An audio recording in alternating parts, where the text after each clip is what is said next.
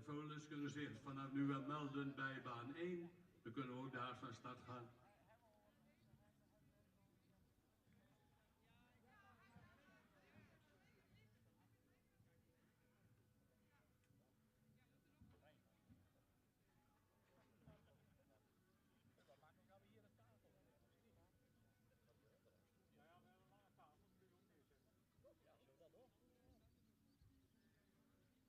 Ben je er ook naar stoel bij? En halen we maar een baan. Ja, dat is het.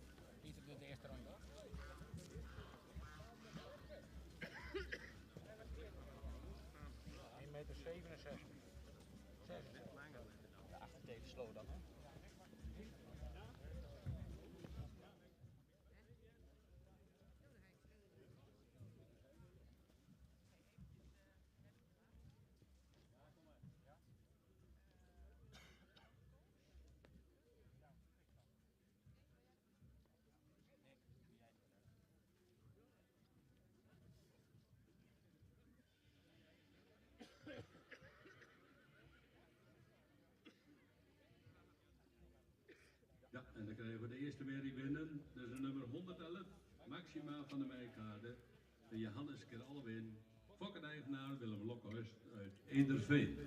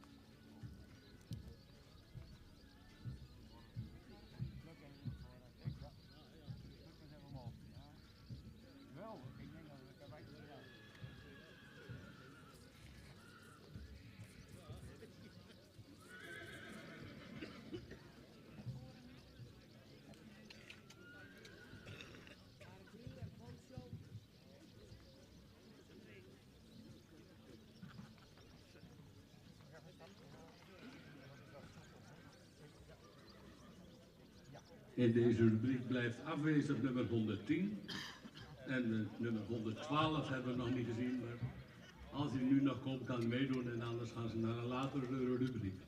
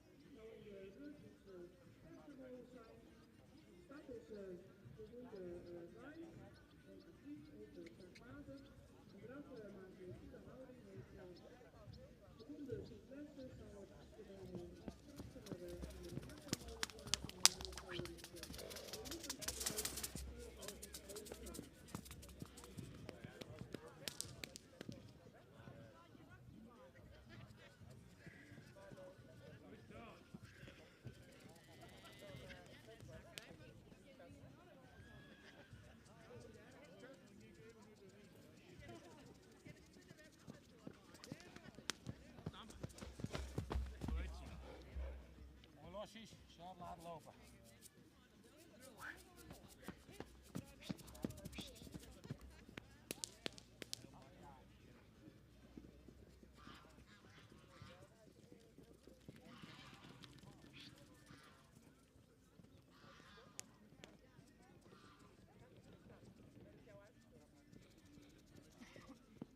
Super!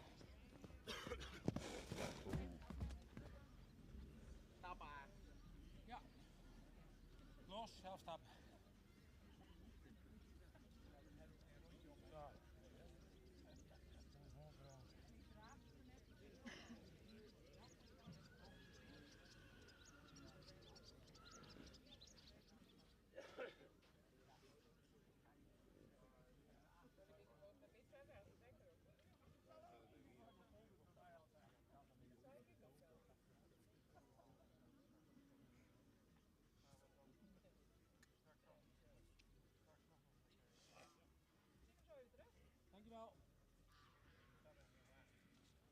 bovenwerk, hè?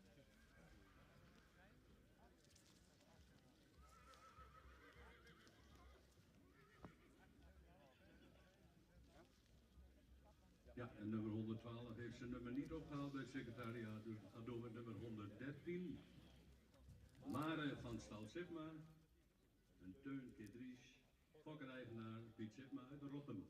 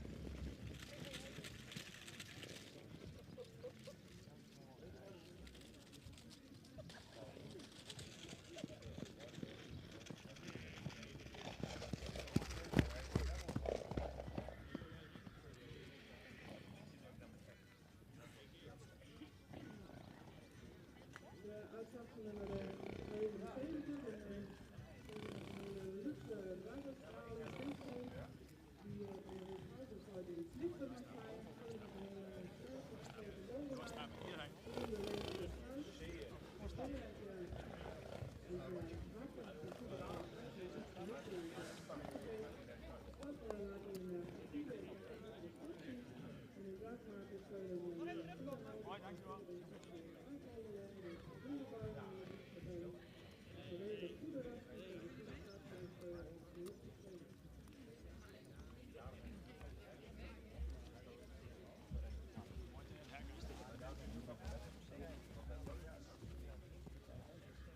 Ja, we hebben gekeken naar nummer 113, nu binnen 114. Aukje van de Villarinhoeve. Johannes keer Norbert. Fokkereigenaar de heer Bak uit Hardenberg.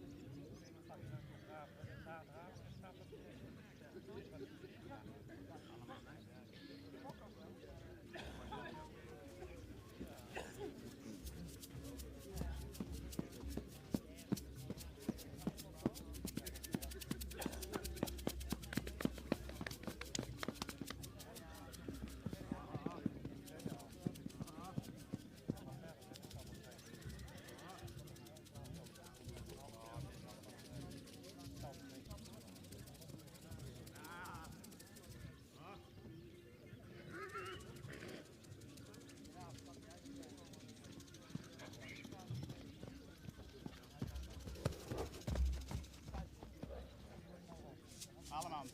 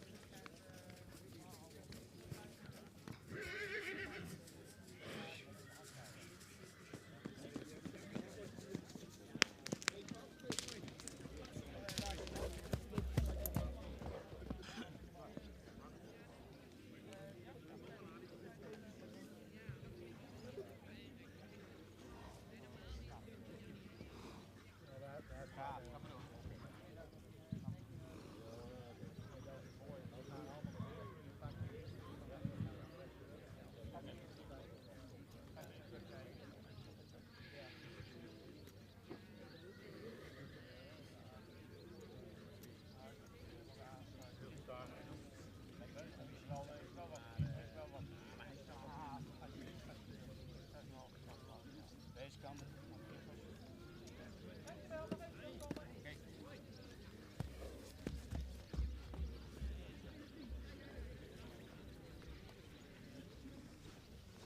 En we zijn nu onderweg naar de jury de nummer 115.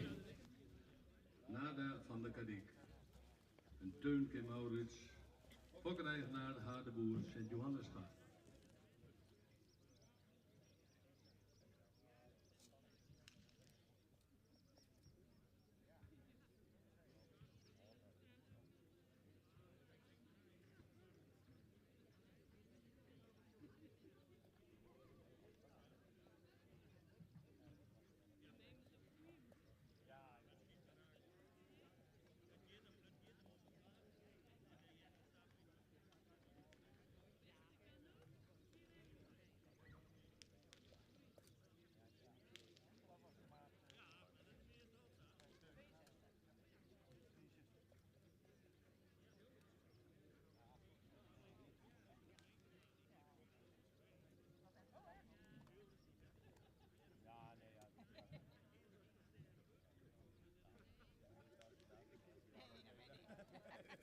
Vraag ik mezelf ook nog een beetje af.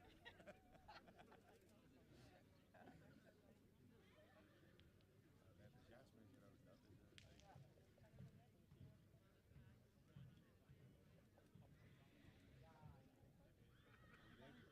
jongen. In Amsterdam nog succes.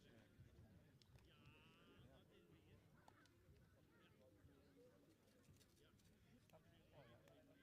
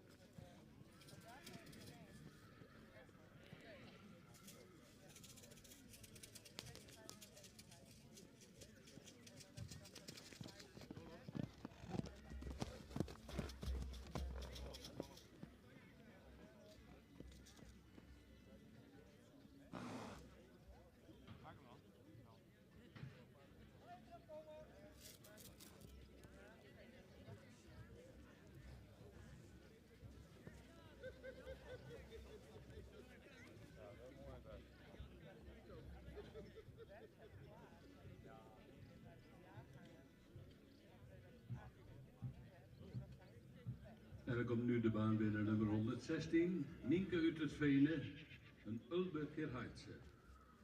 Fokker P. verder uit Hulshorst, eigenaar Johan Onderdijk uit Zwolle.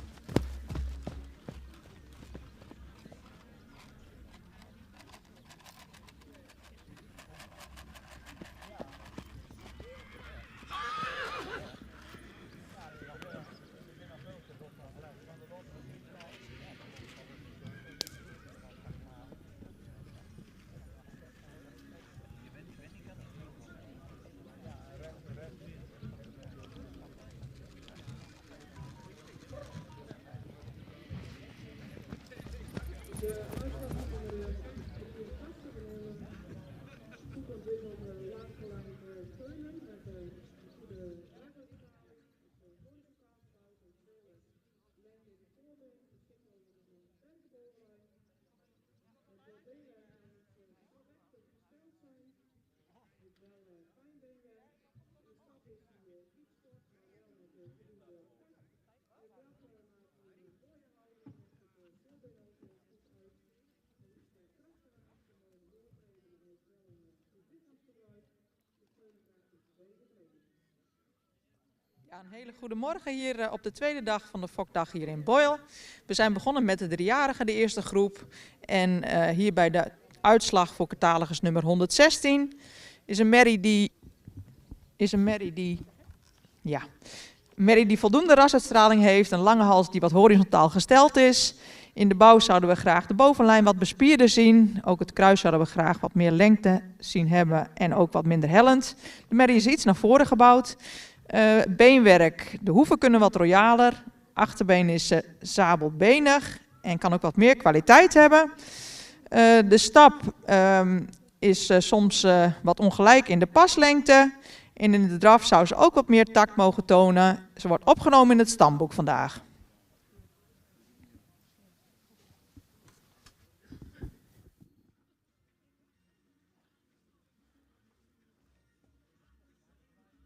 En dan hebben we nog één merrie te gaan in deze groep. Dat is een bijschrijver, nummer 153.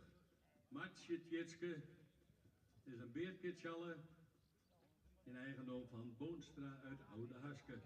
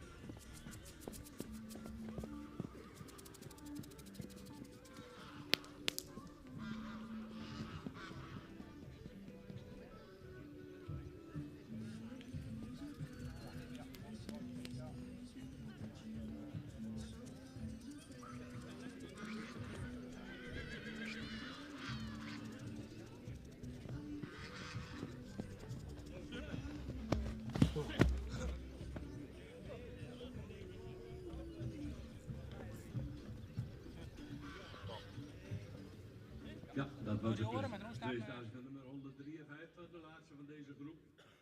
We gaan ze straks op voorlopige kwaliteitsvolgorde weer binnenroepen.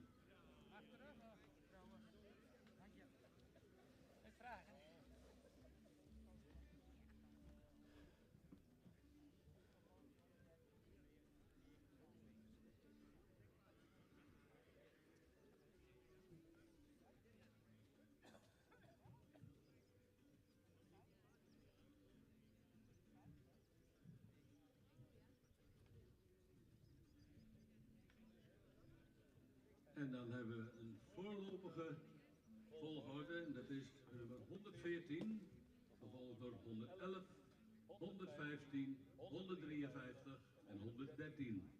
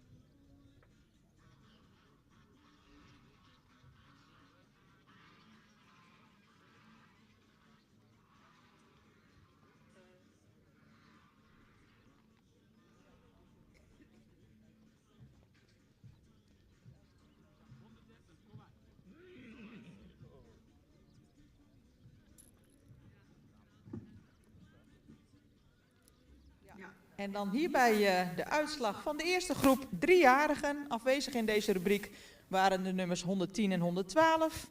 En catalogus nummer 116 is opgenomen in het stamboek. We beginnen bij nummer 113. Dat is een langgelijnde merrie die iets meer neklengte zou mogen hebben. Daardoor ook een zware hoofd-halsverbinding heeft. Merrie met veel schoft, sterke bovenlijn. Een lang hellend kruis. Merrie die voldoende droog beenwerk heeft. Het achterbeen is een fractie sabelbenig. Merrie die actief stapt met veel lichaamsgebruik. De voorbeenstand rechtsvoor zou iets correcter mogen. Merrie die zich opwaardeert in draf. Loopt mooi op eigen benen met voldoende souplesse en een krachtig achterbeengebruik. Deze merrie wordt vandaag opgenomen in het stamboek en sterverklaard met een tweede premie. En dan weet u ook dat de rest van de rubriek ook sterwaardig is.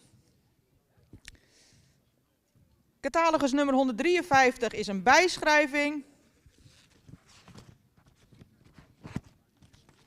Dat betreft Martje Tjitske, een jonge Beert Kitsjalle. Is een merrie die een hele mooie halsstand heeft, een verticale halsstand. Maar het hoofd zou wat meer expressie mogen hebben. Een merrie die lang gelijnd is, hoogbenig. Voldoende kruisligging heeft, correct gesteld beenwerk. En ook goede kwaliteit beenwerk. De stap is takmatig, maar de merrie zou iets meer mogen doortreden. In de draf toont de merrie veel trit en in het tweede rondje ook een echt krachtig achterbeengebruik.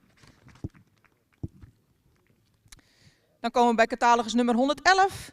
Dat is een zeer rastypische merrie met veel behang, een edel hoofd. Iets onderhals misschien. Een merrie die voor haar leeftijd iets meer jeugd zou mogen uitstralen. Merrie die voldoende correct gebouwd is, royale hoeven heeft. Merrie die ruim stapt, maar soms wat ongelijkheid in passen laat zien. In de draf toont ze veel tact, veel zweefmoment. Goede buiging in het achterbeen. Achterbeen zou iets sneller mogen. Ook deze merrie ster met een tweede premie.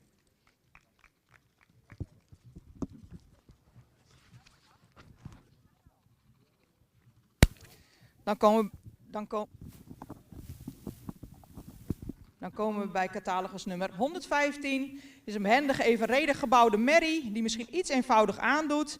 Merrie met een goede bovenlijn, voldoende droog beenwerk. Merrie die opvallend goed stapt, resoluut, veel lichaamsgebruik. Voorbeenstand is iets toontredend. In de draf blijft ze een beetje in een hoog ritme draven en zou ze meer ruggebruik mogen tonen.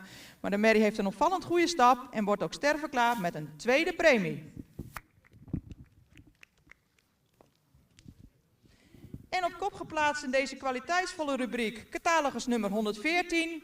Dat is een merrie die echt opvallend goed exterieur heeft. Een merrie met veel statuur. Een merrie die ook zeer correct gebouwd is. Hele mooie belijning, goede romprichting, goede bovenlijn, goede kruisligging. Merrie heeft voldoende kwaliteit beenwerk. De linker voorbeenstand zou iets correcter mogen. In de stap heeft ze voldoende tact, zou ze iets meer buiging in de sprong mogen tonen. In de draf daarentegen heeft ze veel balans, draaft ze opwaarts met veel zelfhouding, mooi op eigen benen. Deze merrie wordt vandaag opgenomen in het stamboek en ster verklaard met een eerste premie. Gefeliciteerd.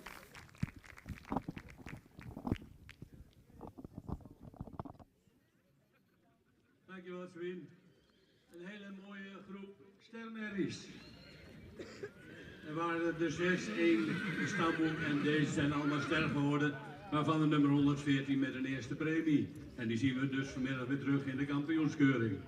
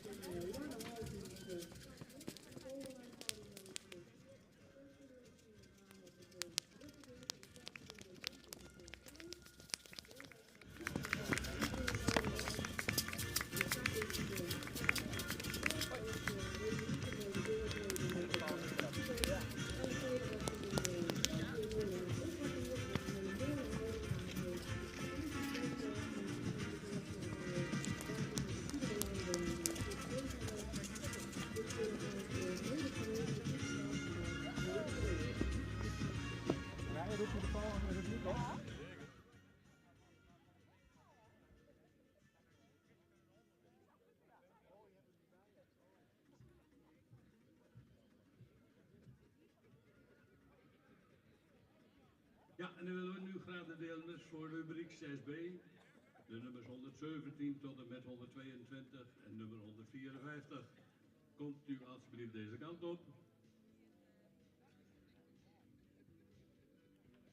In deze rubriek blijft afwezig nummer 123. En de bijschrijver is nummer 154, waarvan ik u straks de details zal geven.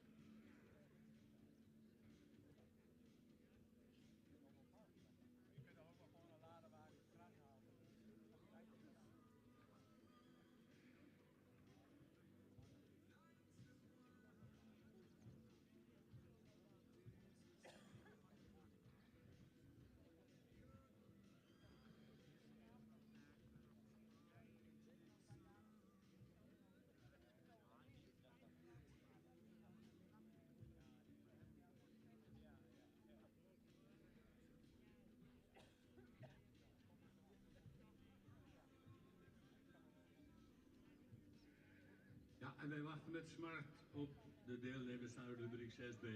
Komt u alsjeblieft zo snel mogelijk deze kant op.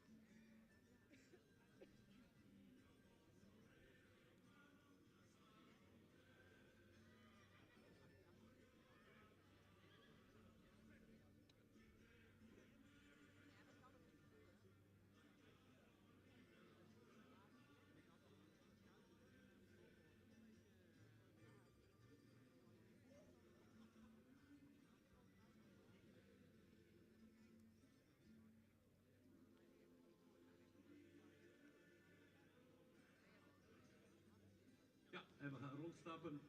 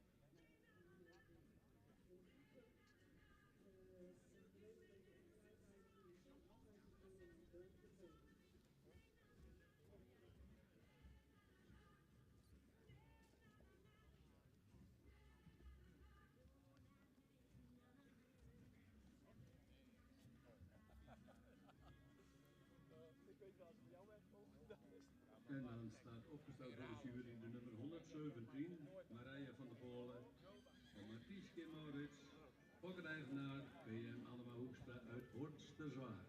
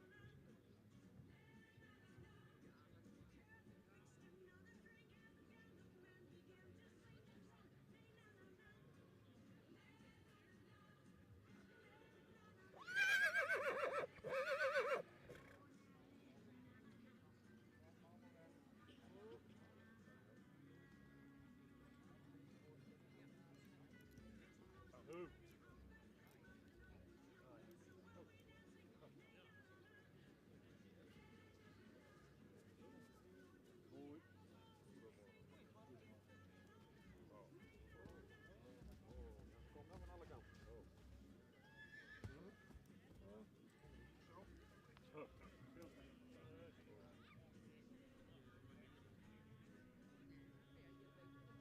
En bij de Hengstvullers hebben we inmiddels ook een eerste premie. Dat is de nummer 79, Wisser van Spanjenburg.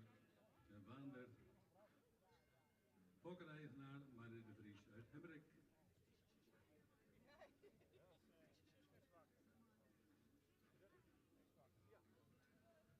Hij stond net zo van, hij kon elk moment.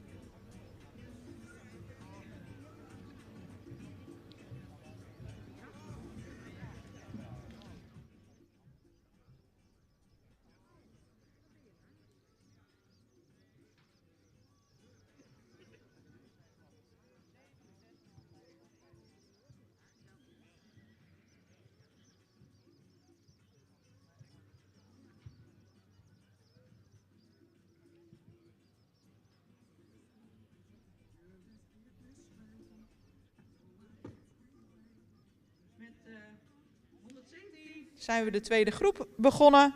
Het is een merrie met een helder oog, die ruim voldoende rasuitstraling heeft. Een merrie die jeugduitstraling heeft, die wat neerwaarts gebouwd is, wat wegvalt achter de schoft. En ook een erg hellend kruis heeft. Beenwerk heeft voldoende kwaliteit, maar de rechte voorbeenstand die moet correcter. Ook in de bewegingsafloop zie je dat terug. Zowel de stap als de draf zouden meer tact kunnen tonen. De merrie wordt vandaag opgenomen in het stamboek.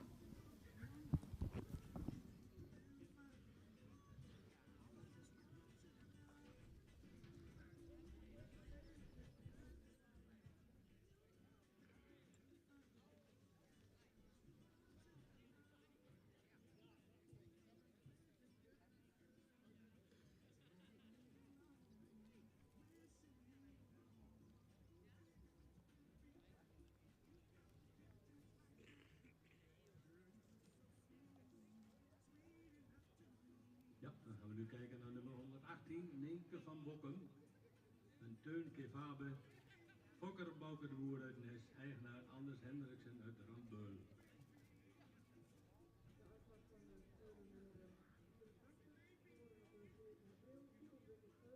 Ja, en dan zijn we altijd verheugd dat we een aantal sponsoren hebben die ons helpen deze fokdag te organiseren. En een paar daarvan wil ik speciaal even benoemen. En dat is onder andere de Lindemakelaars. Opgericht in 1982 en sinds 1 april 2010 een onafhankelijk makelaarskantoor. Inmiddels is de vestiging Rol vergaan van de Hardenstraat volledig gemoderniseerd. En sinds 2021 is er een tweede vestiging geopend aan de Hoofdstad West in Noordwolde. Annemieke Elzega, wie kent haar niet, zet sinds januari 2020 moet ik zeggen de makelaardij voort. Annemiek woont in Oosterstreek en zo ontstond het idee om naast de bekende vestiging in Wolvenga ook een vestiging in Noordwolde te openen. De Lindemakelaar staat voor een persoonlijke aanpak en juist daarom kiezen wij ervoor om een tweede vestiging te openen, zodat we altijd dicht bij u in de buurt zijn.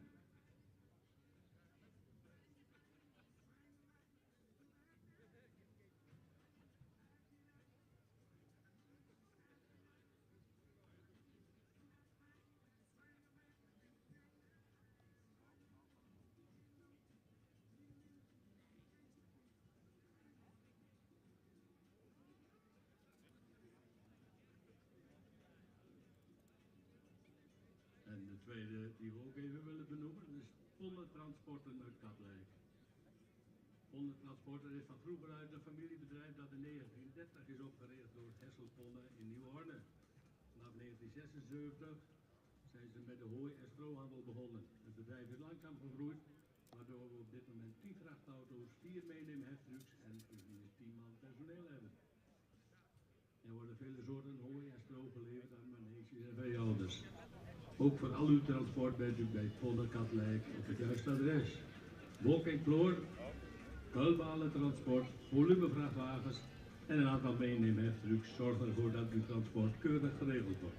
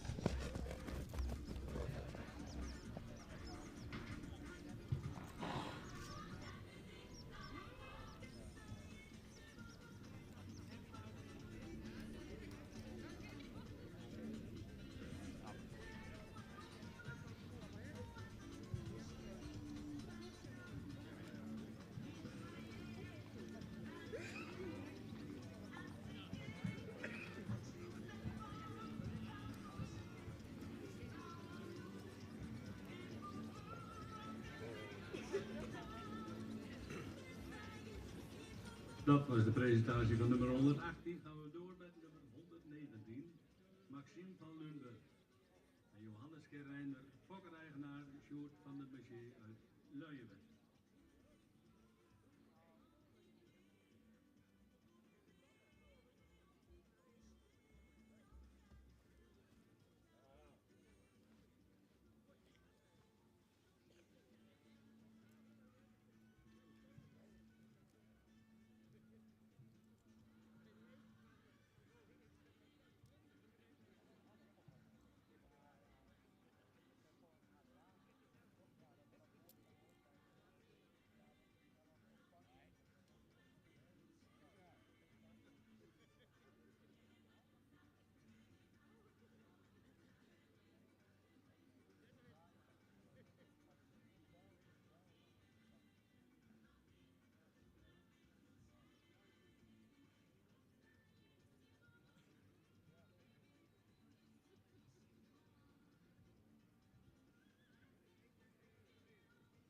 En nog een van onze hoofdsponsoren, de paardenkliniek Wolvenga. Op de kliniek draait het om het paard met als doel een happy atleet. We kennen zo management, preventie en behandeling van paardengezondheid, daarbij aan paardenwelzijn en aan gezondere en gelukkige paarden die langdurige prestaties kunnen leveren. De paardenkliniek is gespecialiseerd in orthopedie, chirurgie, beeldvorming, keuringen, inwendige ziekten, buitenpraktijk, voortplanting en verder alle aanvullende diensten.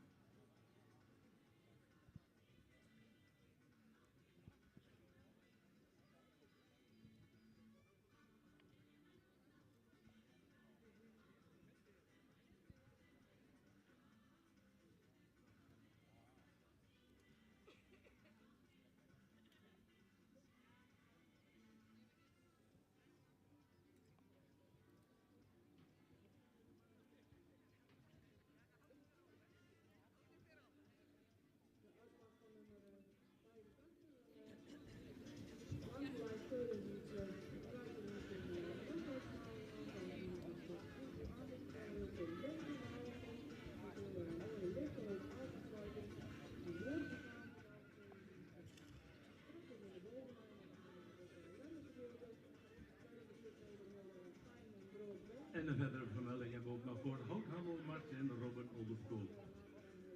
Bent u op zoek naar de beste bouwmaterialen en hout, dan ben je bij houthandel Martin Robben aan het juiste adres. Bestel makkelijk en snel alles online, hanteren altijd scherpe prijzen op ons complete assortiment. Of het nog gaat om bouwmaterialen, tuinmaterialen, tuinhuizen, deuren enzovoort enzovoort enzovoort. Hout en planken altijd goedkoop. Wij garanderen dat wij op tuinhout altijd de voordeligste zijn en we snel kunnen leveren. Bestel je binnen een straal van 50 kilometer rondom Oldenkoop, dan bezorgen wij snel altijd binnen 3 dagen.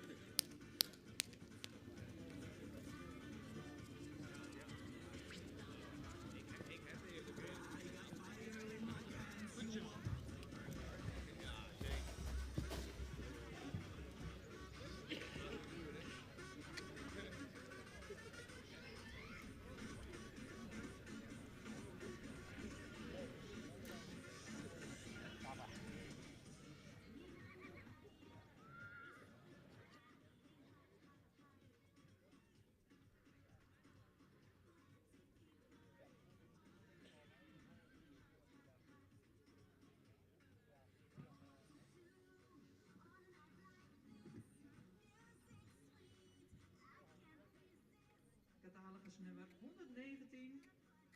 Merrie met ruim voldoende rasuitstraling. Merrie die voldoende langgelijnd en hoogbenig is. Die iets sterker in de aansluiting lenden een kruis mag zijn. Ook zou het kruis wat meer lengte mogen hebben en minder hellend mogen zijn. De merrie mag meer kwaliteit in het beenwerk uitstralen. Is erg foos. De stap heeft voldoende tact, maar kan meer lengte hebben. In draf zouden we graag wat meer gedragenheid zien. De merrie wordt vandaag opgenomen in het stamboek.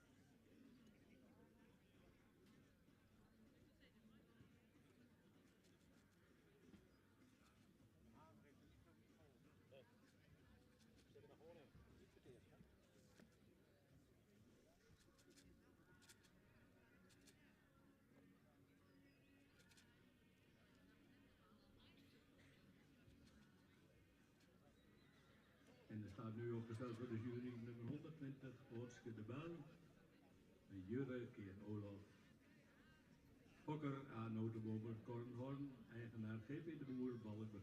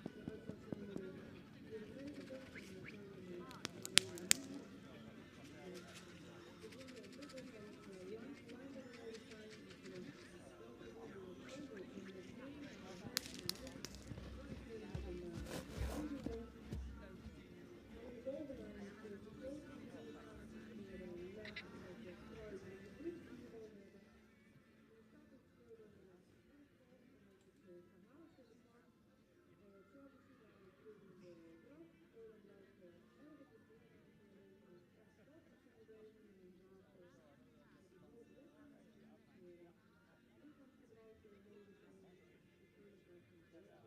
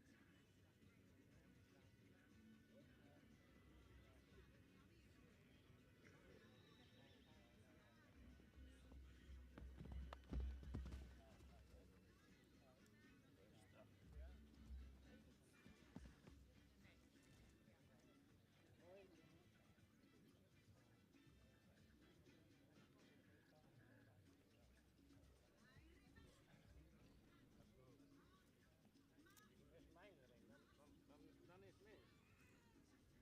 Ik moest een blusje in mijn broek doen.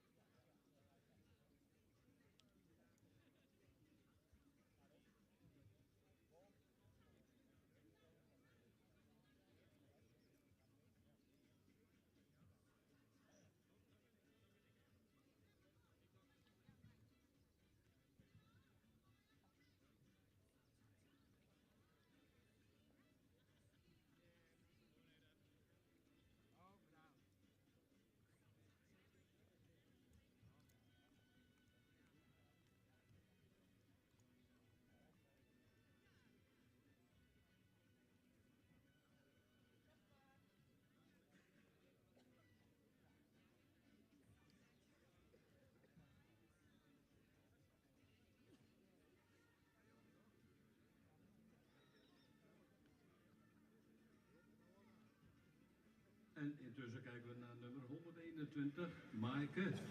Maaike is de Mathies, keer Tonis. Fokkeneigenaar Lammy Bindema de Boer uit Langendijk.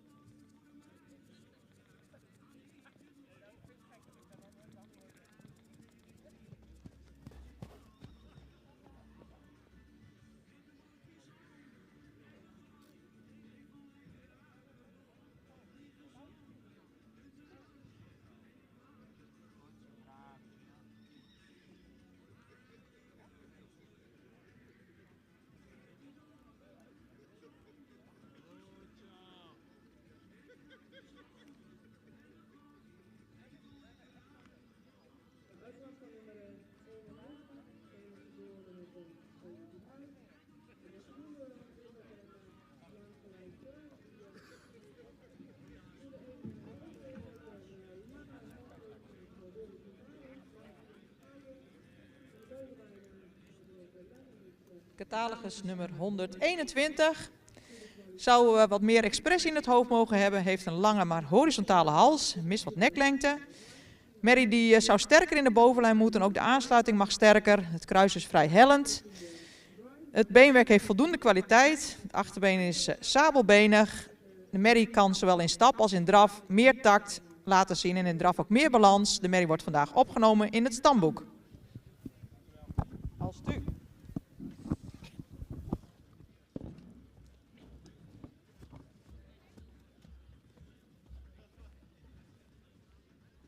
Ja, en dan hebben we nog één merrie te gaan in deze rubriek. De bijschrijver nummer 154. Nooitje van de Bentemoeven. Een bakkelijke Nikle. Eigenaar de heer Benkhuizen uit Leiderdorp.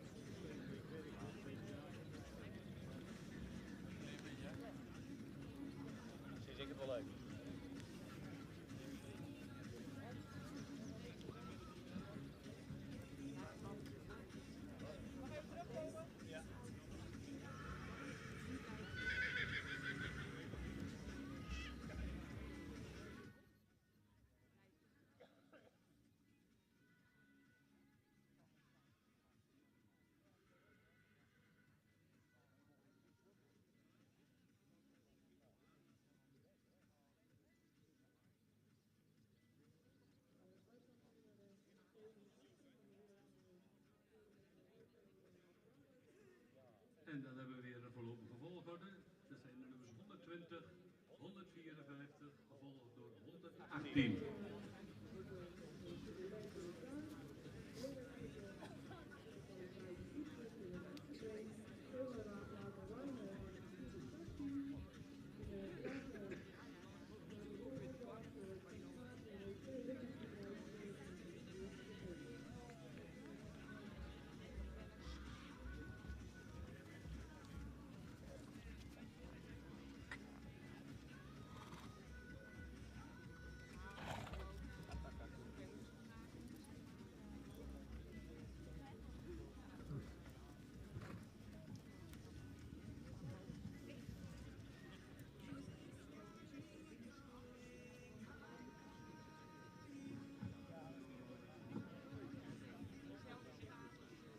Ja, de tweede groep 3-jarigen afwezig waren catalogus 122 en 123. Opgenomen in het stamboek zijn 117, 119 en 121. En de merries die u hier in de baan ziet zijn premiewaardig. Te beginnen met 118. Is een correct gebouwde merrie. Die iets degelijk aandoet, iets rijker in de rasuitstraling zou mogen zijn. Merrie heeft voldoende kwaliteit beenwerk. De stap is wat beperkt. In de draf toont de merrie een hoog ritme en weinig lichaamsgebruik. De merrie wordt vandaag opgenomen in het stamboek met een derde premie.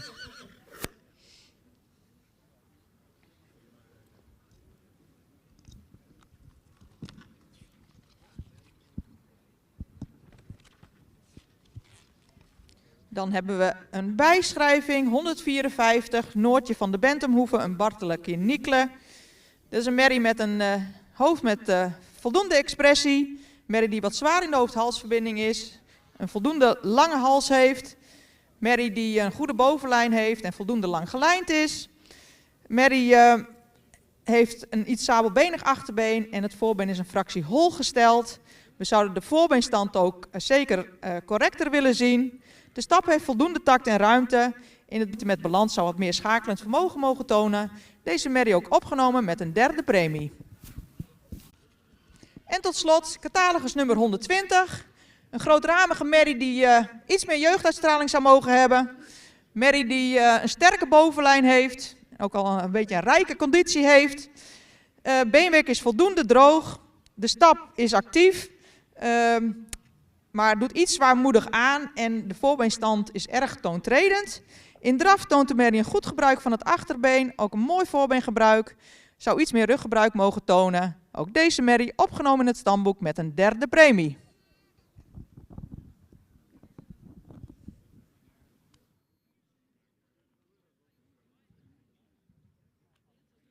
Ja, 3 maal een derde premie. Het kan niet altijd allemaal sterren zijn.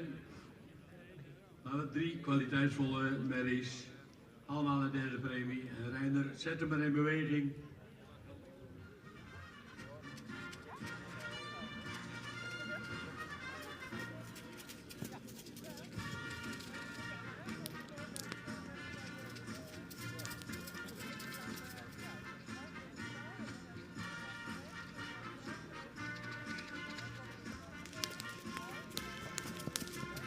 Ja, en dan willen we graag direct door met rubriek 6C, de nummers 125 tot en met 130.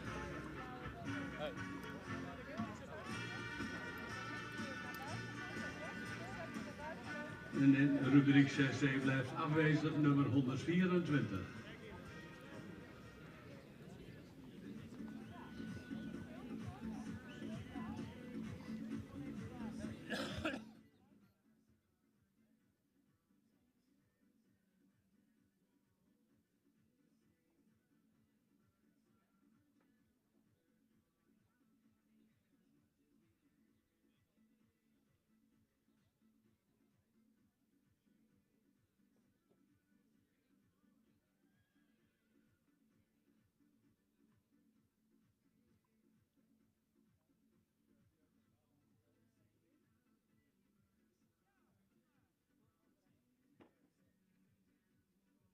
En dan meteen even een rectificatie. 124 is wel aanwezig.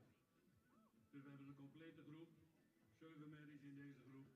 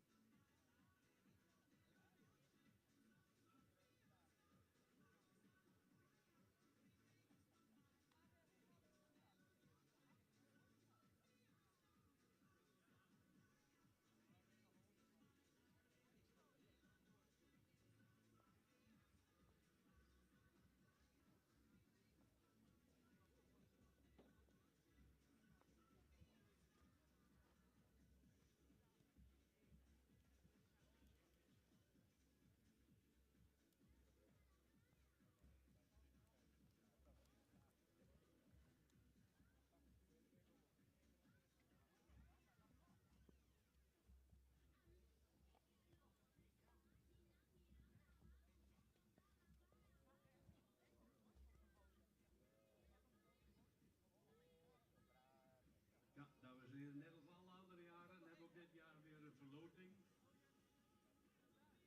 De loodjes kosten €2 en u krijgt er voor een tientje krijgt u er 5. En dat het echt wel kan lonen, zo'n verloting, blijkt wel. Want Anja Roos had net een veulen die de dekking gewonnen via deze loterij. En die had dus een eerste premie zojuist.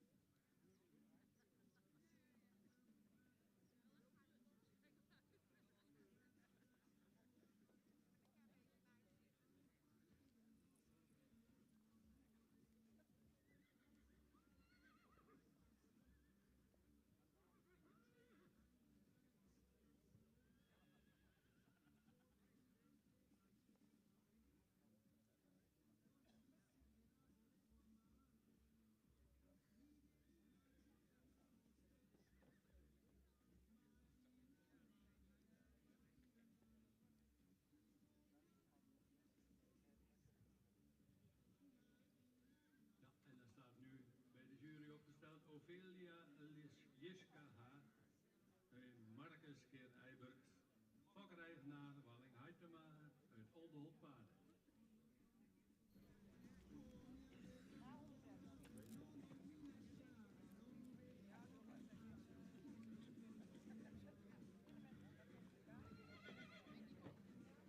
Ja, en dan wil ik weer wat tent maken op de verloting. De dames komen zo meteen bij u langs. En we hebben weer hele leuke prijzen voor deze verloting. Visser en Veurik uit Drachten, die hebben voor de verloting een gratis dekking aangeboden voor de hengst Wolter, Waander of Hiltwil. Dekstation Henswoude, te Holleboren, heeft voor de verloting een halve dekking aangeboden van een op zijn bedrijf staande hengsten voor het komende dekseizoen. Stal de Mersker te Ziegerswoude van Agen en Marieke geeft 3 weken keurig klaarmaken voor uw paard cadeau. Janneke Roes, praktijk voor bootherapie, geeft tweemaal een gratis behandeling voor uw paard cadeau. En Herder Agro te Weijenwoude, 3 kalfsvleespakketten ter waarde van €25. En deze kunt u afhalen als u wint in Weijenwoude.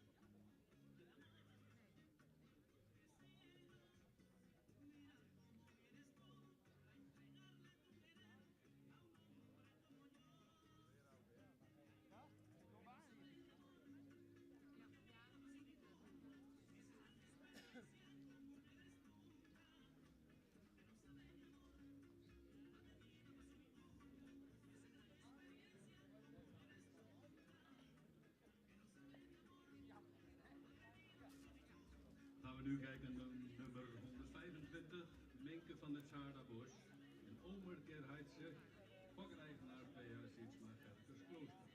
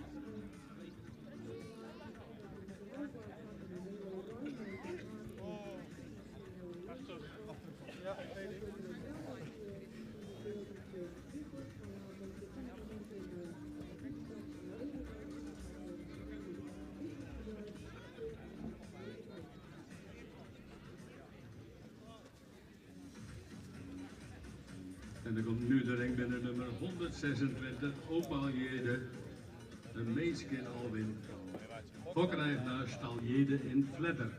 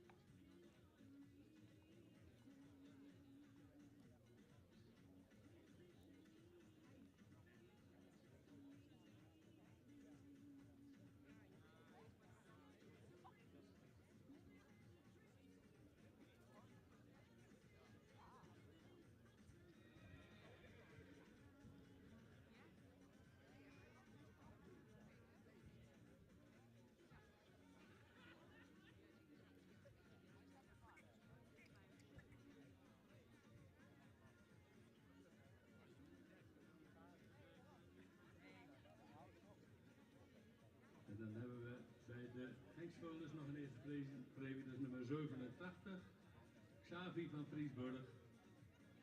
De Jurre Kegjald, fokkereigenaar Bette Elsegaarnaai en Roos in Nijlpaarden. En dit volen is dus verwekt via de gratis dekking die ze gewonnen hebben.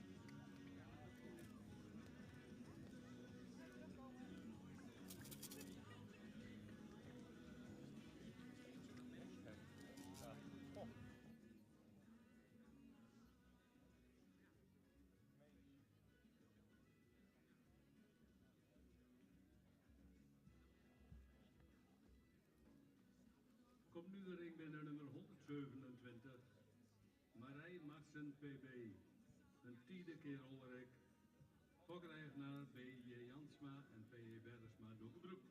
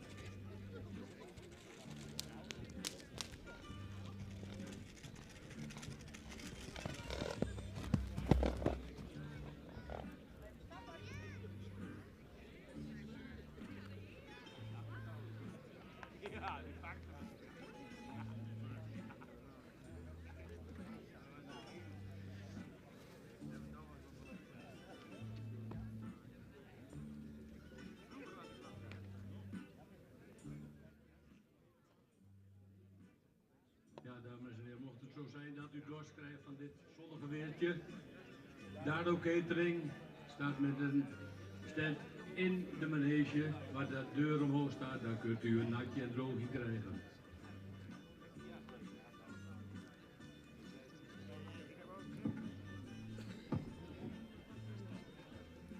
Catalogus nummer 127 is een merrie die iets fraaier in het hoofd zou mogen zijn. Merrie die grootramig is, beschikt over een goede bovenlijn. Merrie met voldoende droog beenwerk. Het achterbeen is een fractie sabelbenig. Royale hoeven, dus de merrie heeft moeite met de takt in de stap. In draf loopt ze van het achterbeen af, zou ze meer gedragenheid mogen tonen. Ze wordt vandaag opgenomen in het stamboek.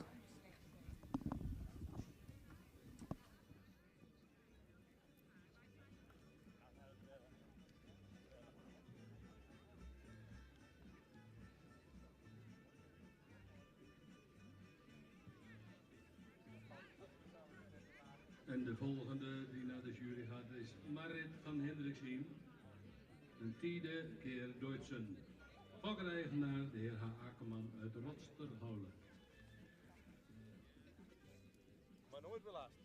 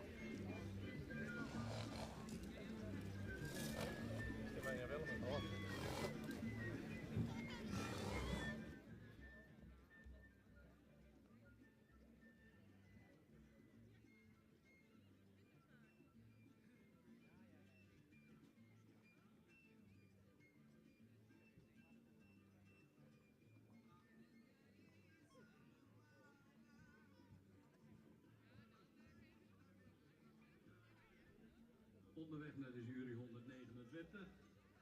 Meerke van Hendriksien. Een tiende keer Bartelen. En ook deze wees in eigendom en gevolgd door haar Akkerman uit de Rotsterholen.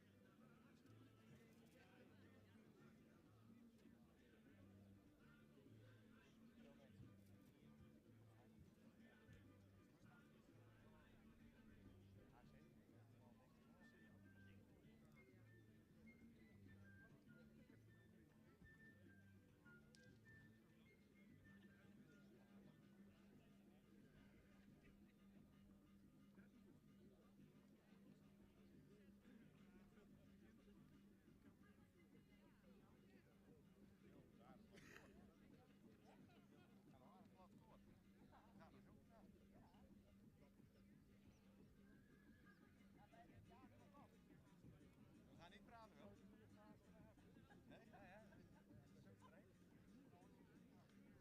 Ja.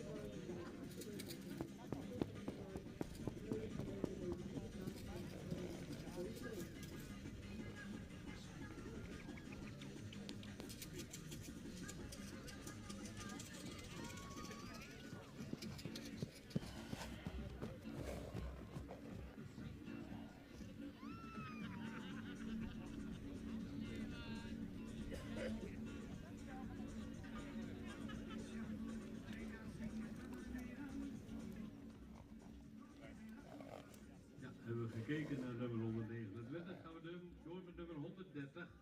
Marit V. van de Mietwijk. En Tjebbe Keer Gerben, fokkereigenaar Eva Veenstra en aanlinker uit Surhuizen.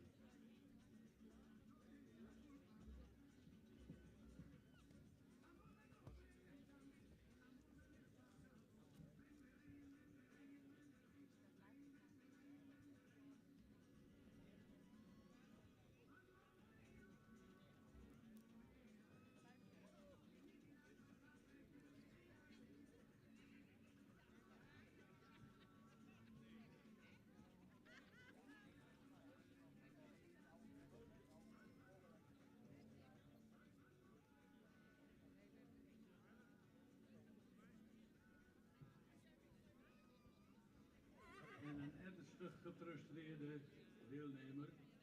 De trailer van Henny Roppel moet daar even weg, want ze kunnen de paarden niet meer uitladen. Dus nu graag even met spoed de trailer wegzetten, zodat we er nu bij kunnen.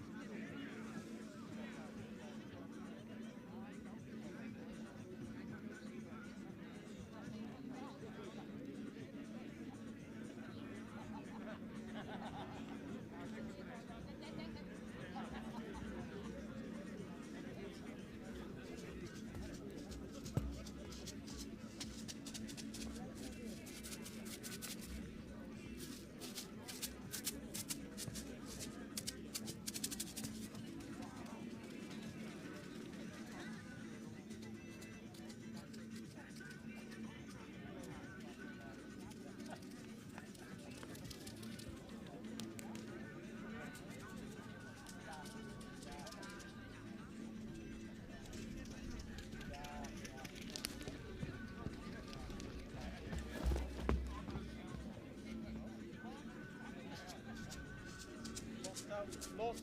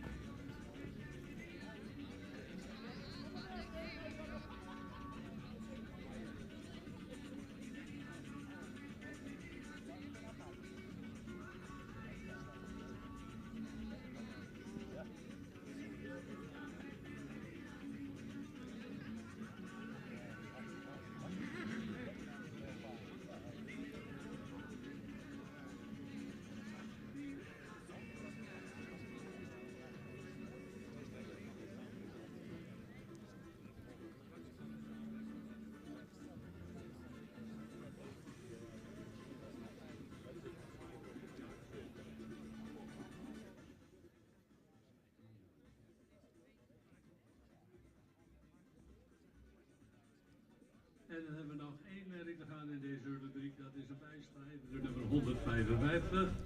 Mare van Veldzicht en Omer Keertjalke, eigenaar J. Vriend Zuidermeer.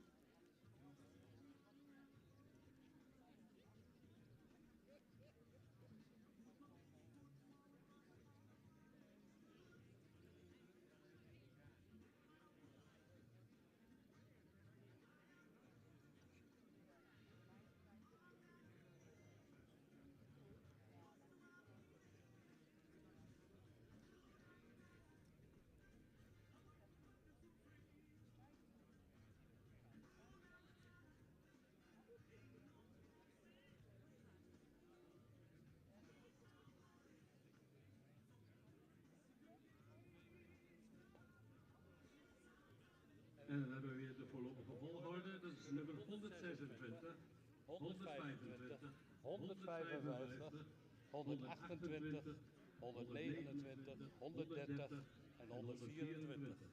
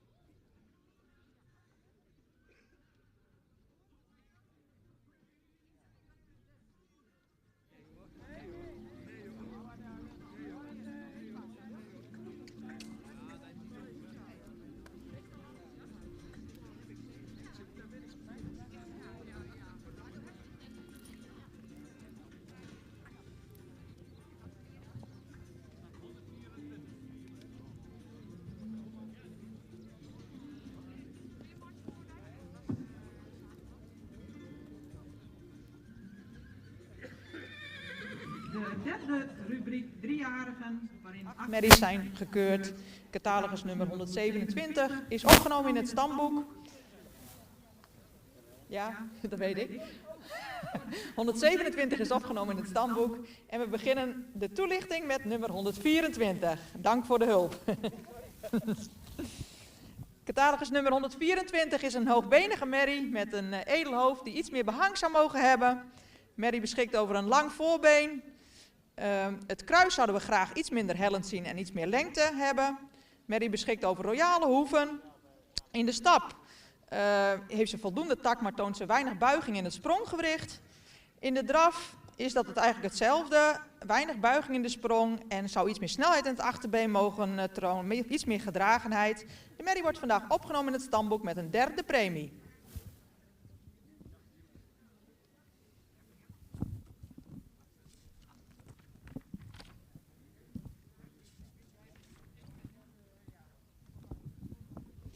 Dan gaan we verder met catalogus nummer 130. Dus een royaal ontwikkelde merrie die hoogbenig is, die wat rastype betreft iets zwaar in de hoofd-halsverbinding is. Wel een voldoende verticaal gestelde hals die iets meer lengte mag hebben. Een lange schouder, een voldoende bovenlijn. Paard die heeft voldoende kwaliteit beenwerk, maar is voor vrij week gekoot en heeft achter een vrij sabelbenig achterbeen. In totaliteit zou de merrie, kan die nog aan bespiering winnen. De stap heeft voldoende tact en ruimte. De rechter voorbeenstand kan iets correcter. In de draf zien we toch nog graag wat meer stabiliteit. De merrie wordt vandaag opgenomen in het stamboek met een derde premie.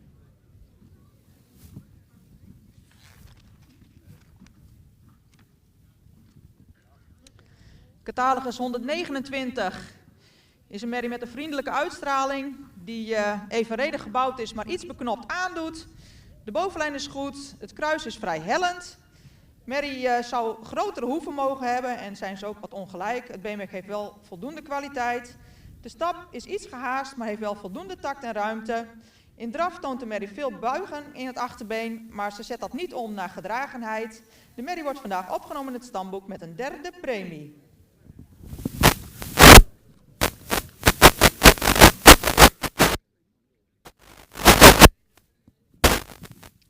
Catalogus nummer 128 is een merrie met ruim voldoende rasuitstraling die evenredig gebouwd is. Een voldoende sterke bovenlijn heeft, met name de lendenen zijn goed aangesloten. Ook deze merrie zou wat royalere hoeven mogen hebben. De stap heeft voldoende tact en ruimte. De draf is lichtvoetig. met voldoende buiging. De merrie wordt vandaag opgenomen in het stamboek en ster verklaard met een tweede premie.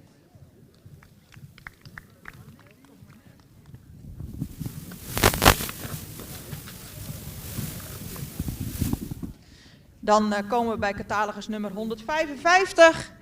Is een Ceras typische merrie die in bouw wat horizontaal en in de rondrichting zou mogen zijn, ook wat hoog in het kruis is. Merrie beschikt over voldoende droog beenwerk. De kootstand voor is iets ongelijk. De stap is stakmatig en vlot.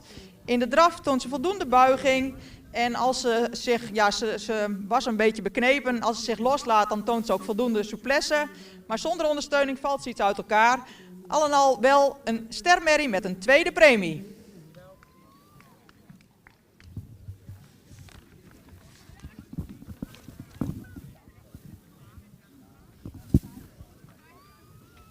Dan komen we bij catalogus nummer 125. Merrie met veel rasuitstraling, veel behang, een mooie lange voorpluk. De halsstand is voldoende verticaal, de hoofd-halsverbindingsfractie zwaar. De merrie is voldoende lang gelijnd, maar zou iets meer lengte in het voorbeen mogen hebben. De bovenlijn is sterk. De merrie beschikt over voldoende droog beenwerk. De stap heeft voldoende tact en ruimte. In de draf heeft ze een voldoende krachtig achterbeen. Zou ze iets meer oprichting mogen tonen. Ook deze merrie ster met een tweede premie.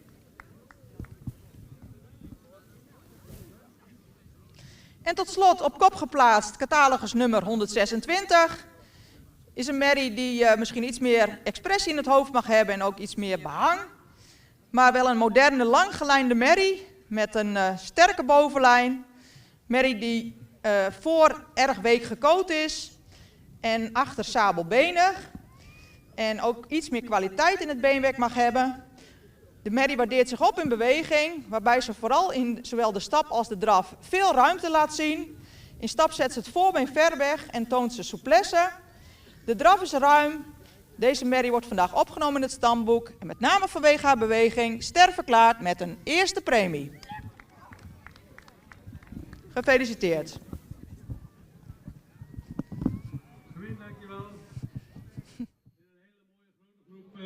Merries, 3 maal een derde premie, 3 maal ster tweede premie en 1 maal ster eerste premie.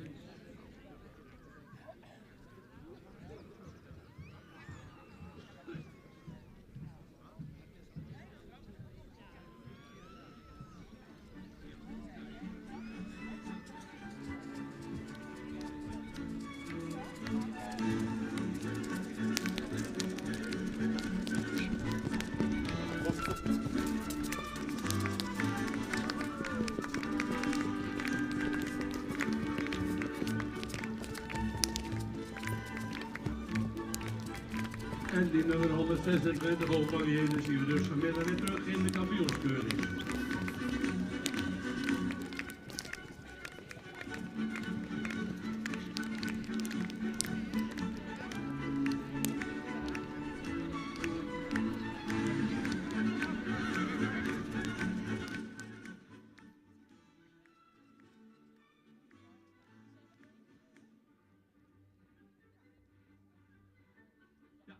Zo snel mogelijk door de rubriek 6D.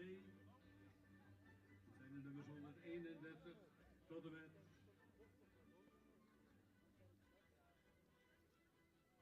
136. In deze rubriek blijven aanwezig nummer 133 en 137.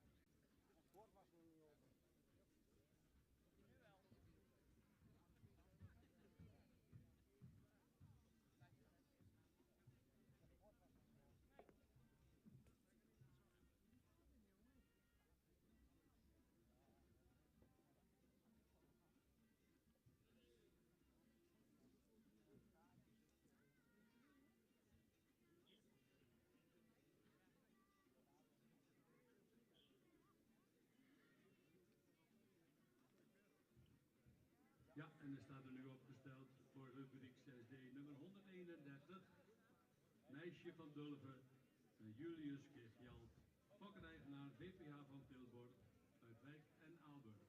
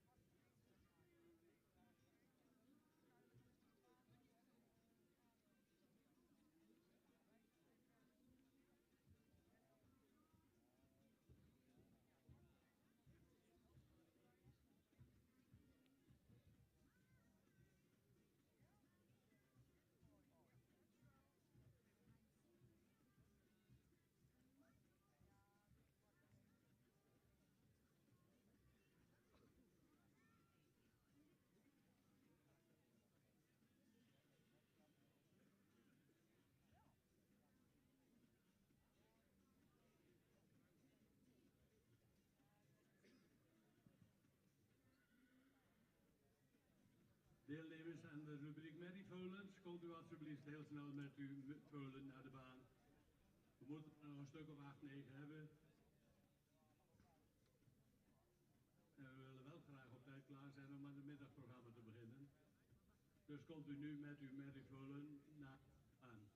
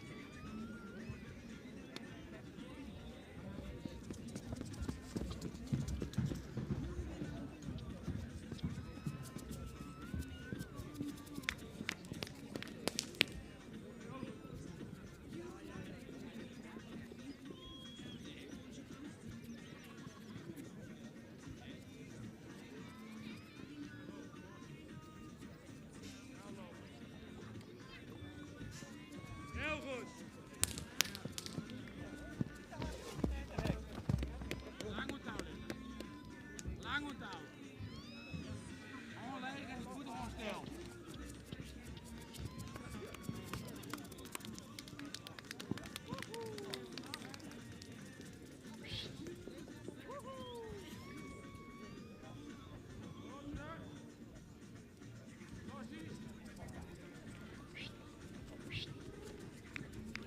Heel goed.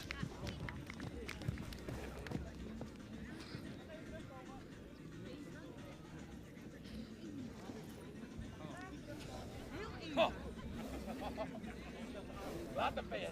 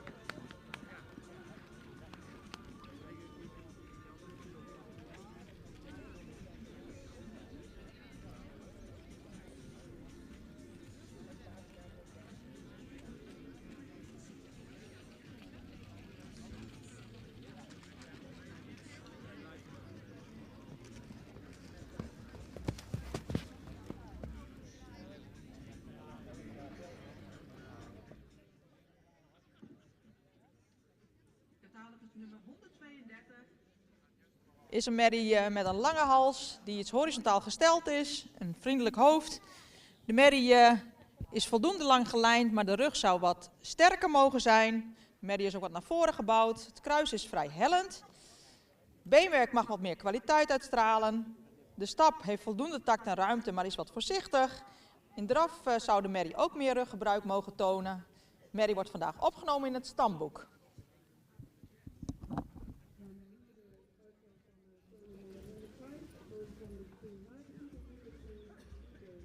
Ja, en dan is afwezig nummer 133, gaan we over nummer 134. Nienke van de Arebehoeve. Een overal keer Epke. Fokker R. Arends uit Bijlen, eigenaar J. Bolding uit Eesveen.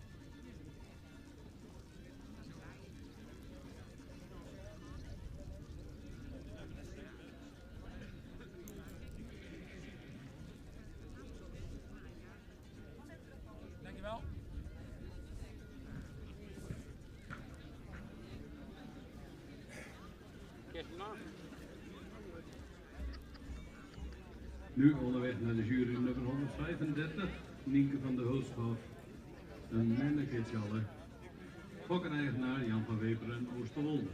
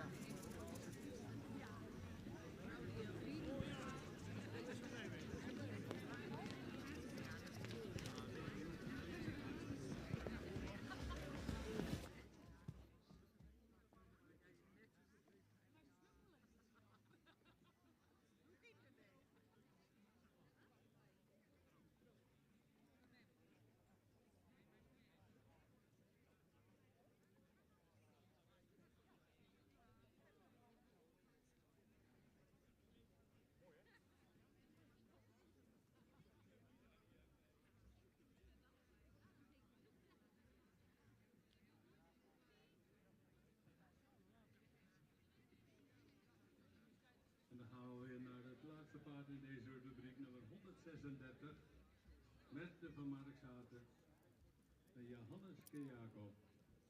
Fokker, Bob Hofsteek voor de Dijk, eigenaar, Ei Hofsteek, Hielstraat voor de Dijk.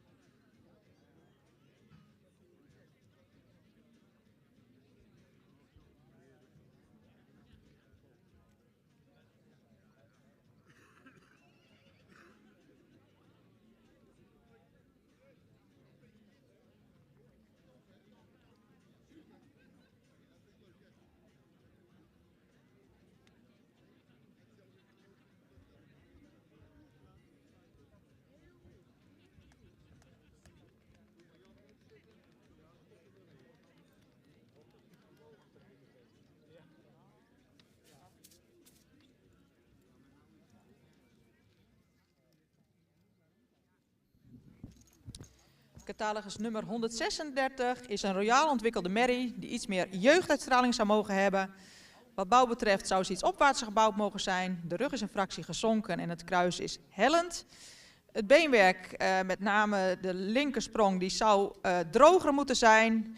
En we zien dat ook terug in beweging. Dat mag ze zowel in de stap als in de draf meer regelmaat laten zien. En dat betekent dat we haar vandaag helaas niet op kunnen nemen.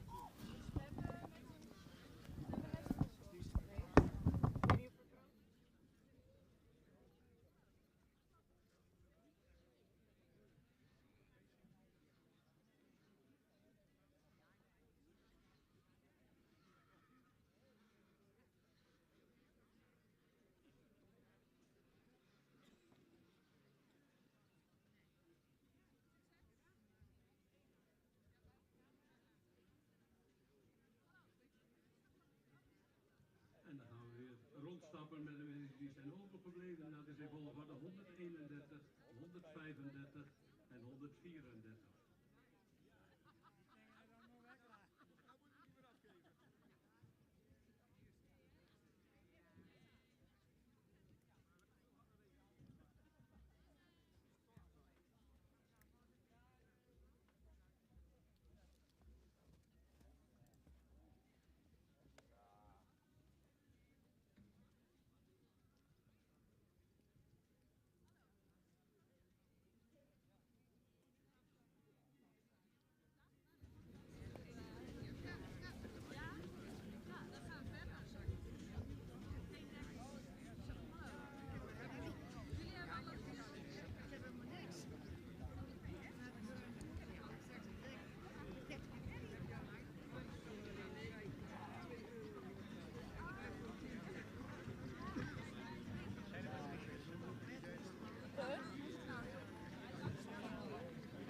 Ja, in deze vierde rubriek, de jarigen alweer, was afwezig 133. Opgenomen in het stamboek is 132.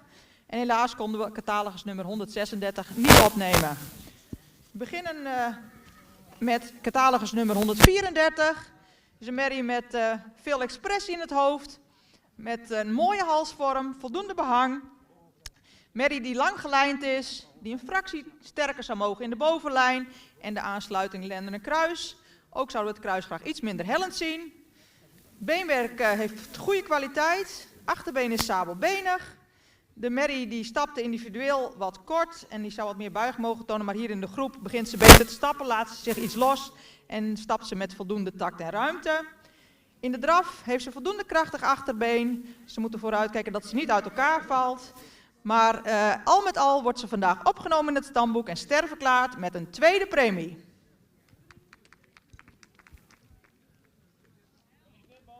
Dan komen we bij catalogus nummer 135. Is een langgelijnde, moderne merrie die rijker in de rasuitstraling zou mogen zijn. Als we in de bouw kijken, dan heeft hij een goede romprichting, een goede bovenlijn en dan zouden we het kruis misschien wat minder hellend zien. De merrie heeft royale hoeven, is voor week gecoat en iets sabelbenig. De merrie heeft goede beweging, die stapt goed, zet het voorbeen goed weg. In draf loopt ze makkelijk op eigen benen met veel souplesse, opwaarts, veel buiging in het achterbeen. Ze waardeert zich enorm op in beweging en wordt dan ook vandaag sterverklaard met een eerste premie.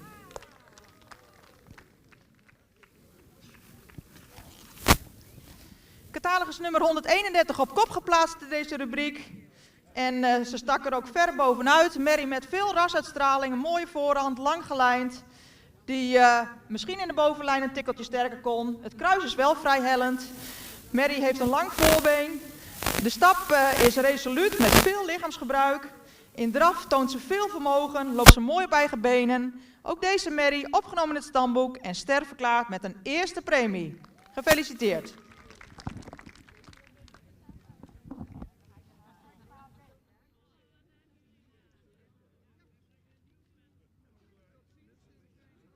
Slechts 3 merries terug, maar wel 3 kwaliteitsvolle merries. 2 maal een eerste premie en 1 keer de tweede premie.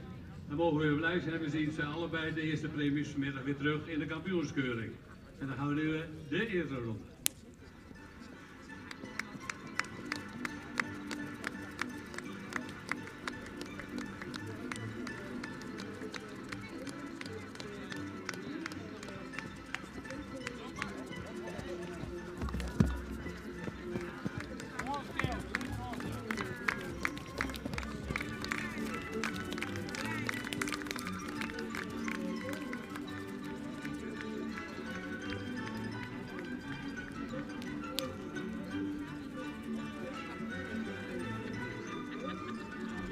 Ja, en dan willen we gelijk weer door met de laatste rubriek, 3-jarige vullenboekmerries.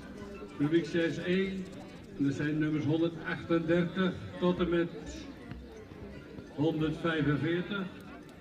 Er blijft afwezig nummer 145 en nummer 142. We hebben erbij schrijven nummer 156.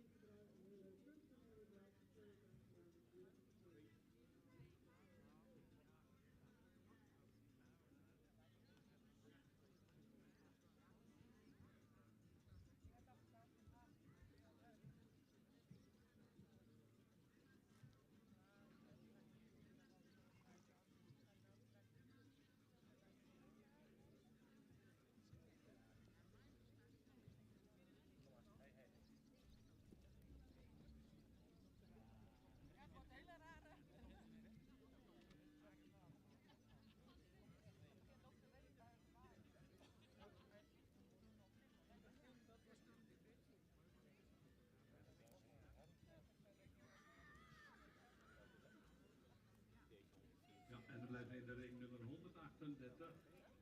Nienke Otje PB, een Tieneke Jochem, fokkereigenaar B.J. Jansma en P.E. Bergsma Dokkenbroek.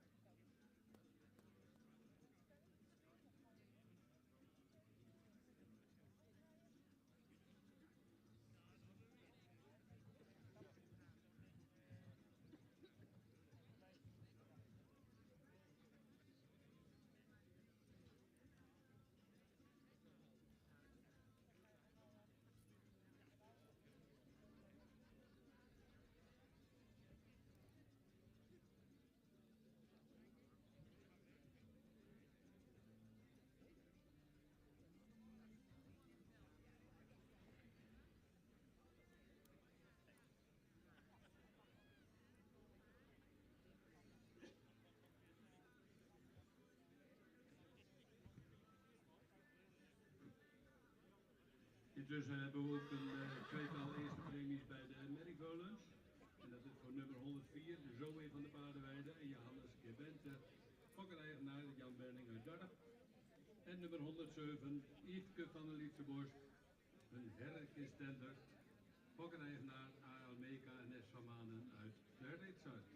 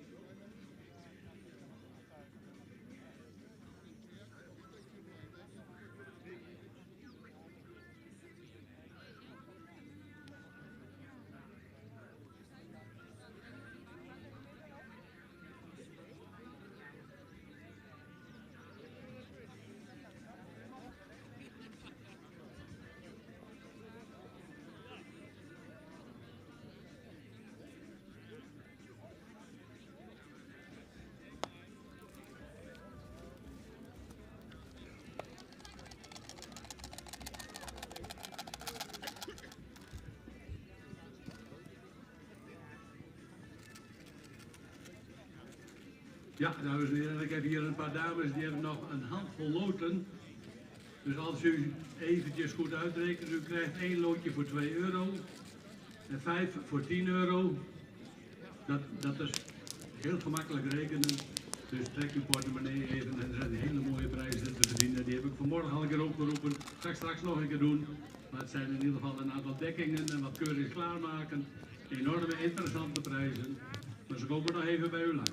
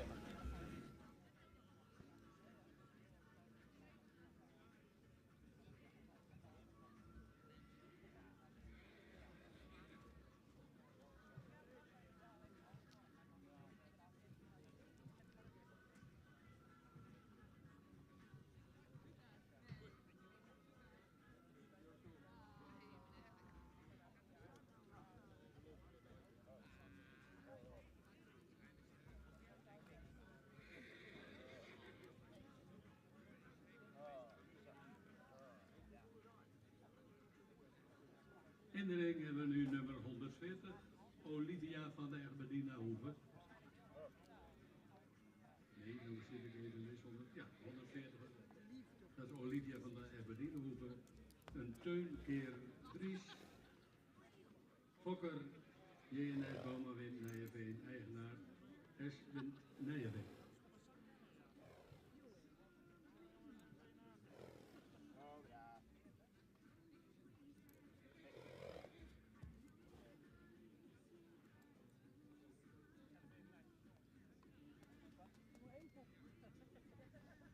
Zit jij ook?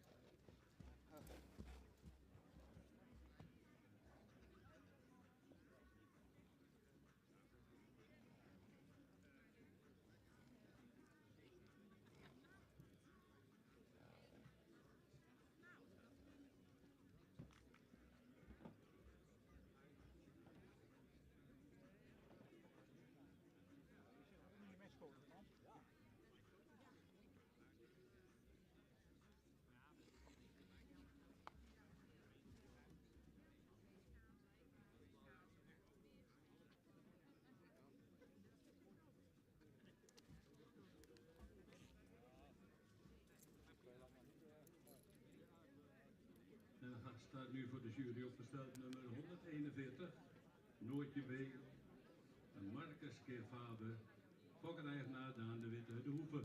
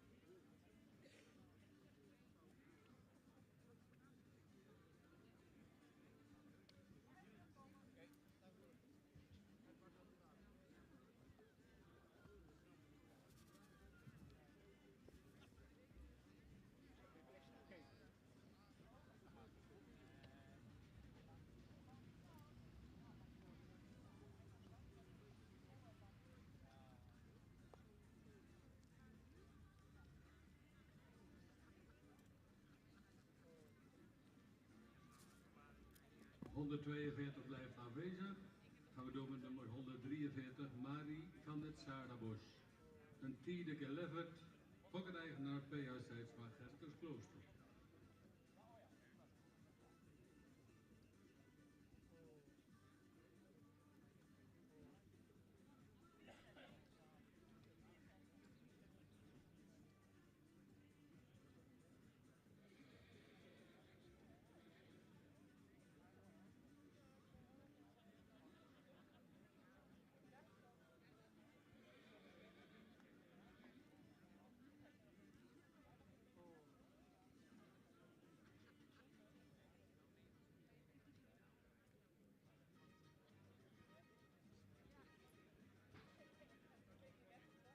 Even de mededeling voor alle vrijwilligers en juryleden. Om 12:30 staat de lunch klaar in de manege.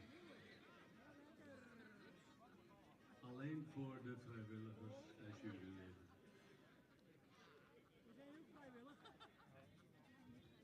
Maar de cateraar Dado heeft genoeg voor jullie in de pan. Dus mocht de trek komen, ga daarheen en u komt aan uw trekken.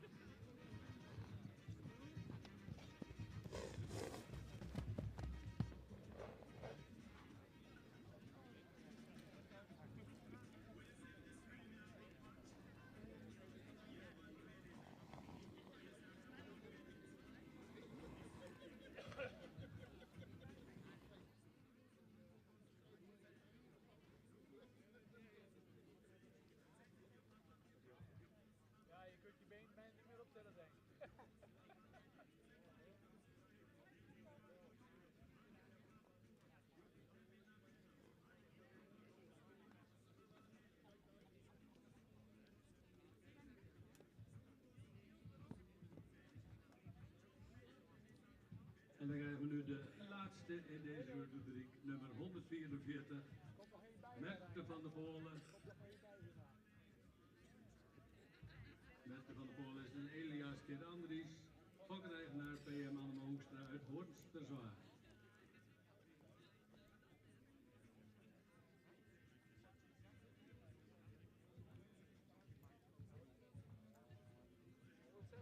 Komt ook nog een rij.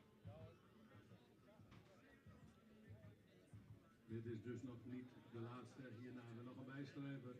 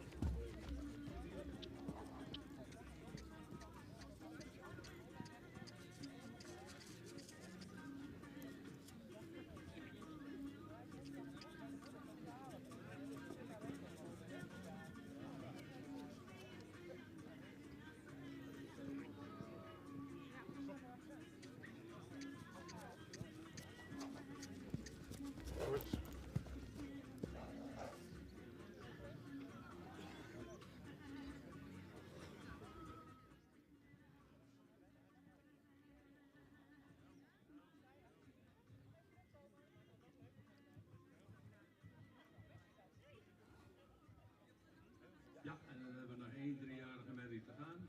Nummer 156. Maarten van Watwee. Een e-mailkishaper.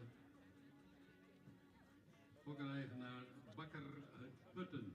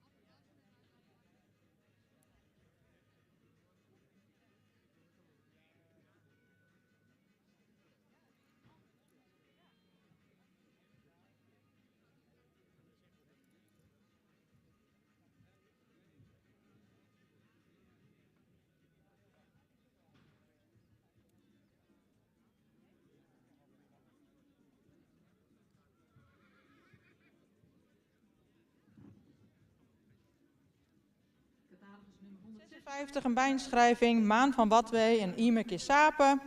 Is een merrie met veel rasuitstraling, een edel hoofd en mooie ogen. Merrie die iets beknopt aandoet, maar correct gebouwd is. We zouden graag de bouw van het linker spronggericht wat correcter zien. Ook is de voorbeenstand toontredend. De stap is kort en zou meer tact mogen tonen. In draf heeft hij voldoende buiging in het achterbeen, is voldoende ruim. Maar zou de merrie meer lichaamsgebruik mogen tonen en meer tot dragen mogen komen. Ze wordt opgenomen in het stamboek.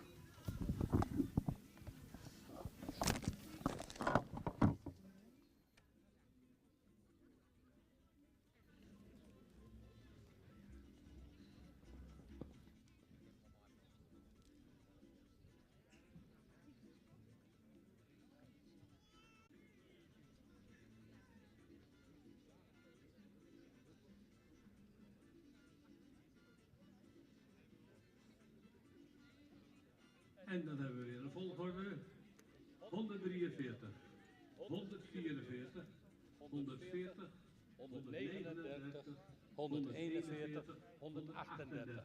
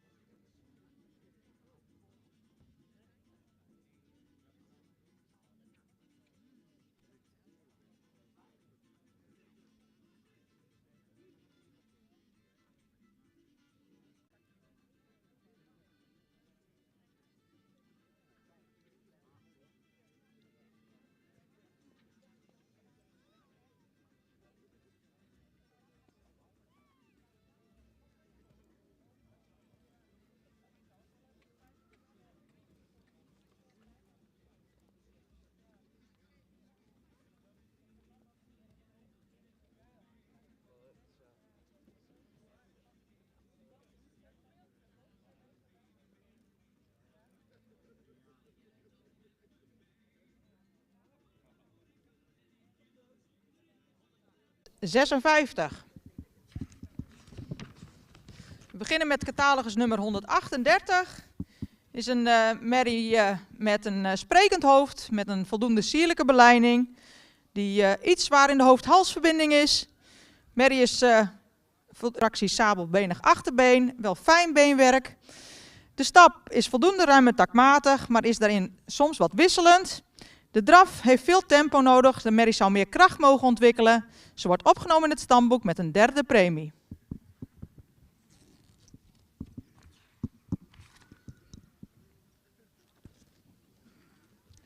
Catalogus nummer 141 is een langgelijnde, moderne, hoogbenige merrie. die ruim voldoende rasuitstraling heeft. Merrie heeft royale hoeven. We zouden graag meer kwaliteit in de sprongen willen zien. Ook is de merrie, de voorbeenstand zou correcter mogen. De stap is voldoende ruim en takmatig. De draf is mooi op eigen benen. Zou daarin nog iets meer schakelend vermogen mogen tonen. Premie voor sterverklaring is helaas de kwaliteit van het beenwerk niet toereikend.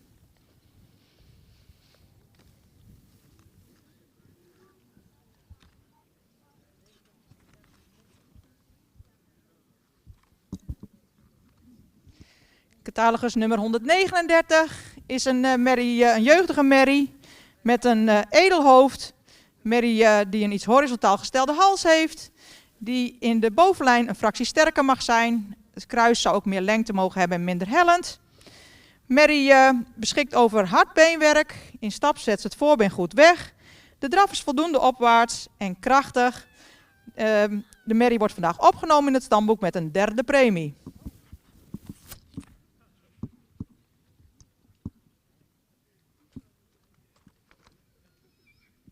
Dan gaan we naar catalogus nummer 140. Is een merrie die opvalt door haar goede rasuitstraling. Met een sierlijke beleiding, een edel hoofd, een goede halsvorm en ook een hele volle staart. De merrie heeft een voldoende sterke bovenlijn.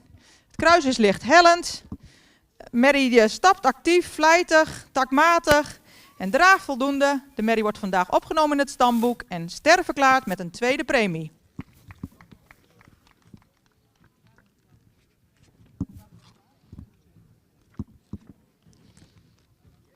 Catalogus nummer 144 is een rassige merrie die correct gebouwd is. Met een goede romprichting, sterke bovenlijn.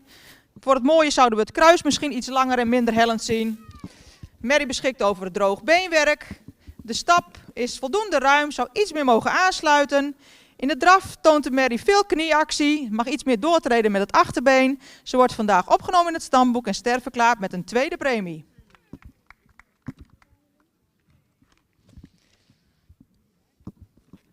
En tot slot op kop geplaatst catalogus nummer 143.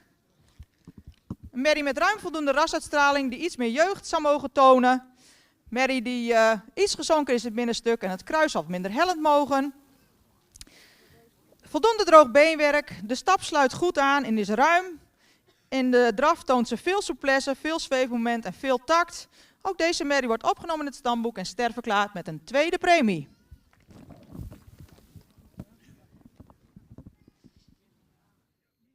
Ook een mooie rubriek.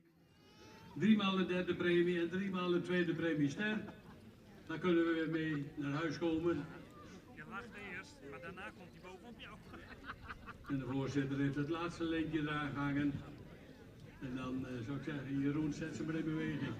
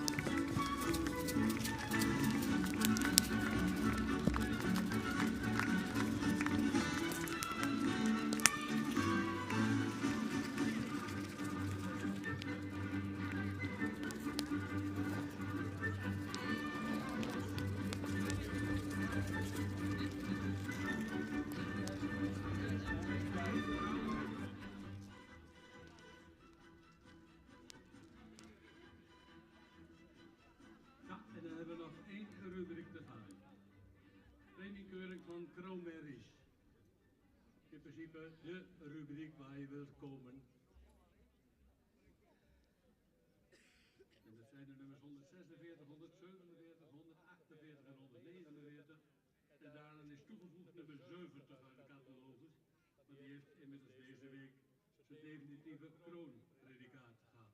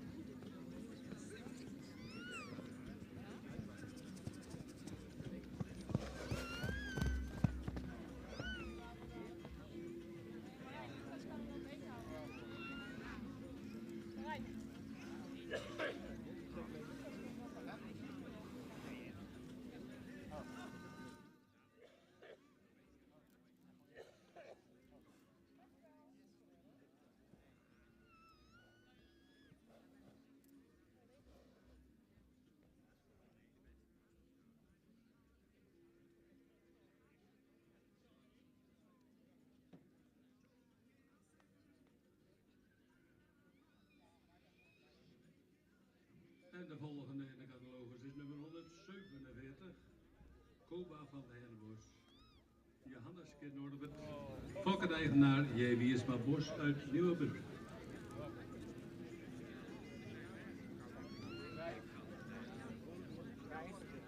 Die andere nog even op, want hier is er op dit moment.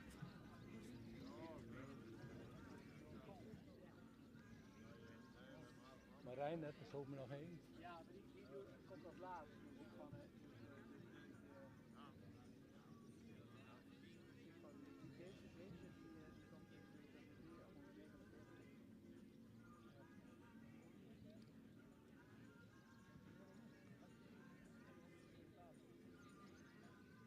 Nu graag in de vooropstelling, nummer 149, Ela Sterren van de Westkunde.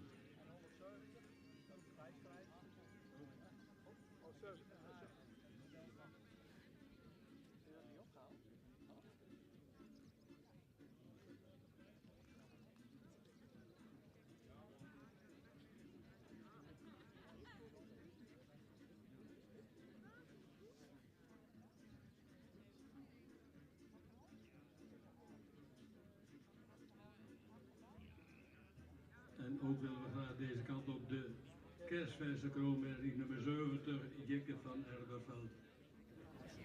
Vraag op de was van voor uit Veningen in het binnenhuis. En ze heet nog melden bij het secretariaat. Van voor uit Veningen. Voor uit Veningen. En dan een oproep voor de heer Van Goor uit Veningen, of die zich even wil melden bij het secretariaat.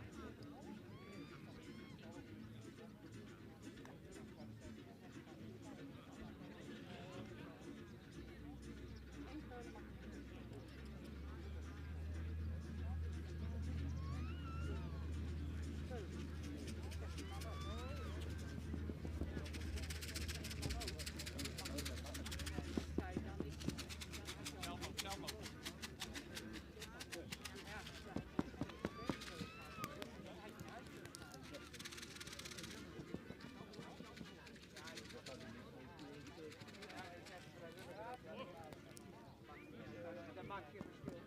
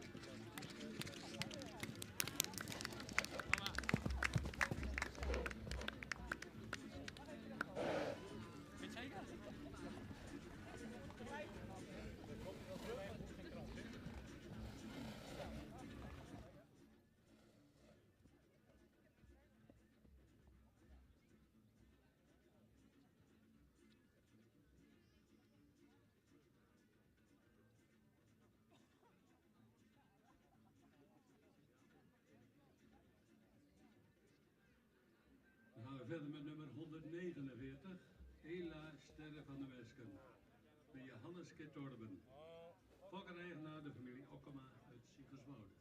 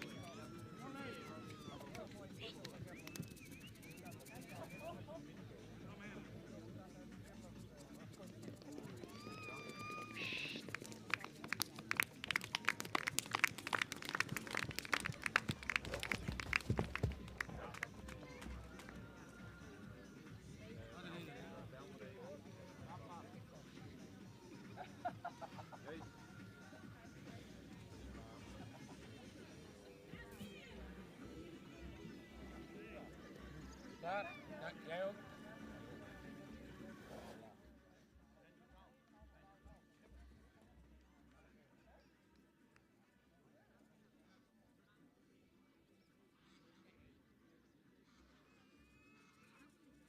Ja, en dan gaan we nu kijken naar de kerstfest Kroonmerrie Jikke van Erbenveld. Een partelijke beer. Fokker Veldhuizen uit Putten, eigenaar Vrolijk uit Ommeren.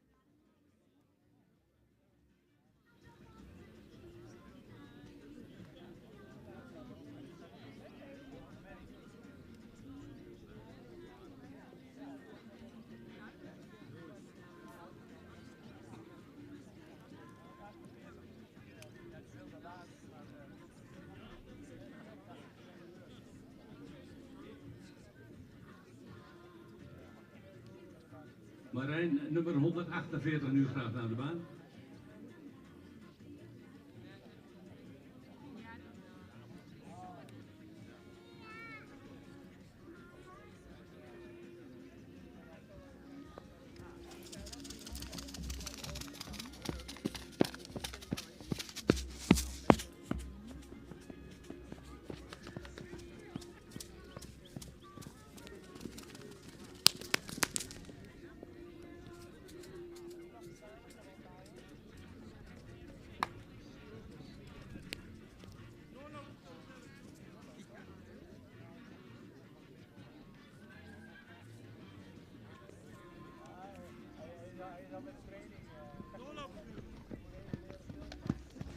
Nee.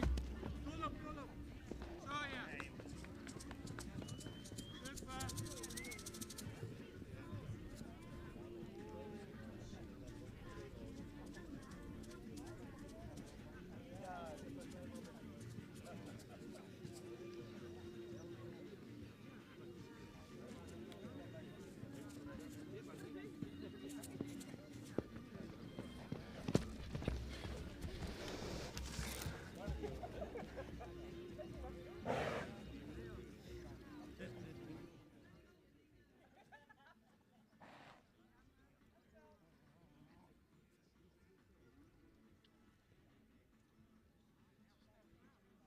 En dan hebben we nog één Kroonmerrie te gaan. Nummer 148. Hij is in aantocht. Zij is in aantocht. 148 is Christel Jede. Vader is Alwin, moeders vader is Tjalle. Fokker-eigenaar stal Jede in Vledder.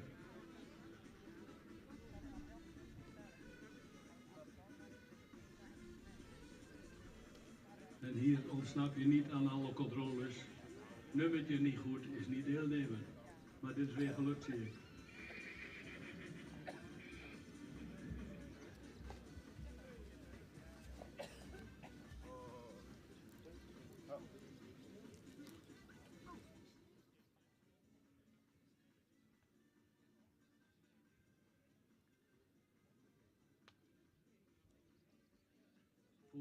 Voordat we gaan rondstappen straks met deze groep, wil ik jullie daar op die bankjes, want het zit er heerlijk.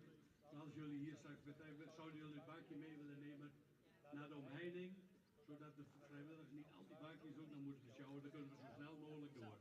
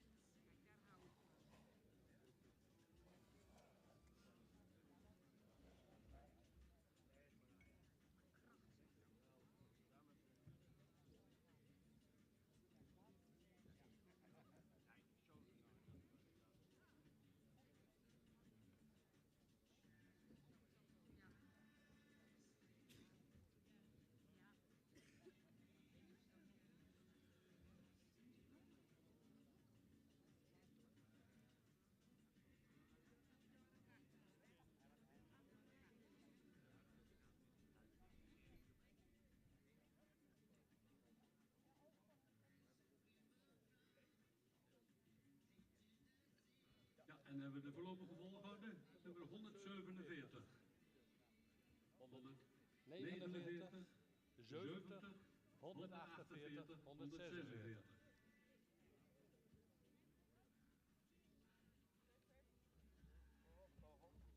Altijd mooi, de volk daar gaan we nu naar laten. Mooi hè?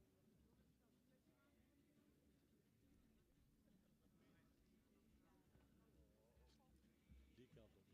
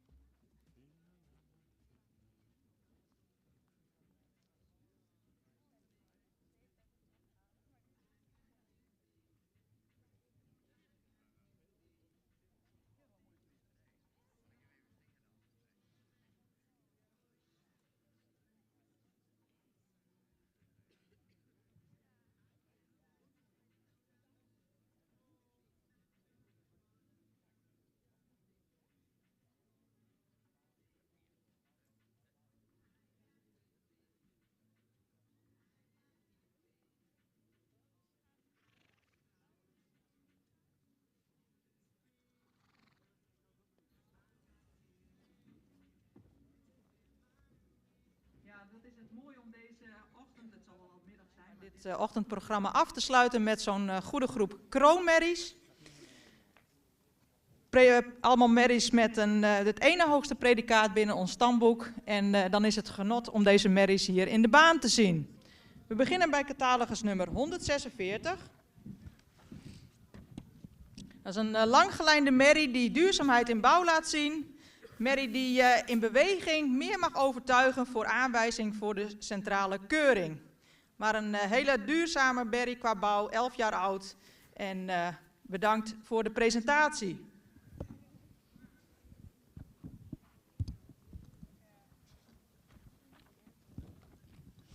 Dan komen we bij catalogus nummer 148. Dat is een kapitale merrie met veel rasuitstraling, die iets strak op de lendenen is.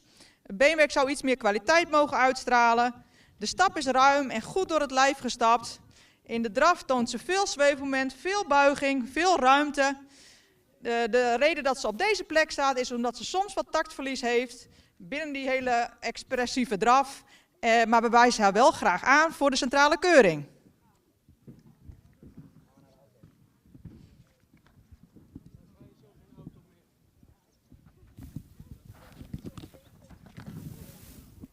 Dan komen we bij een kerstverse kroonmerrie, merrie die donderdag een IBOP heeft gelopen en daarmee kroon is verklaard. En dat laat ze hier ook weer zien. Een merrie met veel rasuitstraling, modern, hoogbenig, met een sterke bovenlijn. Merrie die een goede romprichting heeft. De stap is goed, in draf voldoende krachtig en opwaarts. Ook deze merrie zien we graag terug op de centrale keuring.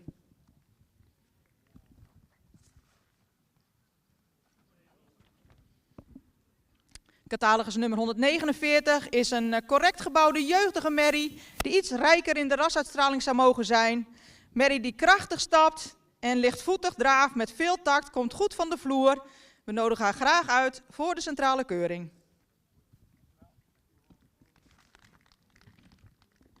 En tot slot op kop geplaatst in deze prachtige rubriek, catalogus nummer 147. Een merrie met veel allure die zeer correct gebouwd is. Voldoende droog beenwerk heeft. Merrie die takmatig stapt, maar daarbij iets meer lengte zou mogen laten zien. In draf is ze lichtvoetig, toont ze veel tact, veel souplesse. Ze stijgt als het ware een beetje op. Deze merrie zien we ook graag terug op de CK. Bedankt voor de presentatie van deze prachtige rubriek. Ja, altijd leuk om deze kroonmerries in één soort rubriek bij elkaar te zien. Geweldige paarden, geweldig bewegend. En we zien er dus 4 van de 5 weer terug op de centrale keuring. Ja, en dan gaan we nog een rondje doen. Rijders, zet hem maar in beweging.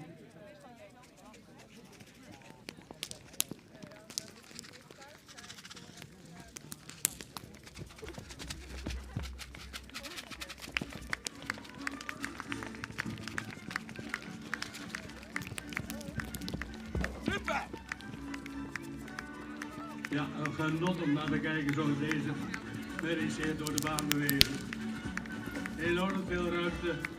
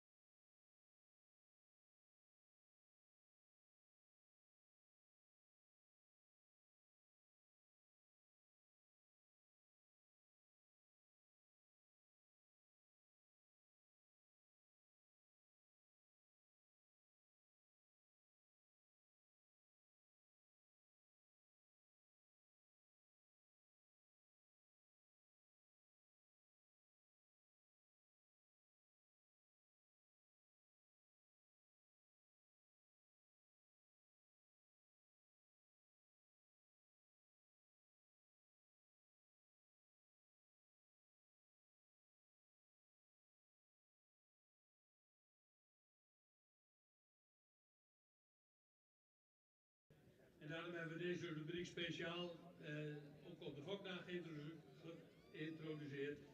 En we gaan kijken wat dit vanmiddag gaat opleveren. Er zullen een aantal aan de hand gepresenteerd worden en een paar onder het zadel. En dat gaan we zo meteen meemaken hoe dat zal verlopen. De eerste die we zullen binnenkrijgen, en ik weet niet of die inmiddels zover zijn.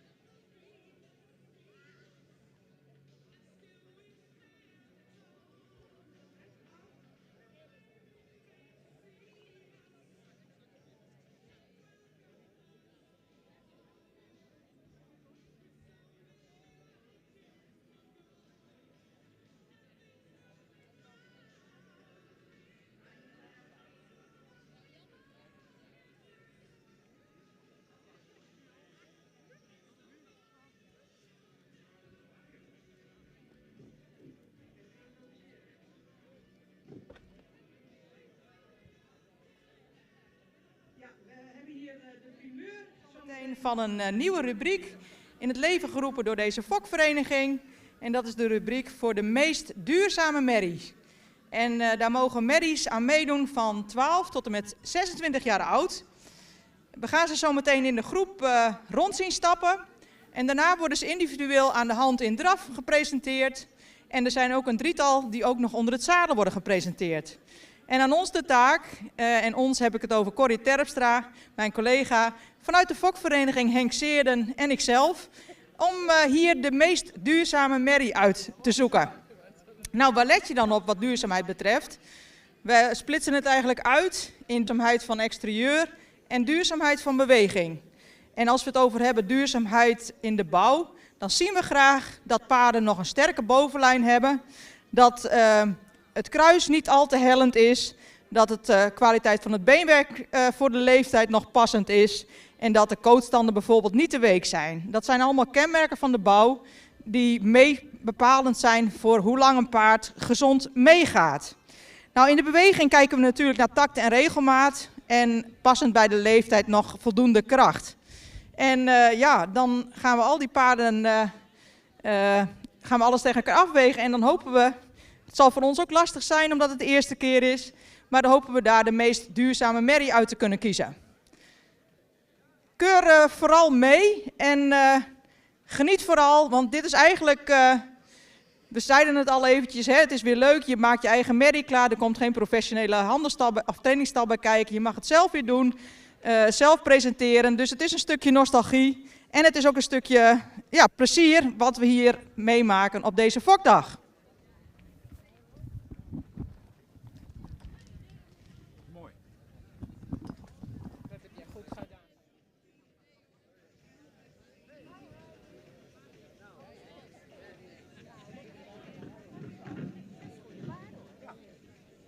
Een paar leuke paarden bij, toch?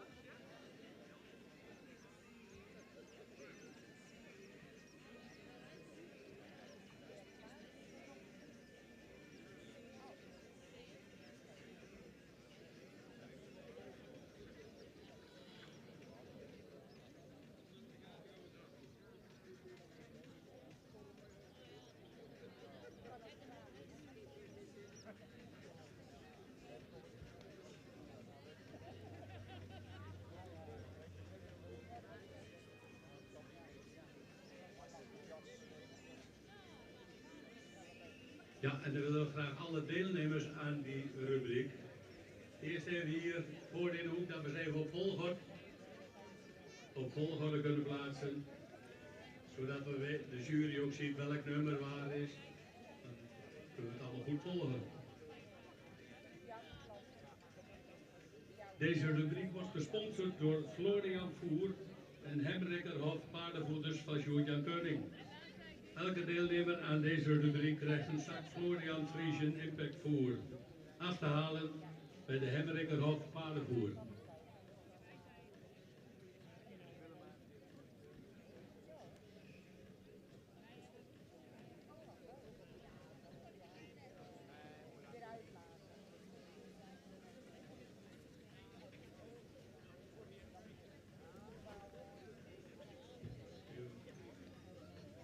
Ja, en dan willen we graag hier naar voren hebben als eerste Japke van der Vorzenplak.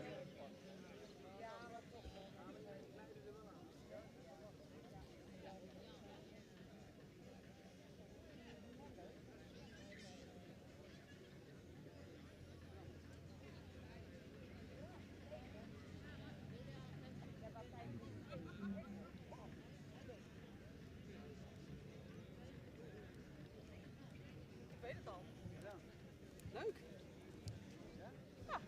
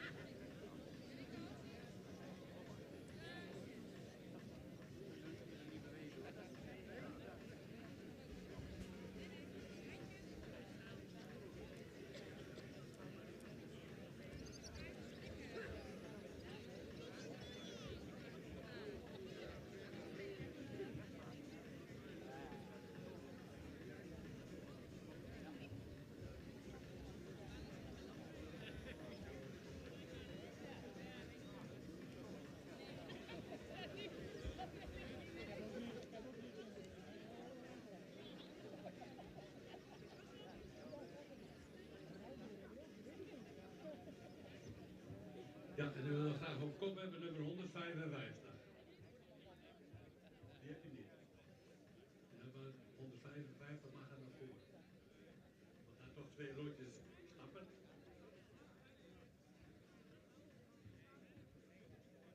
...155, Siebert van der Koepen, is die aanwezig? Ik hoor ja, ik zie niks, maar...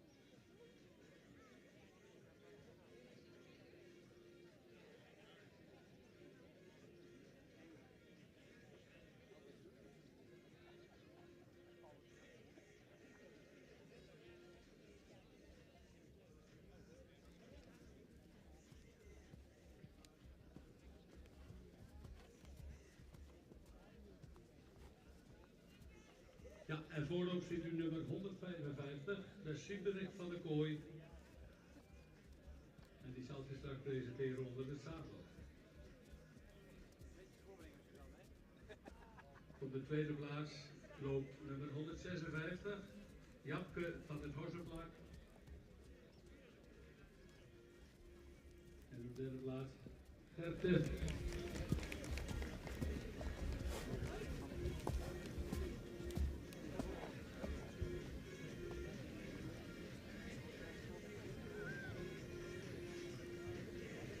We hebben nummer 159, UPC.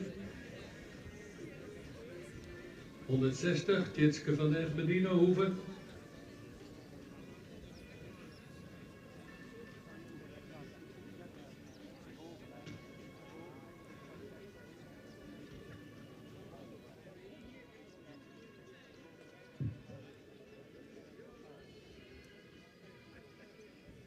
...163, dat is degene die daar zonder nummer loopt, de Reza S.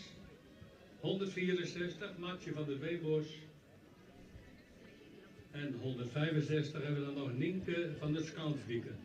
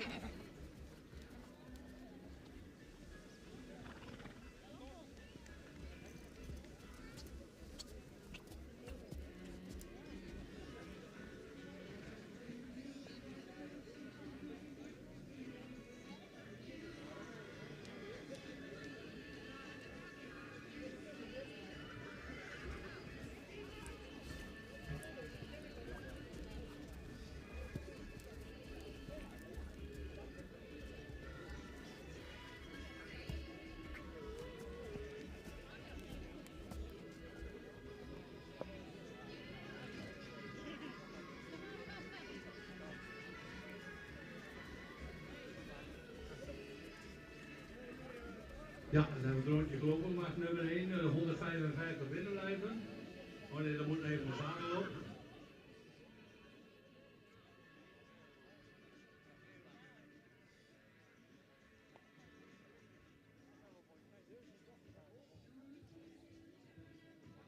Het is nu de bedoeling dat elke deelnemer zich individueel presenteert. Dus de volgorde is niet zo belangrijk, want dan gaan we u wel vertellen wie hier in de baan is.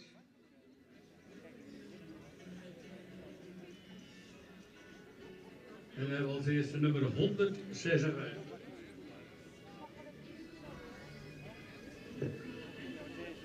...156 Japke van der Rossenplak. Heeft 7 nakomelingen. En Japke is een 12-jarige stermerrie. Haar afstamming is Maurits Kenikle. Japke is in 2011 geboren op de Schelk bij het fokker Ariane Bakker. Ze komt uit Krooijen, Duke van de Pieterspijtshoeve. Sterk Preveret. Japke is als 3-jarig in bezit gekomen van de ouders en Jetse en Liesbeth Rijega. En toen ze naar Elslo verhuisden en de eerste verjaardag daar vierde, kreeg ze deze merrie cadeau.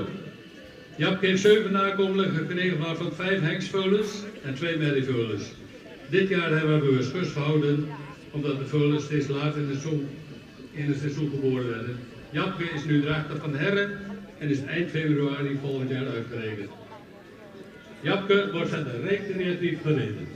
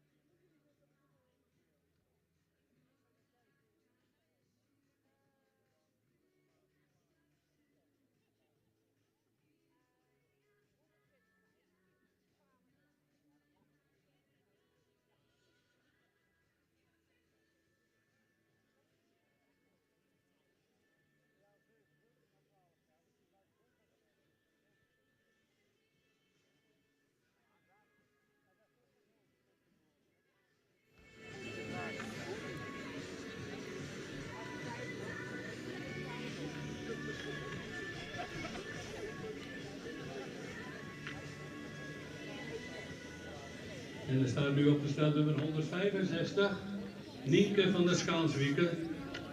Deze merrie heeft 14 nakomelingen. Het is een Beertke Niekle, geboren in 2004. De merrie is 19 jaar oud, schofthoogte 1,68 meter. En Nienke is een zeer succesvolle fokmerrie, die op haar 19-jarige leeftijd nog steeds veel duurzaamheid vertoont. Het is een eerste premiester, Triple A, prevalente merrie, die 82 punten in haar IBO behaalde. Nienke heeft 14 nakomelingen, waarvan 5 ster. En werd er een nakomeling algemeen reservekampioen op de fokdag te gereikt. De pareltjes in haar foklijn zijn er wel modelmerries, Setske van Oosterburg en de goedgekeurde KVS Dekhek met de 496. Nienke is op dit moment weer krachtig.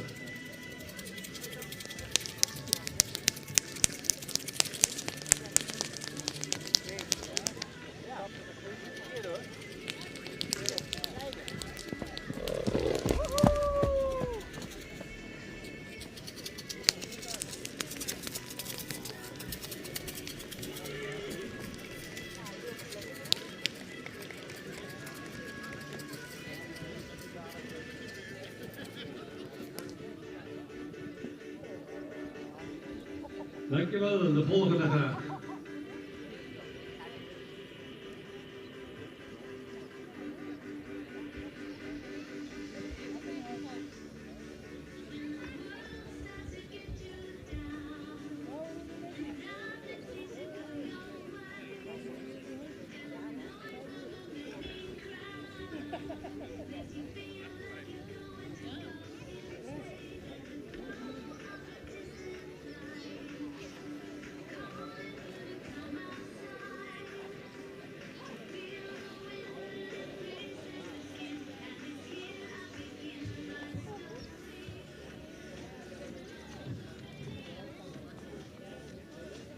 Er staat nu opgesteld 158 Gerte P. Gerte P heeft 5 veulens gehad. Een mooie grote opwaartse stermerrie van de hengst Deutschen. Een wakkere merrie met een heel lief zacht karakter en een sterk achterbeen. Ze is 13 jaar en ze heeft 5 veulens gekregen. Haar verwantschap is 16,2 in de toplijst met laagverwante merries. En totaal index van 107. En hoger staat deze merrie op plek 79. Haar moeder is een stermerrie van de hengst Dirk. En daarachter zit sterpreferent Challing, is sterpreferent Wessel. Voor het jaar 2024 was een veulen van de hengst Wolter 513. Hiermee hopen we op een mooi gezond laag verwant veulen.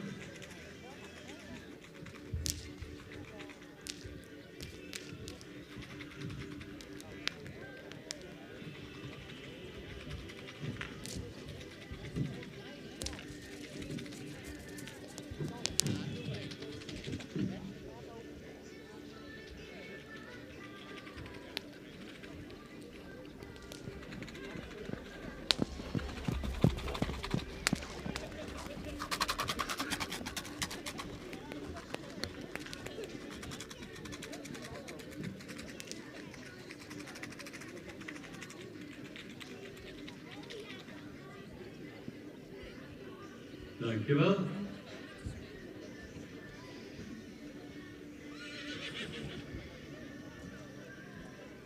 De volgende deelnemer gaat.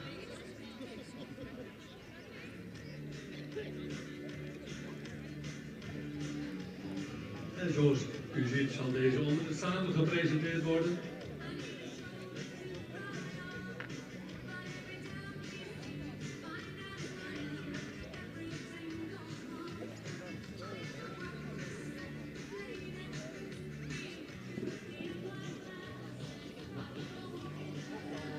En dit is nummer 159, Uwkje C. Beert Kinniger. Ster eerste premie op 3 jaar en daarna 9 veulens zelf gedaan, de 10e middels ICSI. Op haar 14e de sport ingegaan en nu ZZ zwaar met winst op haar 17e. Moeder van Jersey C. Kroonsport, 3x AAA, winnaar FTC Merries. Hardy van de Lietse Generaal, ster 3x winnaar FTC Hengsten. Pippa C, Norbert, Kroonsport, dubbele AZZ Licht, Lopke C, Norbert, ster geworden op 11e. En Open van de Lietse Generaal, Tiemen, ster. Dat maakt dat UMC ook sportprestatie en preferent achter de naam mag zetten. En deze kleine, dikke, maar dappere merrie, de koningin van de stal. En dat is.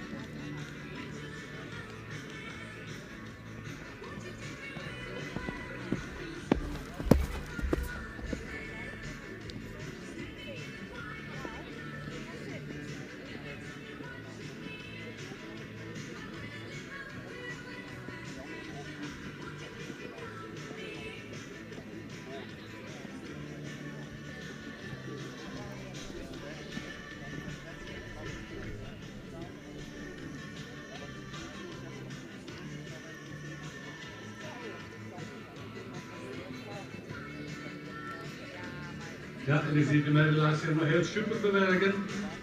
Zonder de hakken. Ruimt heel gemakkelijk.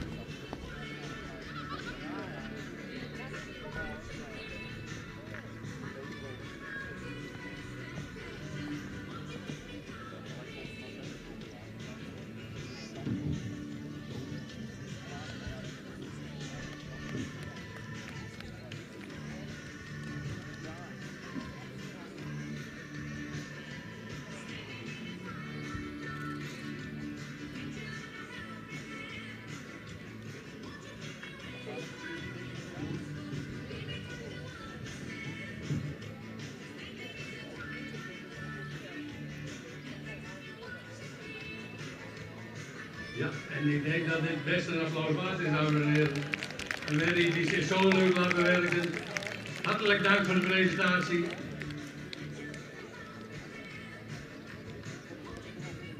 En dan gaan we de volgende.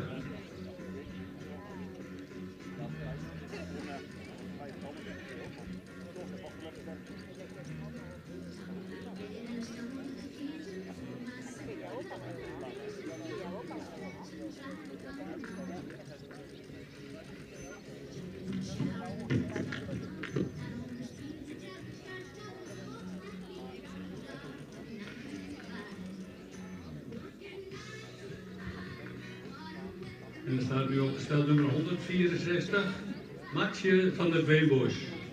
Matje heeft 9 volus gehad. 19-jarige eerste premie stermerrie van Hengst Heinze. Daarachter een ster A-merrie van Olaf, gevolgd door de stermerrie van Jacob. Als 3-jarige werd Matje ster met een eerste premie en tevens reservekampioen 3-jarige. Als 4-jarige heeft ze nogmaals een eerste premie behaald. Matje heeft 9 nakomelingen, waarvan 2 sterren. Momenteel heeft ze een merriehulp van Frieshoek 518 en met haar 19e jaar nog een erg frisse en blije merrie, waar ze elke dag van genieten.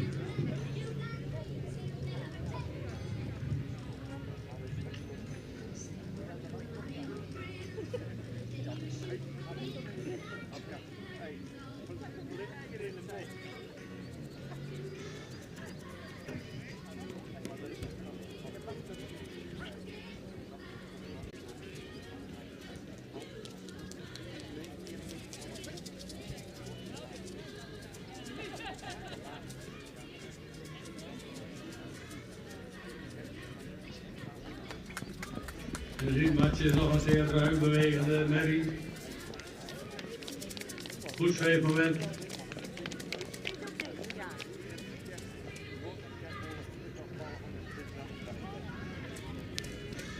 En altijd leuk als je zo'n merrie 19 jaar oud op stal hebt die dit nog kan laten zien.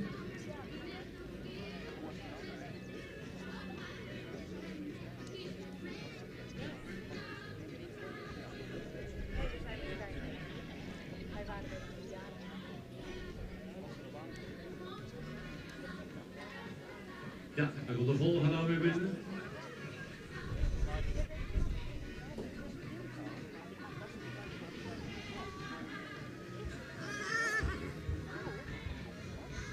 Dat is nummer 162.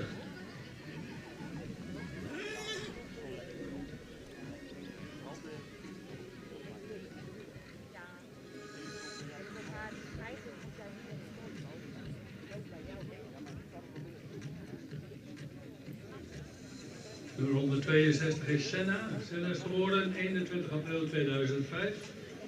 De vader is Andries 415, moeder Aland, moeders vader Vetse 349.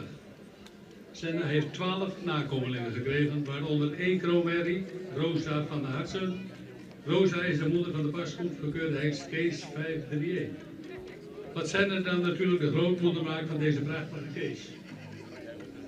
In 2022 heeft Senna een merrieveulen gekregen, Fenna van de Tolhekken, en die is beloond gelijk met een eerste premie. Senna zelf heeft een sterpredicaat tweede premie verdiend. Momenteel is zijn heksveulen aan de voet lopen. Hij komt vrijdag is hij er mee geweest naar de keuring.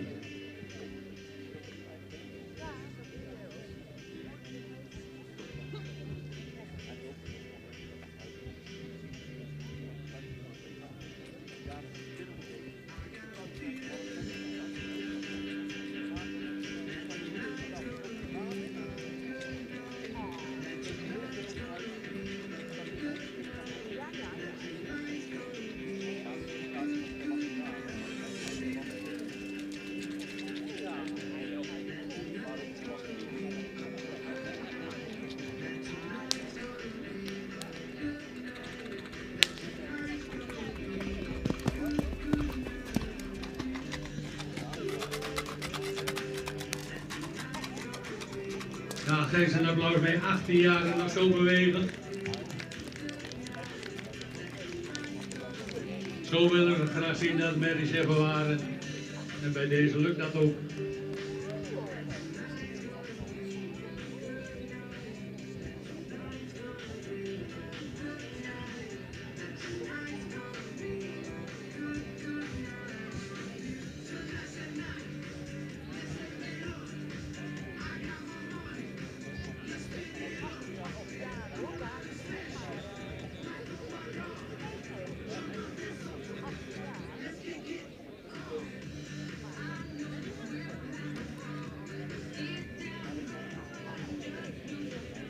En dan komt er een merrie aan zonder nummer.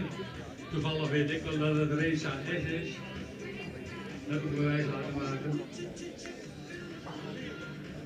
Reza S, model, sportbelever en prestatie. En inmiddels ook kroonjuweel. Is 18 jaar jong en heeft slechts 10 nakomelingen. De jongste nakomelingen, Merrie Veulen van Herre 524, is nu één van die 10 die aan haar zijde schittert. 2 van haar dochters dragen het kroonpredicaat, waarvan 1 het AAA sportpredicaat heeft. Reza S, onheimbaar Weidse, heeft met de predicaten bijna op alle vlakken het allerhoogste bereikt. En we hopen nog even met haar te kunnen blijven fokken, wat we al vanaf 2016 met haar doen. En nog lang van haar genieten.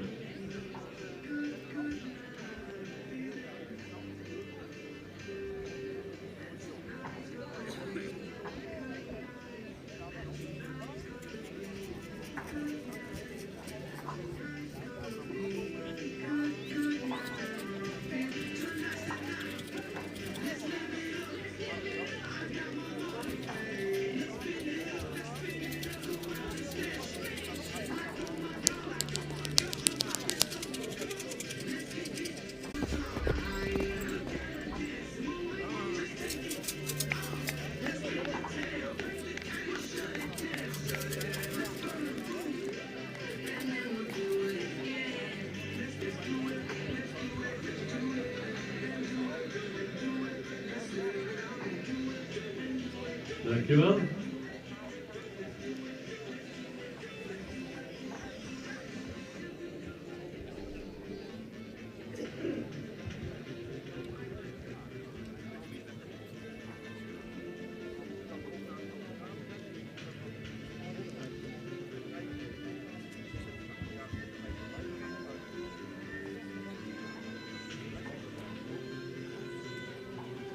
En dan komt nu winnaar nummer 161, Paulien E. Paulien heeft 9 vullers gehad en is gefokt door de vader van de eigenaar Wim Elshoff. Paulien, ook Paulijn moet ik zeggen trouwens, is dochter van model Mary Berber E. En op 8-jarige leeftijd is die bij de huidige eigenaar gekomen en was toen voorlopig kroon. Ze had toen al 4 vullers gehad. Eerst een aantal jaar met heel veel plezier in de sport gereden en via het sportpredicaat dressuur werd ze definitief kroon.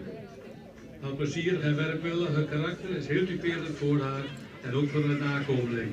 Daarom is Paulijn E. weer fokmerrie geworden. Vorig jaar is ze via haar eerste 4 gekeurde nakomelingen ook nog preferent geworden. Dit jaar heeft Paulijn de merrievuller gebracht van Ulbraan en nu is ze drachtig van Teun.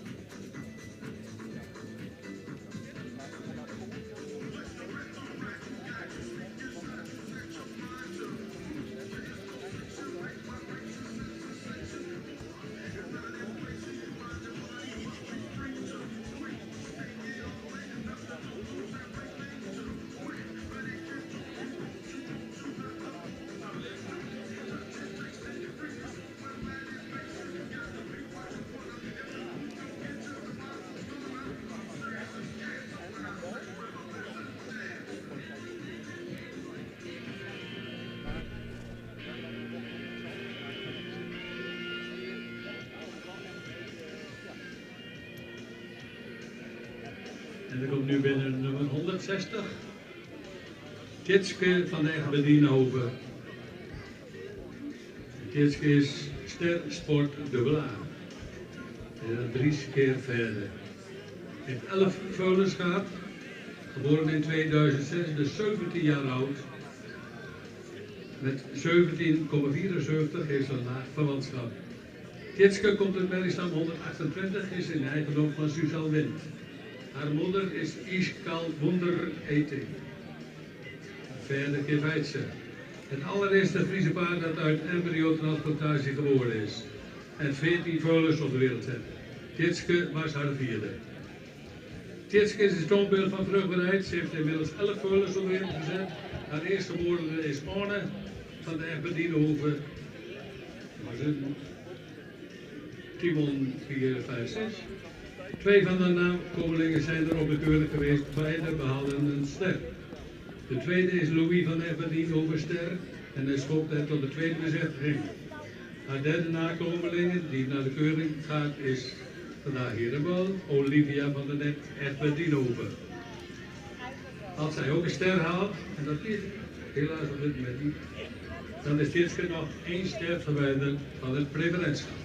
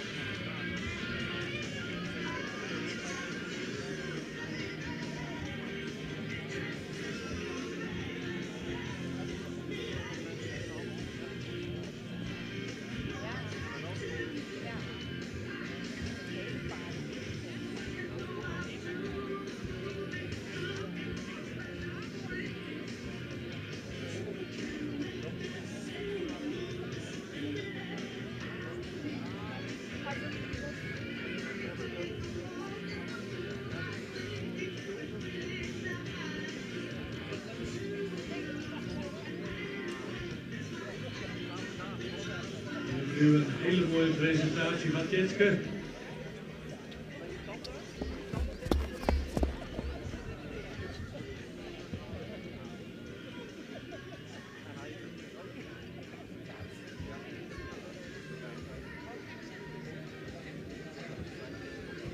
Ja, Suzanne, bedankt. En wat hebben we dan nog meer in de aanbieding?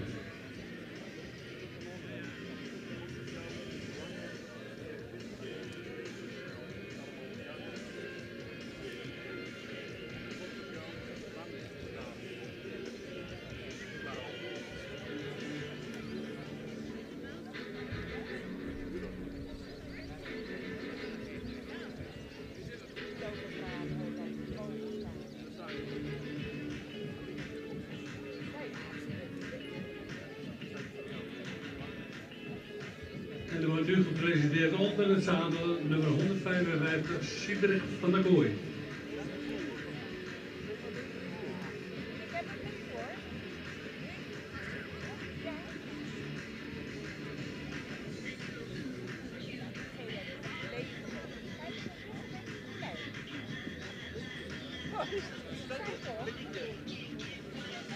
Ik zeg Siebrecht, die moet je even opzetten en zeggen gelijk waar hoor je. Maar er wordt keurig opgesteld, de jury kan het goed bekijken en de Siebrecht wordt onder het zadel gepresenteerd door de eigenaresse Jeannette Intema.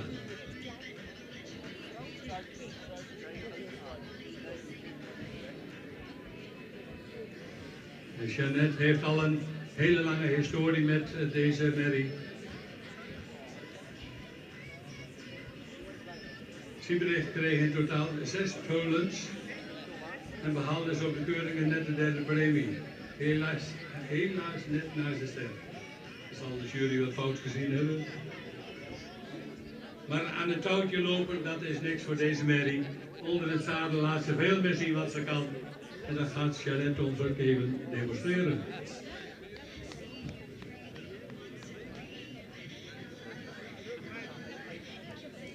Deze combinatie heeft het uiteindelijk geschopt tot 6 sets zwaar met 6 winstpunten. Helaas, hoe hoger de klasse, hoe harder de dichterlijke vrijheid van Siebrecht gestraft wordt.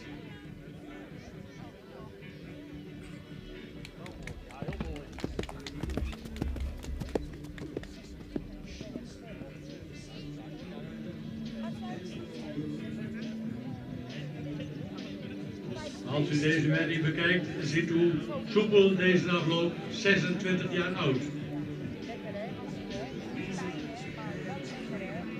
Volgens mij kon ik al niet meer zo goed lopen toen ik 26 was.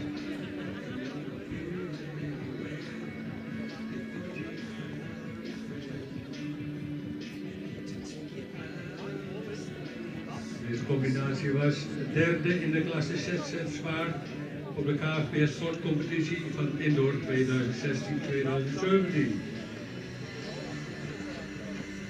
We zijn dan de vierde op het eerste EK van het kennis- en promotieplatform in het set zwaar.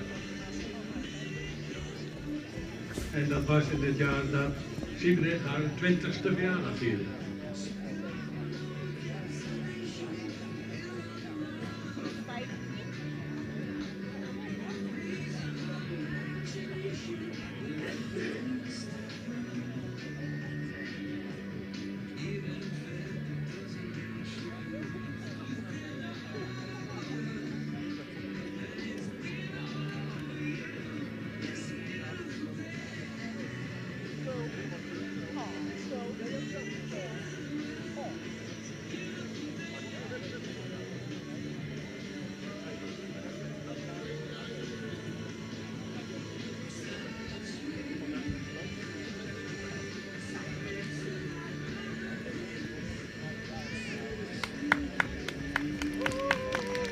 Ja, en Jeannette, met die supersie kun je nog jaren vooruit, hè. Het zal allemaal iets minder worden als het de top wordt. Op deze manier, zo oud en dan zo bewegend. Geweldige presentatie, dankjewel.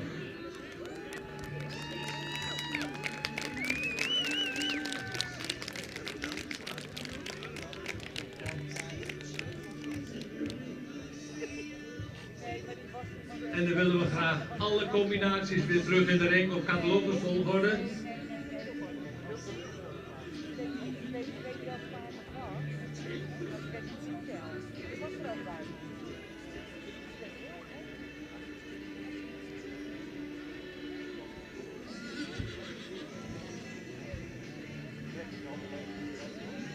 Ik zou net even een beetje inhouden, we willen graag alles een beetje achter elkaar laten lopen.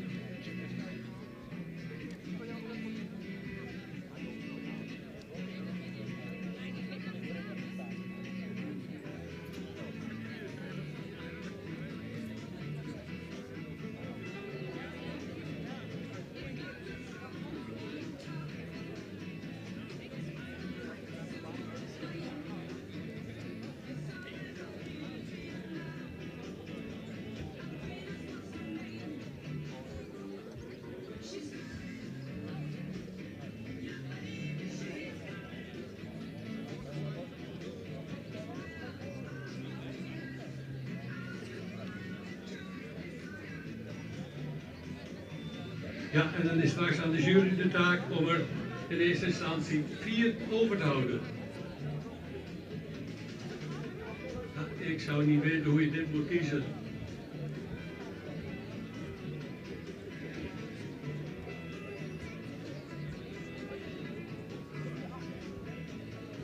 Hadden ze ook van jong tot oud, of van oud tot jong kunnen laten lopen. Maar met zo'n eigenwijze speaker gaan ze gewoon op catalogus volhouden. Maar ik geef graag het woord aan Sabine Zwager.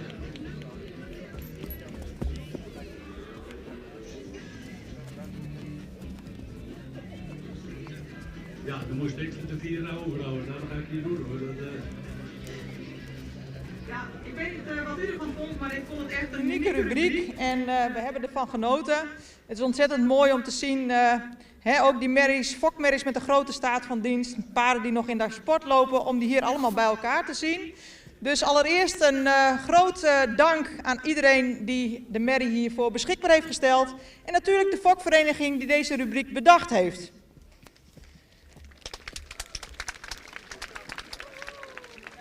We gaan niet alle paarden individueel toelichten, maar we houden 4 paarden over waarvan wij denken dat die tot de meest duurzame van deze groep horen. De paarden die niet overblijven, die zijn dan misschien of iets te week in de bovenlijn of wat te week gecoat. Of ze zijn in beweging misschien nog wat minder duurzaam. Maar wel allemaal prima paarden. En ja, als ik 9 veulens zou hebben gehad, weet ik ook niet hoe ik eruit zou zien. Dus een hele goede presentatie van die paarden. De merries die we over willen houden, 155 mag blijven. 159 mag blijven. 164 en 165. De rest van de merries bedanken we voor de presentatie.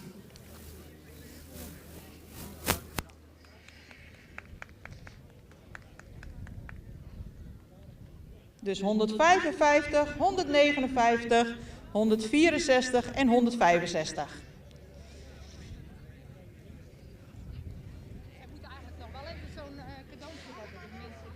We hebben voorop catalogus nummer 155, een 26-jarige merrie, 7 jaar ouder dan de merrie die daarop volgt, met 19 jaar.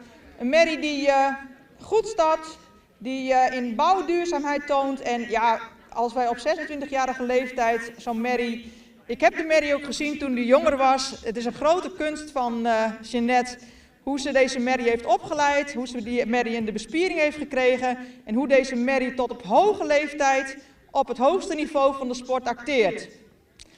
Dan catalogus nummer 159, Uwtje C.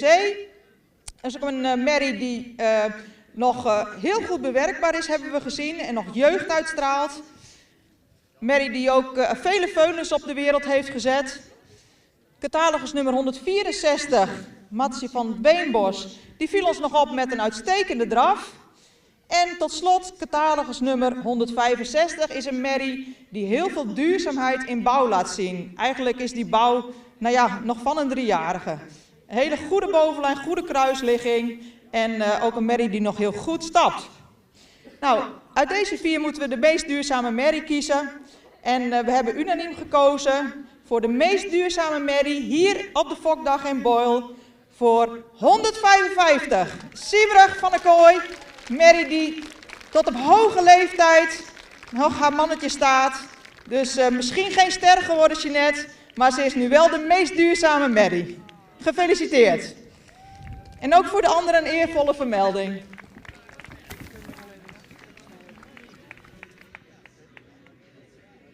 En als je even hier naartoe komt, want ik kan goed presteren, maar er hoort natuurlijk ook een keurig liedje bij.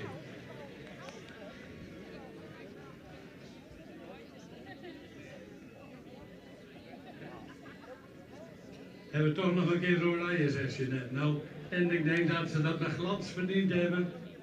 Wat een beweging heeft deze oude dame nog in huis.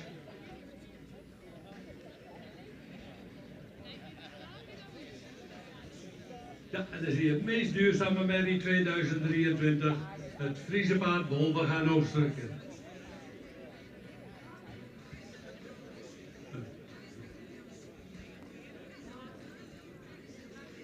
En deze rubriek wordt ook gesponsord door Konag aanhangwagens uit Nagelen. En daarvoor heeft ze dan ook deze statiedeken ontvangen. Die gaan we niet helemaal opdoen, dat wordt een beetje te veel gedoe. Tik, tak, tik. En dan zie je zo'n merrie, die heeft onderhand alles al meegemaakt. En die blijft staan waar hij staat en die gaat waar hij wil. Jeanette, hartelijk dank voor deze presentatie. Laat nog een leuk rondje zien.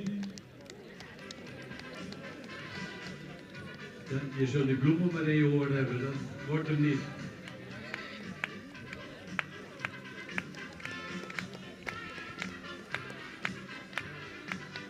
Ja, zo lossen we dat op. En dan nu nog even een hele daverende ronde.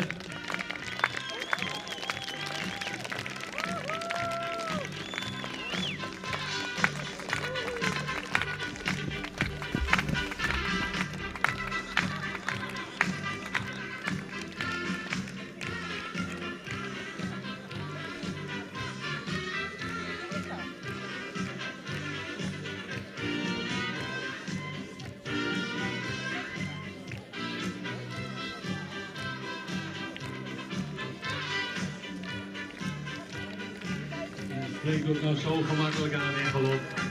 Kost helemaal nog geen moeite. Ik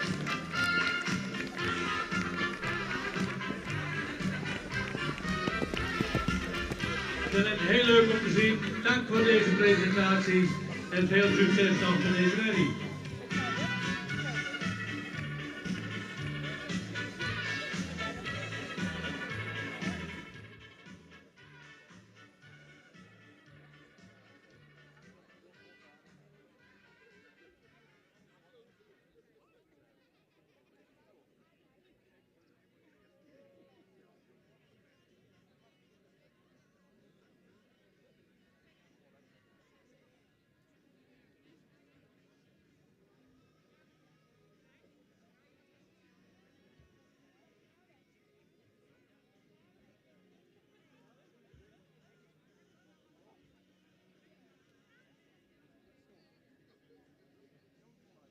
Ja, en dan gaan we verder met het kampioenschap, Veulenkampioenschap Hengsten.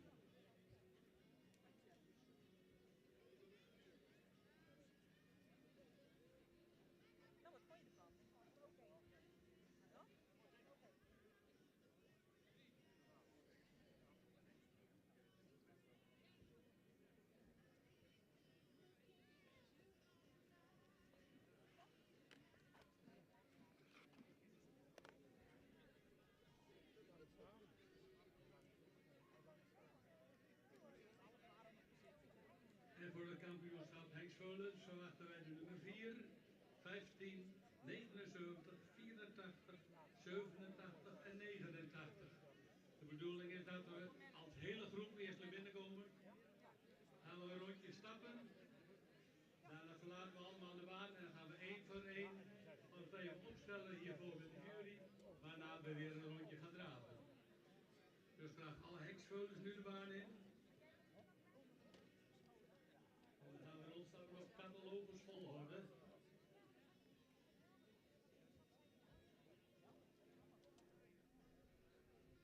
We willen graag op kop lopen nummer 4.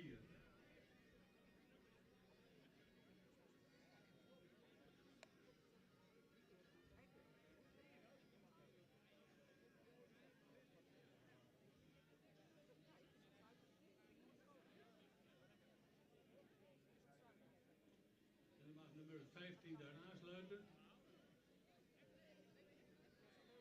En dan gevolgd door nummer 79. Even doorlopen Willem als je wil.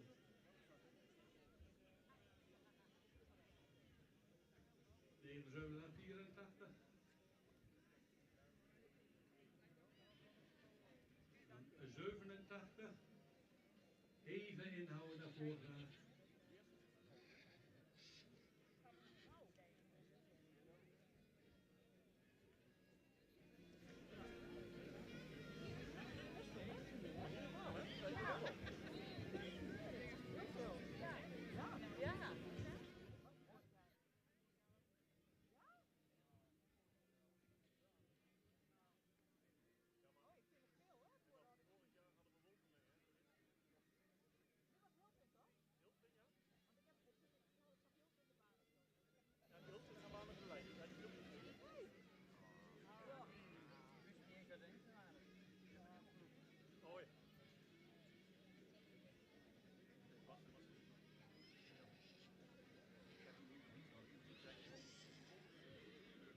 Ja, en dan hebben we de groep compleet.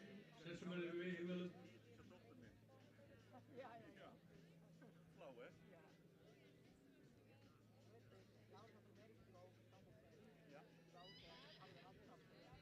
En we zullen zien bij nummer 87.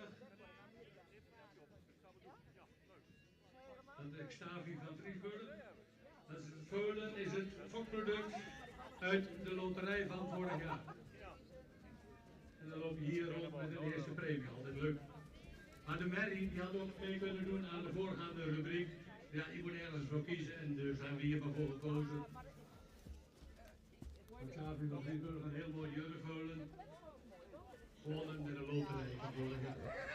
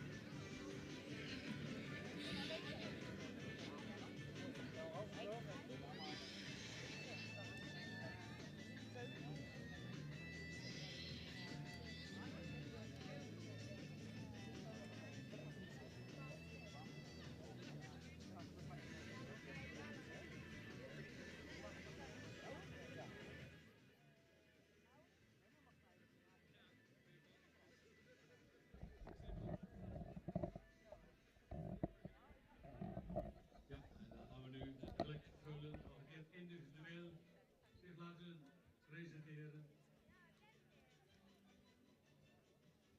Wie weet niet waar zijn moeder is.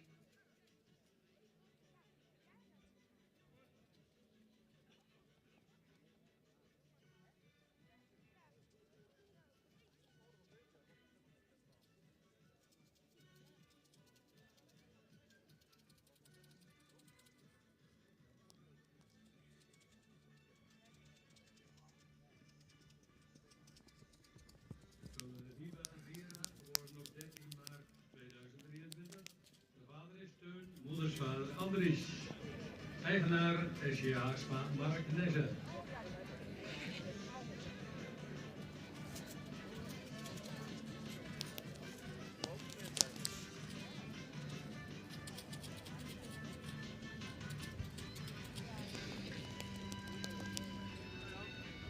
Dankjewel. Dan hebben we nu nummer 15.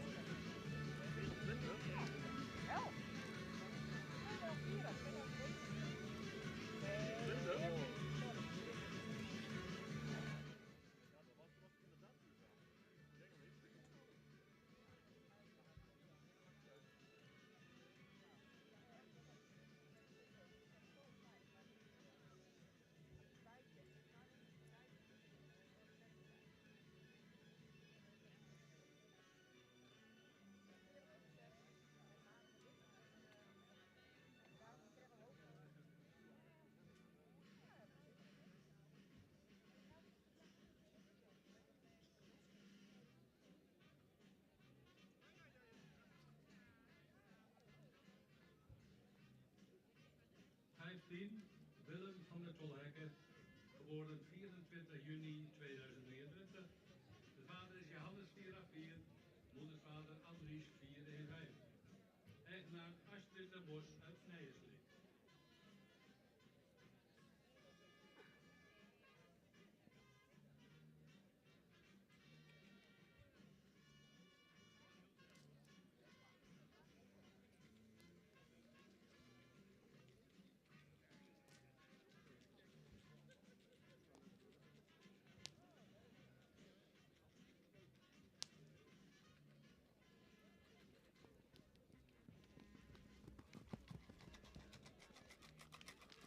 Ja, en hoe ze het altijd toch nog weer even laten zien, maar dat doet deze. Heel makkelijk draven. Ja, ik wil de jury niet beïnvloeden.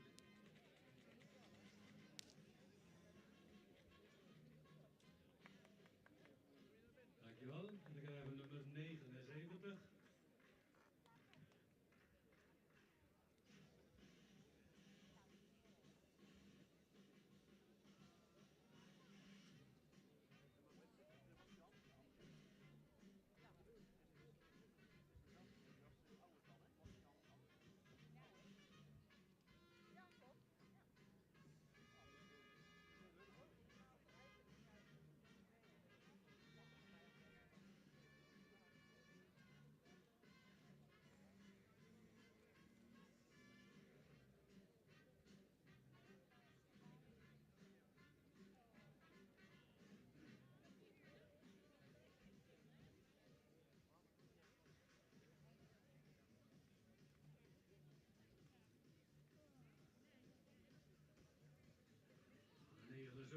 Visje van Sparrenburg. Geboren 17 maart 2023.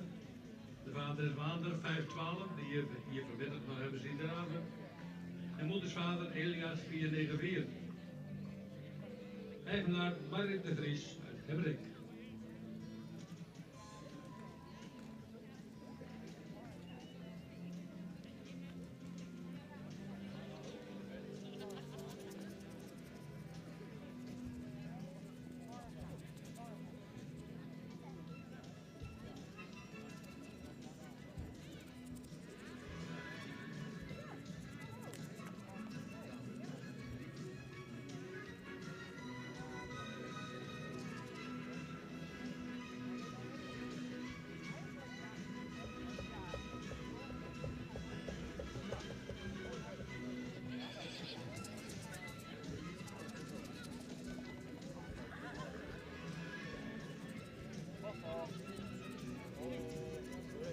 Vrijheid en blijheid.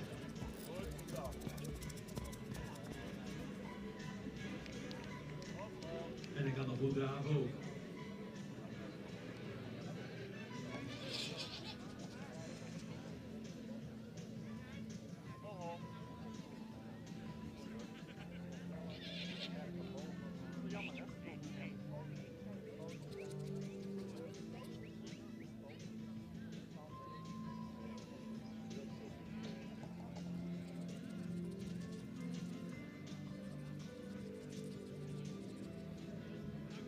Dankjewel.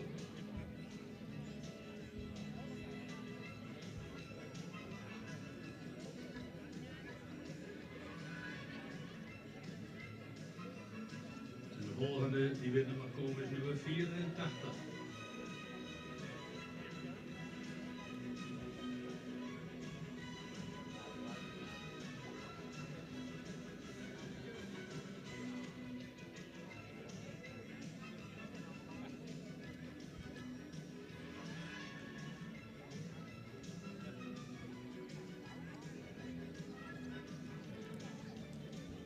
Nummer 84, Wessel VV. Geboren 15 april dit jaar. Vader is Maurits 437, moedersvader Arnold 471. Eigenaar SB van Goor uit Veningen.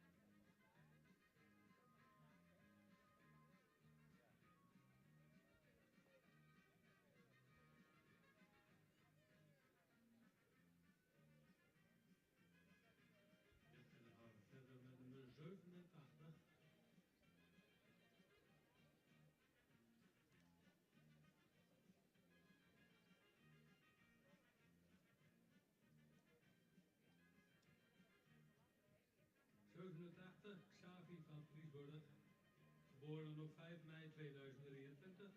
Vader is Jurre, moeders vader is Fjalt, fokkereigenaar bij de LZK en aanjager is bij Holpaarden.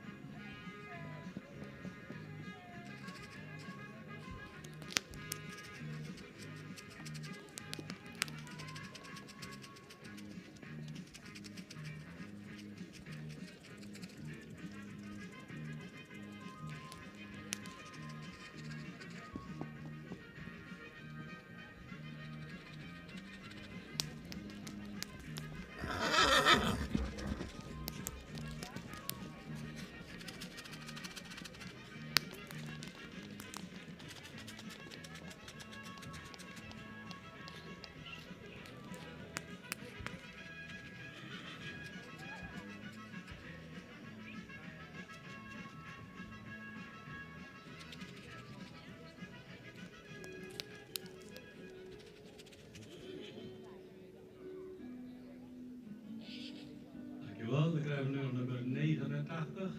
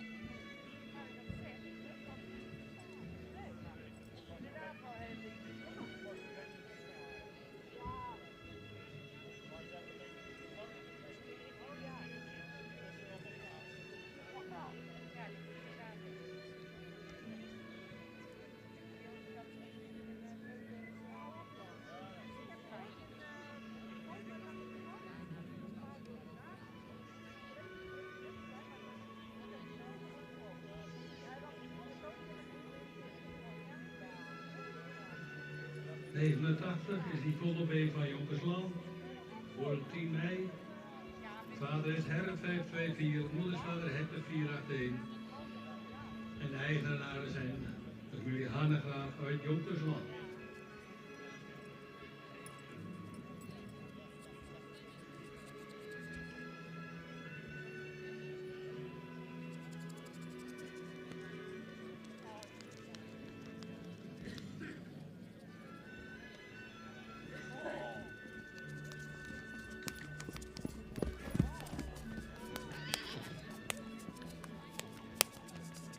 En hier dan gelijk weer alle vullers terug in de baan. Het gaat wel op het volgorde. De ringmeester zet alsjeblieft klaar op volgorde.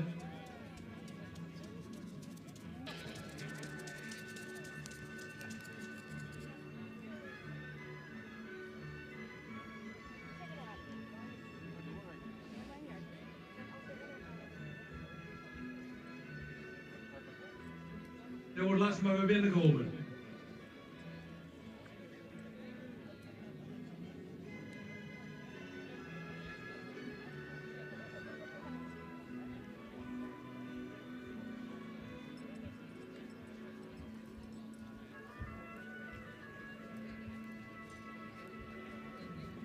Hij wil graag een beetje voortmaken. De Kattenleugels vol hadden een hele groep weer even terug. Ja, leuk hè? Ja, dat was zeker.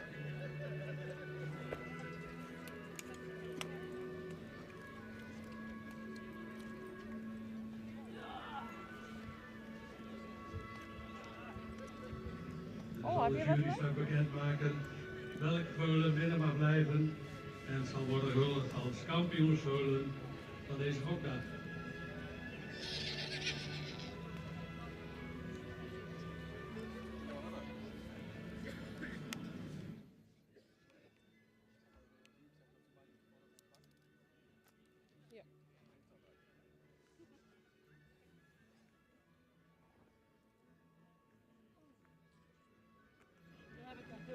veulens aan opladen laten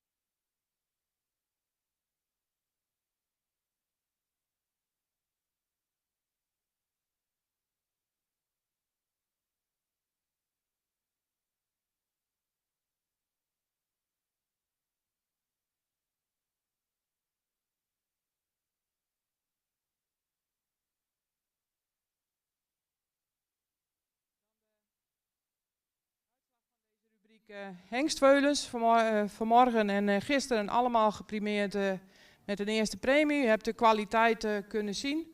Allemaal rassere veulens die over correcte bewegingen beschikken. Ze lopen qua leeftijd ook wat uit elkaar. Een heel jong veulen in strijd met wat oudere veulens.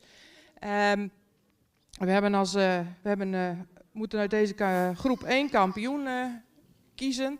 Dat is dan het veulen wat qua bouw en vooral ook qua beenwerk het correctste is. Ook een vlotte stap heeft en een hele correcte draf. Het is een veulen wat in draf heel veel swing laat zien. Opwaarts is, ook heel veel buiging in het achterbeen heeft. Die ook beenwerk heeft wat heel correct gesteld heeft. En beschikt over een hele vlotte en actieve stap. We hebben als kampioen gekozen nummer 87. De rest van de veulens hebben een hele mooie presentatie laten zien. Hebben laten zien wat ze kunnen. Ook weer heel erg bedankt voor de presentatie. En gefeliciteerd ook met uw eerste premieveulen. Ja, en daar sluit ik me graag bij aan. Dus nummer 87 blijft hier in de baan. En we willen ook verzoeken nummer 84 om hier in de baan te blijven.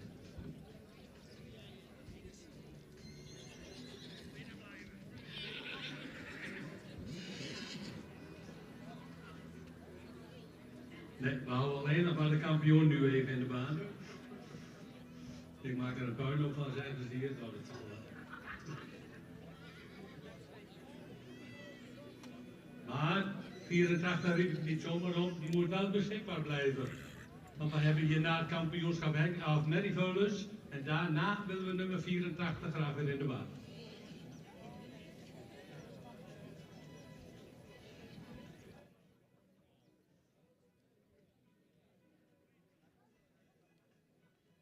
En dan willen we ook graag de eigenaren erbij.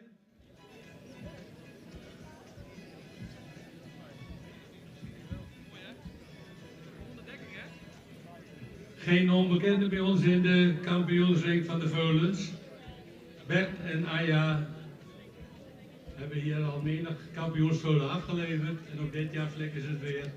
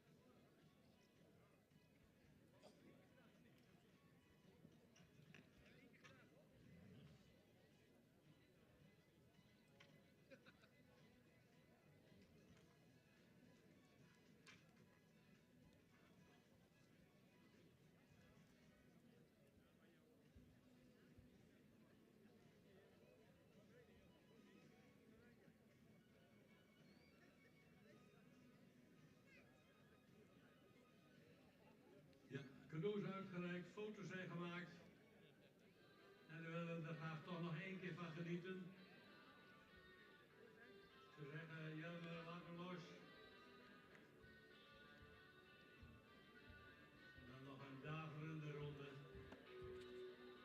En geeft u ze een applaus mee aan de kampioen Hengsvullen, Xavi van Vriesburg.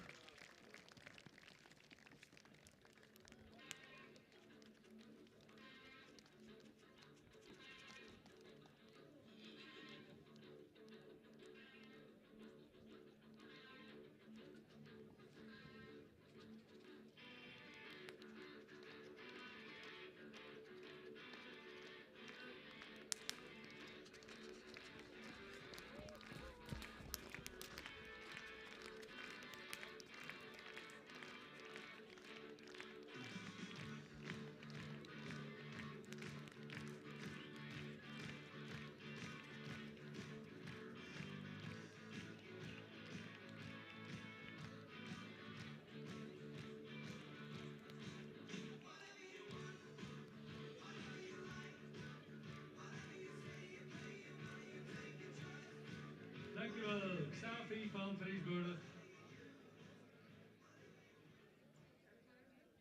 En dan gaan we nu naar de vrouwelijke zijde van de vullenkant.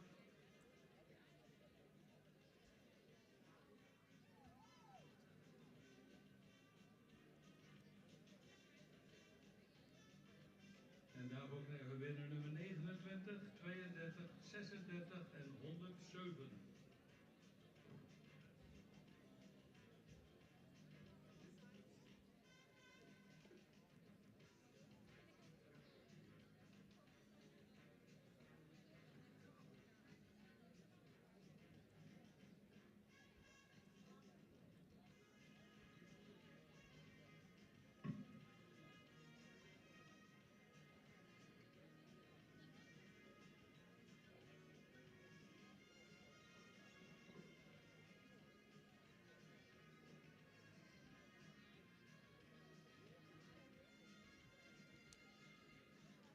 En dan krijgen we binnen nummer 29, dat is Wieke Alvira.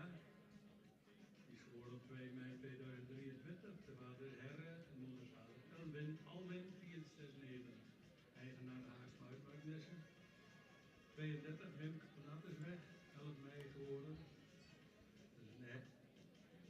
Herre 524 keer Epke 474. Eigenaar Dekland, ik ga vrouwenprofiel. Nummer 36 is Waaltje. Geboren op 7 juni. Vader is Alger, moeder vader is IJzer. Eigenaar Toon en Afgeweven. Dat is waar. En als laatste die binnen is gekomen is nummer 107, Yveske van het Wietsebos. Die is geboren op 22 mei. Vader is Herre 524, moedersvader is Stender 447. Eigenaar A. Leekma en S. van Maden uit Perkitsa.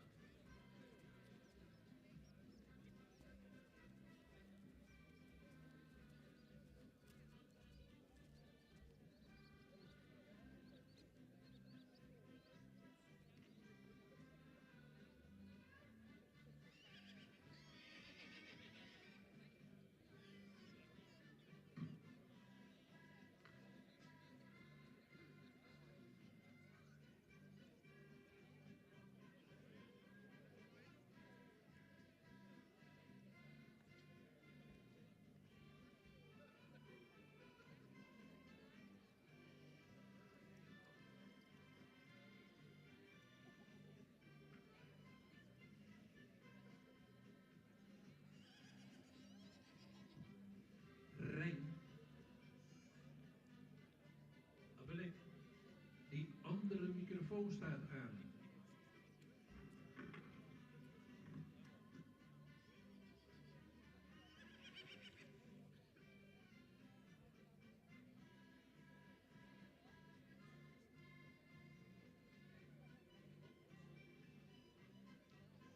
Ja, en er staat hier opgesteld voor de jury nummer 29. Wieke Alvira, een veulen van 2 mei. De vader is Herre 524, moedersvader Alwin 469. Eigenaar Haagsma uit Marknessen.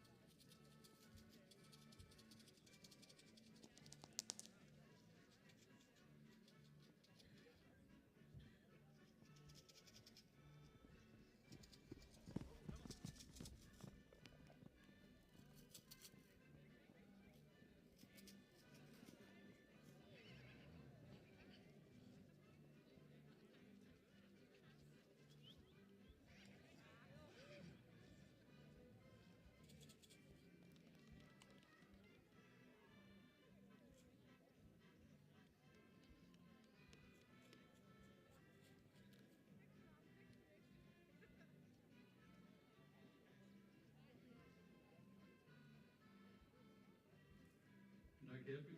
Dankjewel. Dat was nummer 29. Gaan we naar nummer 32.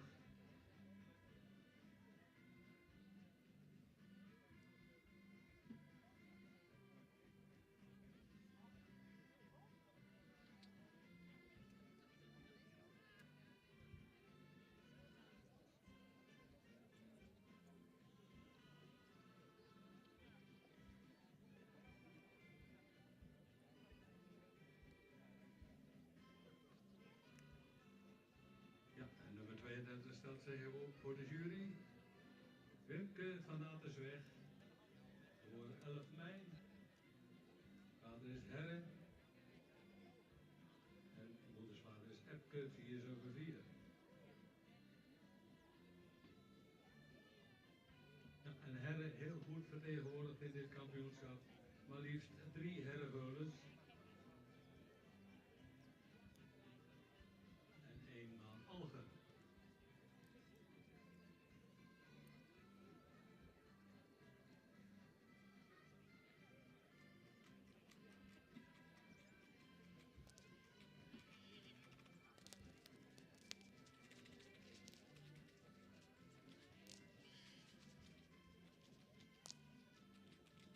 Mooi hoofdbenen veulen, soepeldraven.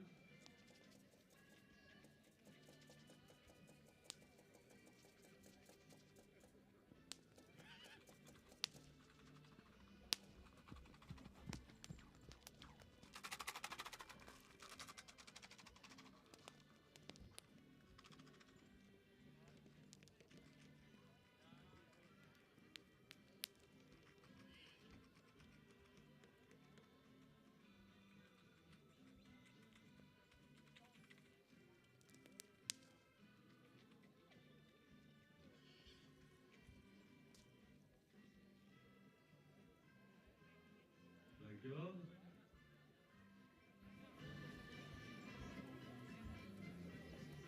En dan willen we graag door met nummer 36.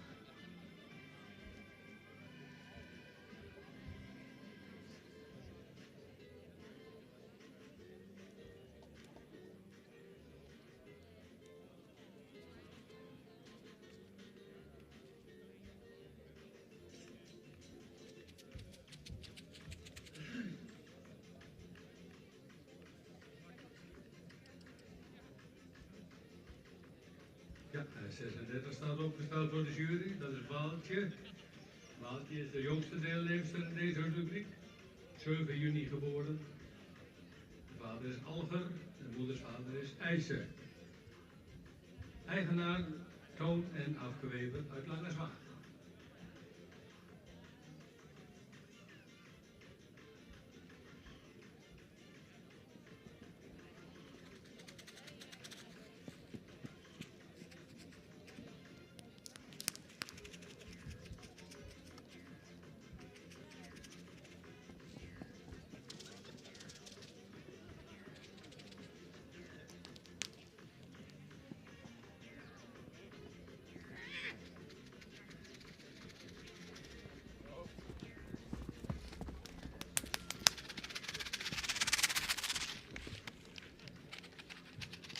Tweeënhalve maand oud en je laat zo presenteren op een fokdag, dan kun je weer thuiskomen.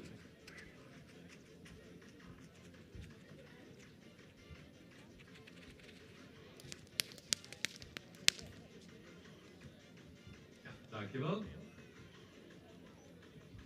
Dan hebben we er nog één te gaan, nummer 107.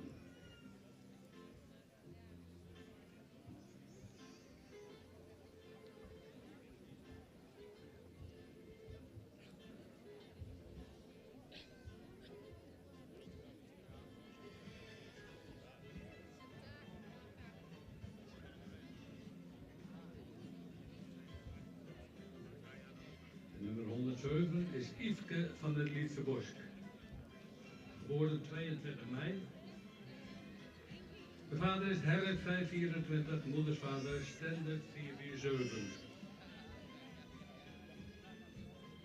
En de eigenaar A. Meekma en S. van Manen uit Ter Etsa.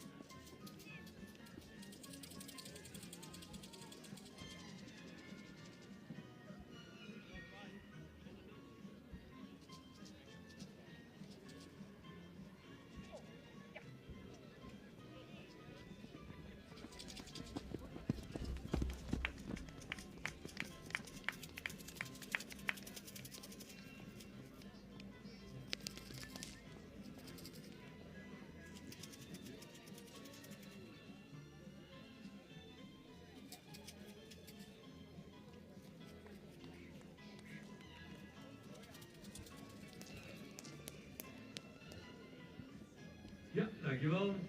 En dan mogen ze alle vier weer terugkomen.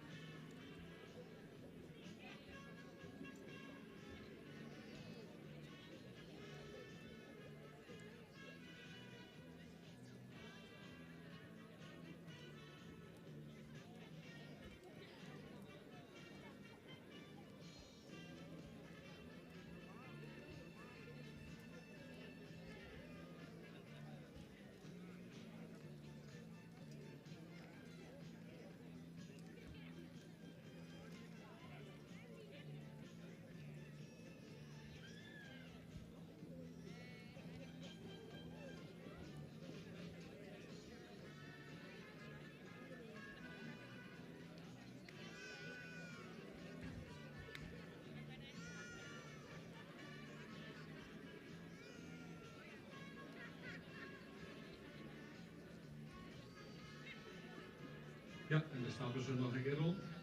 Nummer 29, Wieke Elvira en Herk en Alvin van Haagsma uit Muknessen. Nummer 32, Wimke van Attersweg. Herk en Epke van Plantengaard Vrouwenparochie. Nummer 36, Waaltje. Alvin en IJzer van Wever uit Langerswaag. En nummer 107, Yveske van het Lietsebos. Herk is Stendert van Beekma en van Maandag ter Ritzaak.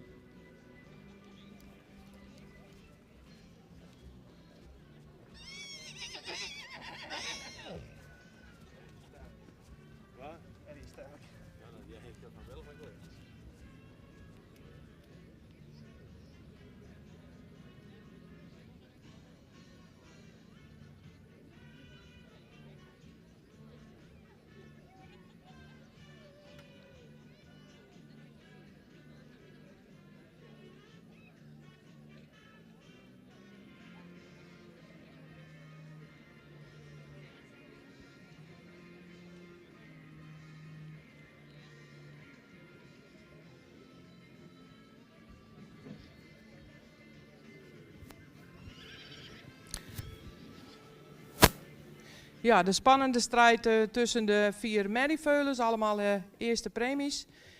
Die zich hier een hele netjes presentatie laten zien hier in de grote baan.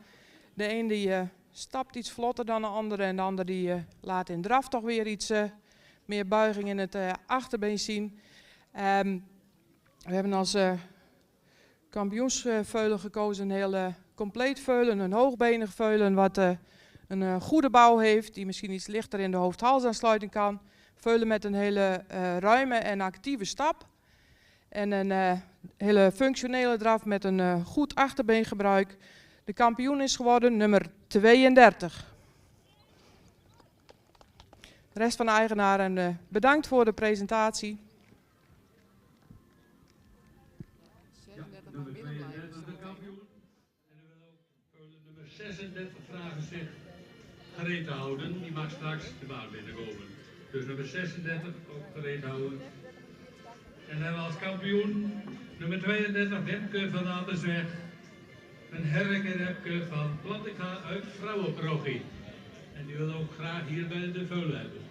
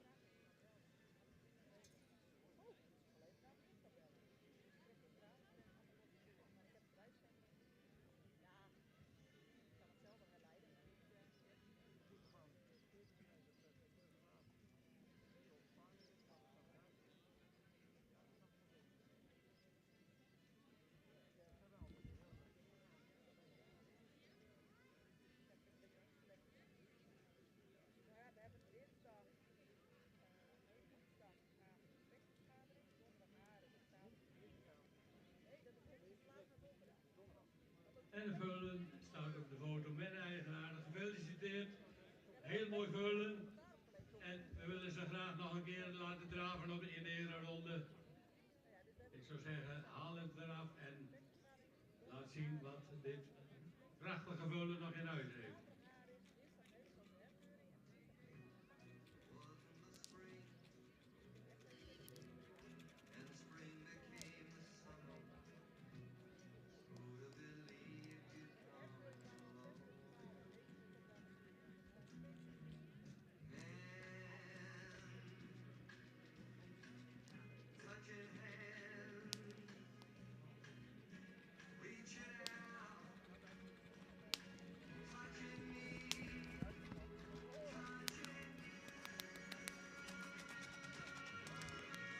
Ja, deze nog een applaus mee.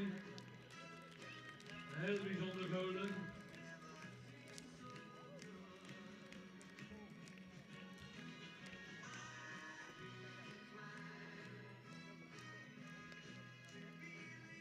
Dankjewel.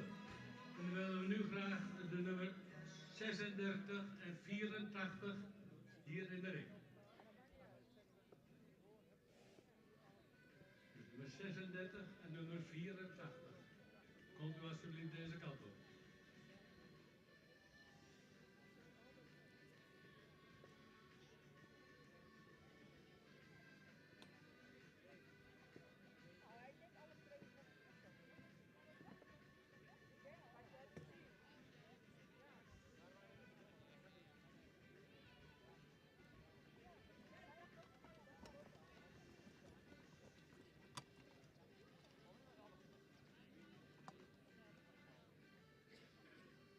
Ja, komt u maar.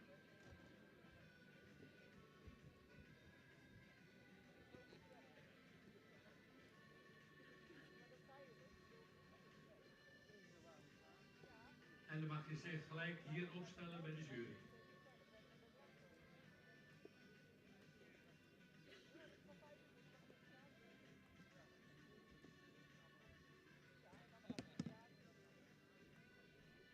Wat we hier hebben lopen is een kwestie van stimulering van de fokkerij.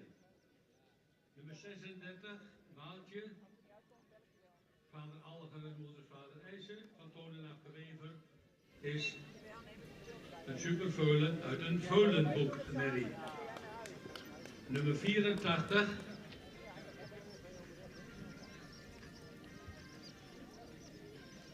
de Wessel VG, Maurits Ker Arnold van Goor uit Veningen.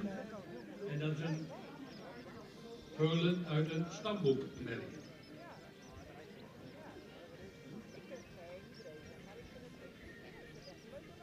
En we gaan aan de voorzitter van de jury vragen welk veulen wij hier als het beste veulen uit een niet-sterrenmerrie hebben.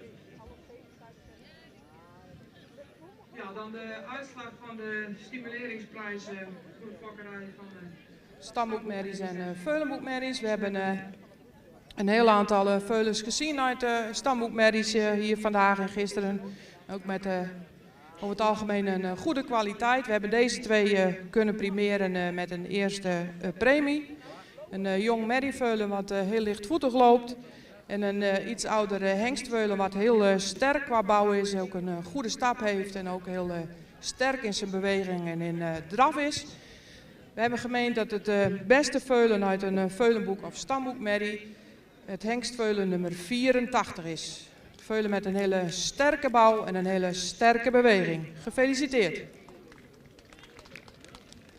Ja, en daar sluit ik ook heel graag bij aan. Nummer 84, Wessel VG.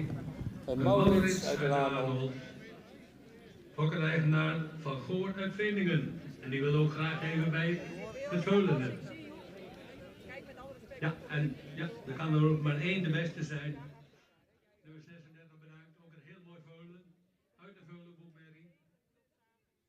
Maar wel een mooie eerste premie veulen.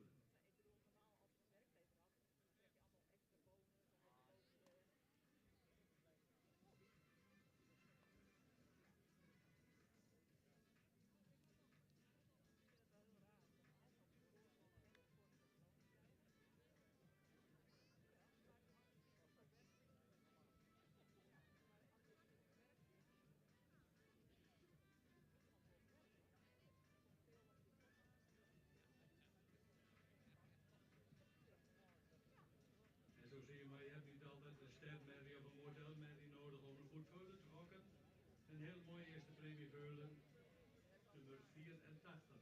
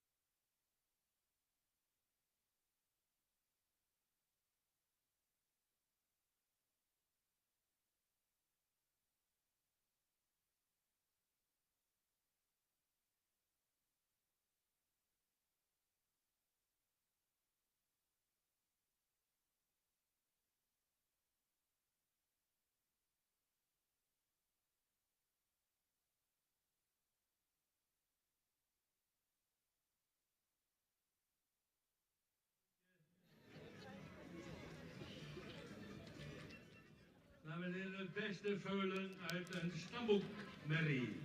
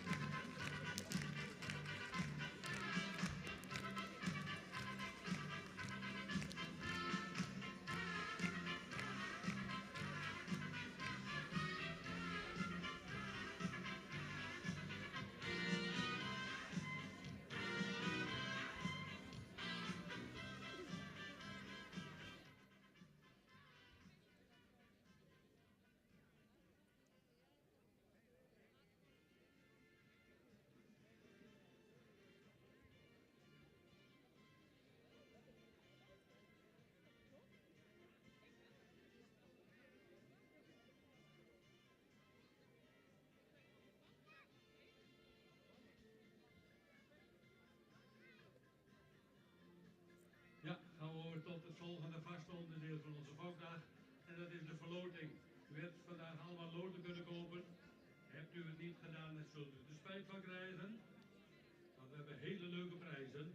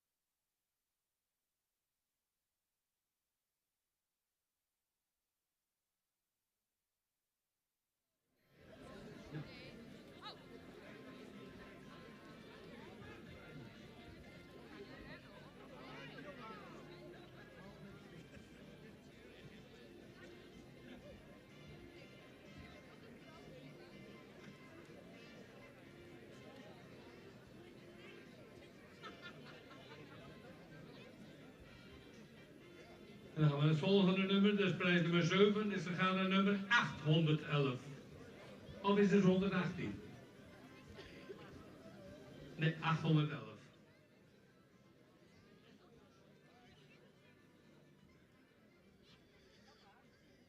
En dan gaan we over naar de 6e prijs. Dat is eveneens zo'n kalfsvleespakket.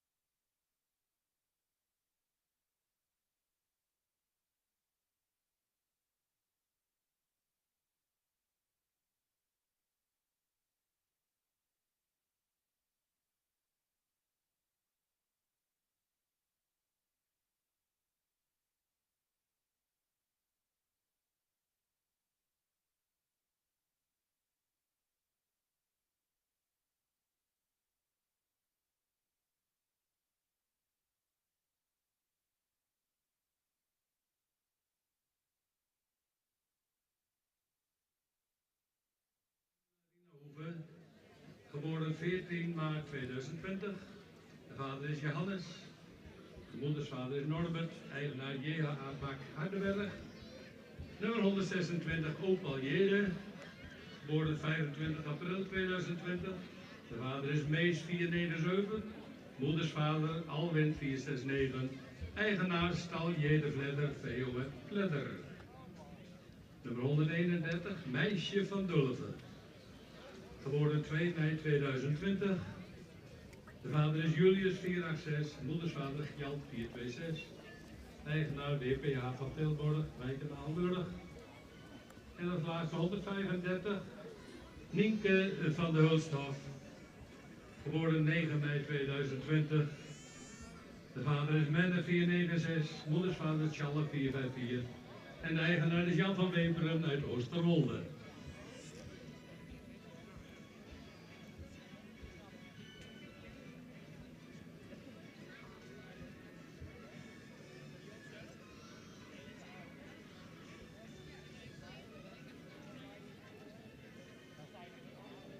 Ja, en dan mogen jullie de baan verlaten, de overigen. 114 blijft binnen.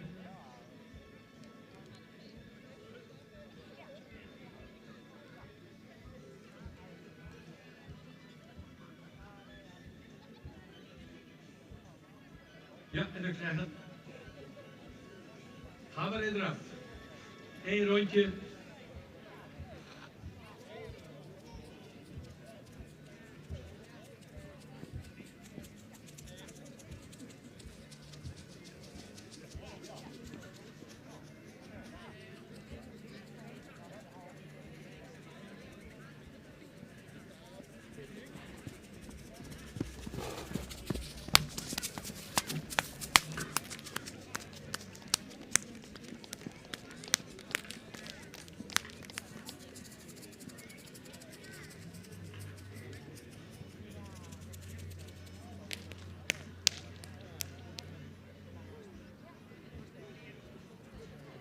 Ja, en dan krijgen we 126. Raadt u maar aan. Nummer 126 Opal Jede. Geboren 25 april. De vader is Mees 497, moedersvader Alwin 469. En de eigenaar is Al Jede uit Vledder.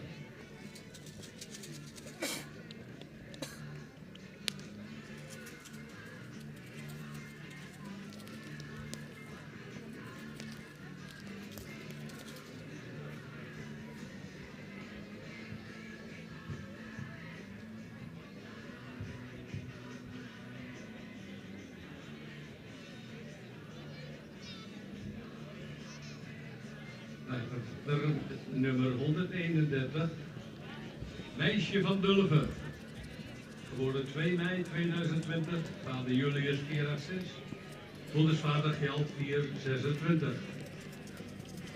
Eigenaar BPH van Tilburg, Wijk en Aalburg.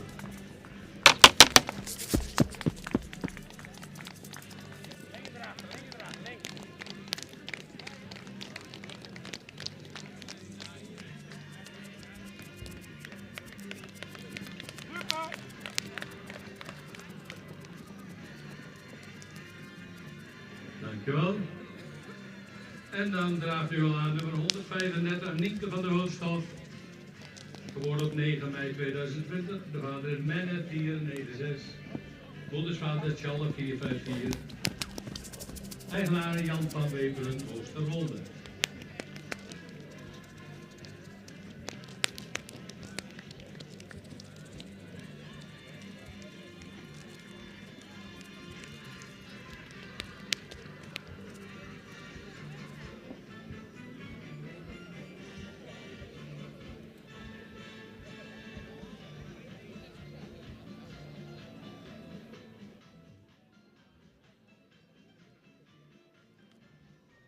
En dan mogen jullie weer een stap binnenkomen.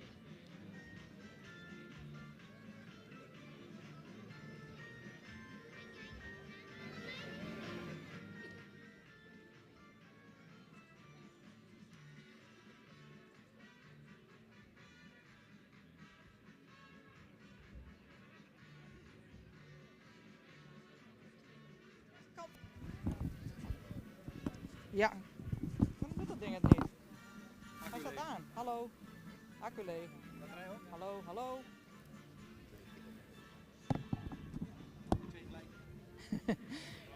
Kampioenschap, 3-jarige merries. 4 kerstverse nieuwe eerste premie stermerries. Mooie langgelijnde paarden die goed in het model staan. Die over het algemeen goed kunnen stappen. En vandaag maakte eigenlijk de draf wel uit welke paarden tot kampioen en reservekampioen worden uitgeroepen. Reservekampioen van deze rubriek is een langgelijnde merrie, zeer correct gebouwd, die goed stapt. En in draf ook direct weer vanaf de eerste pas een goed achterbeengebruik laat zien. Reservekampioen wordt 135. En voor ons, ik zei het in Amdelden ook al met kop en schouders erbovenuit. Voor ons hadden we vanochtend bij de individuele presentatie al van deze merrie, die gaat het ver schoppen. De onbetwiste kampioen van de 3-jarigen, catalogus nummer 131. Een merrie met zeer krachtig achterbeengebruik. Elke pas is raak. Ook een goed stappende merrie. Heel vlijtig. Dus voor ons een hele goede 3-jarige kampioen. Gefeliciteerd.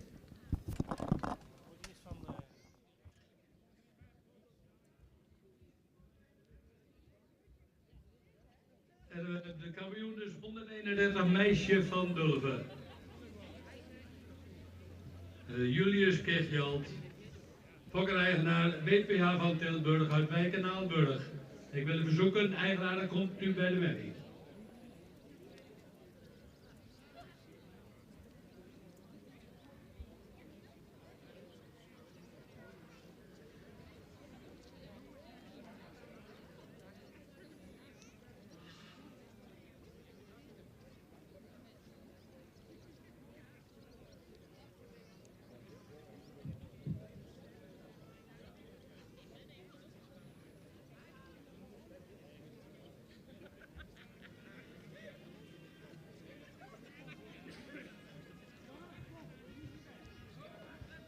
En dan de reservekampioen nummer 135, Nienke van de Hulstof van Jan van Weber uit Oosterwolde. Nog een kampioenschap te gaan. Kampioenschap 4-jarige en oudere merries.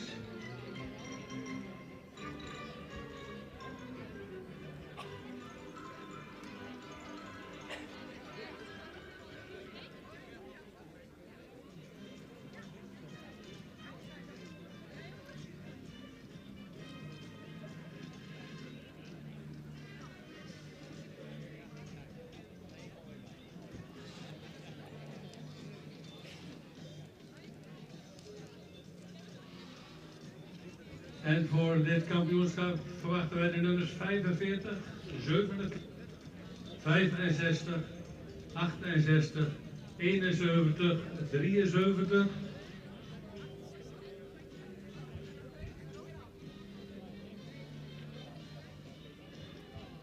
En dan hebben we er nog twee, de nummer 147 en 149.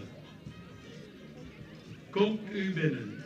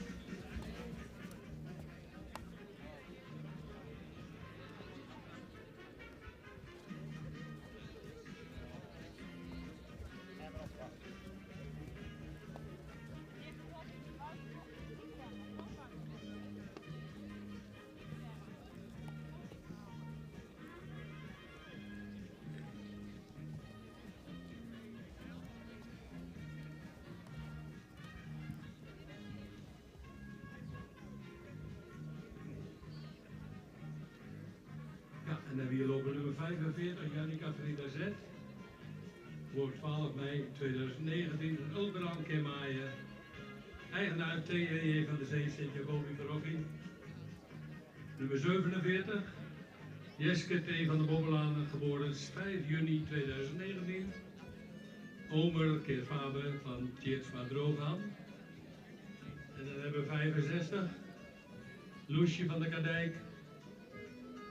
14 maart 2019, Tiede Kebeert. Eigenaar Hadeboer Sint-Johannesgaard. Nummer 66, Jinte W. Wimmer keer Maurits van Daan de Witte Roeven. En de andere, dat gaan we straks nog even als individueel zich presenteren.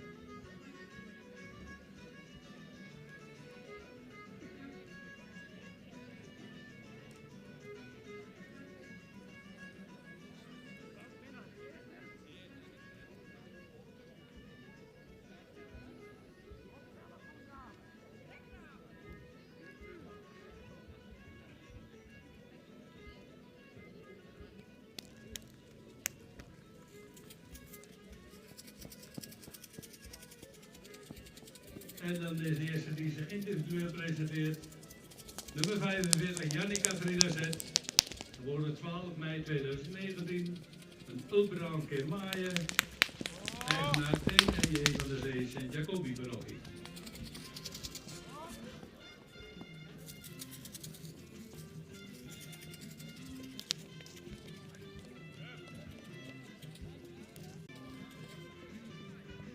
Dankjewel.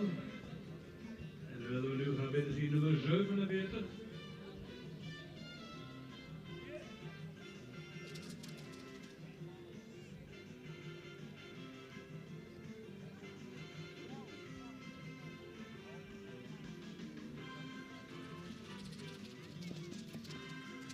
Nummer 47, Jeske T. van de Bobbelanen.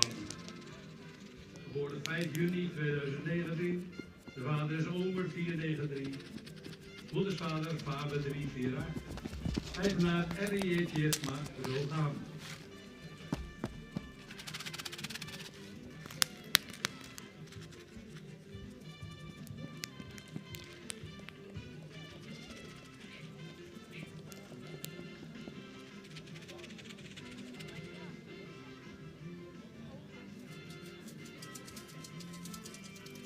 En dat draagt dan al nummer 65. Loesje van de Kadijk. Geboren 14 maart 2019. Vader is Tiede 501, moedersvader Beert 411. Eigenaar Hadeboer Sint-Johannesgaard.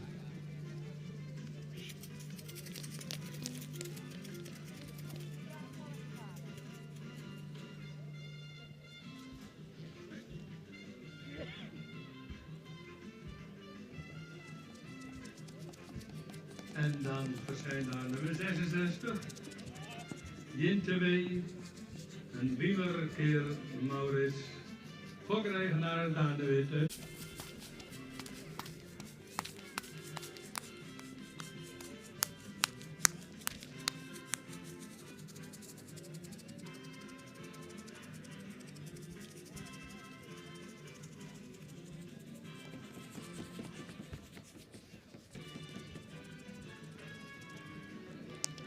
En dan is inmiddels inwoner nummer 68, Kira R. Geboren 19 juni 2019. Vader is Alwin 469. Moedersvader Duitse 24. Eigenaar Rudolf de Jong, Oude Horne.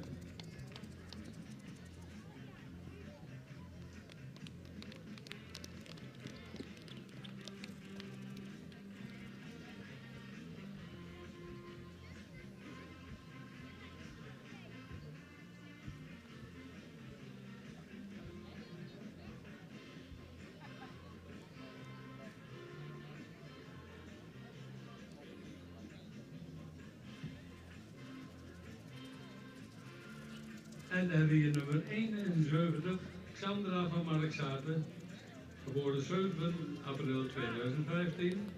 De vader is Norbert 444, moedersvader Theus 389. Eigenaar familie van Westervoort uit Lippenhuizen.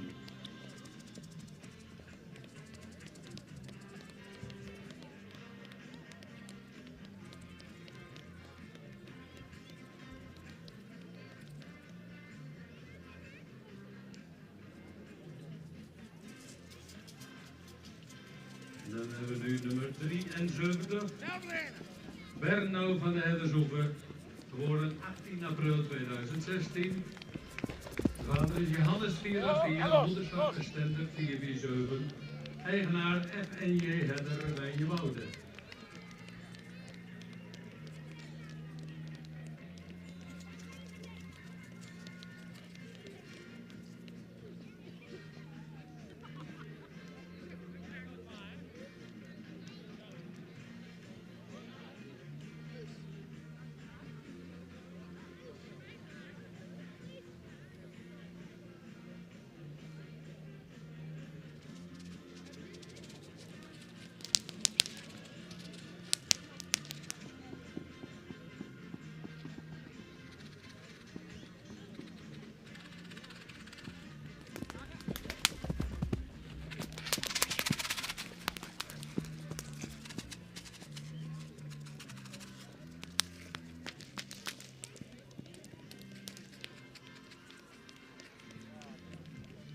En hier hebben we nummer 147, dat is Koba van de Hanebusch, geboren 29 januari 2016. Johannes ten Norbert van Wiersma Bos uit Nieuw-Brugge. Dan hebben we er nog heen te gaan. Nummer 149. Ela Sterre van de Wesken, geboren 30 januari 2017. De vader is Johannes 484, moedersvader Torben 466, eigenaar familie Okkema in Siegerswoude.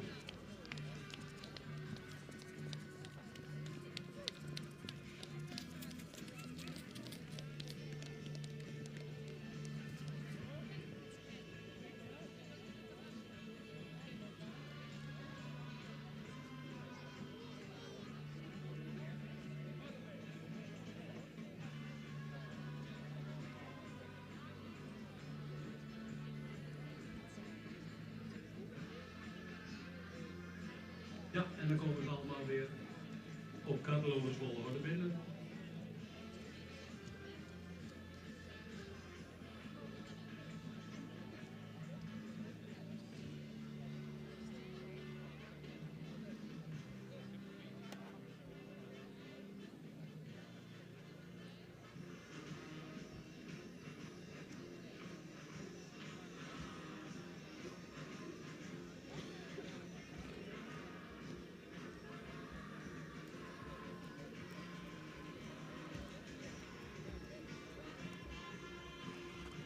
Ja, en de jury heeft een eerste voorlopige schifting gemaakt. Ik ga de paarden opnoemen die de baan mogen verlaten.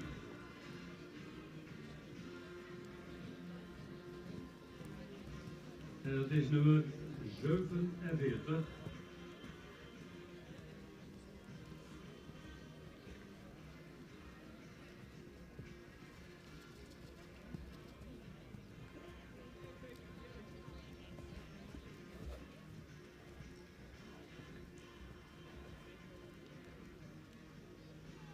Nummer 45 laten we nog een rondje meelopen.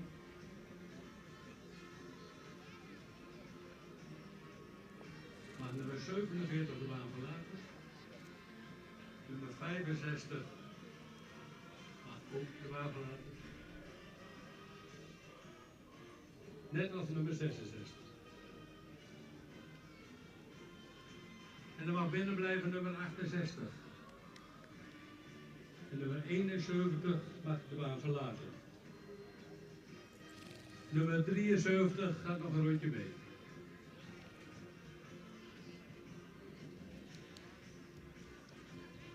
En dan mag 147 ook de baan verlaten. En 149 nemen we nog een rondje mee. Dan zijn er nog 4 over. En dan gaan we aan de voorzitter van de jury overlaten wie de kampioen en de reservekampioen gaat worden.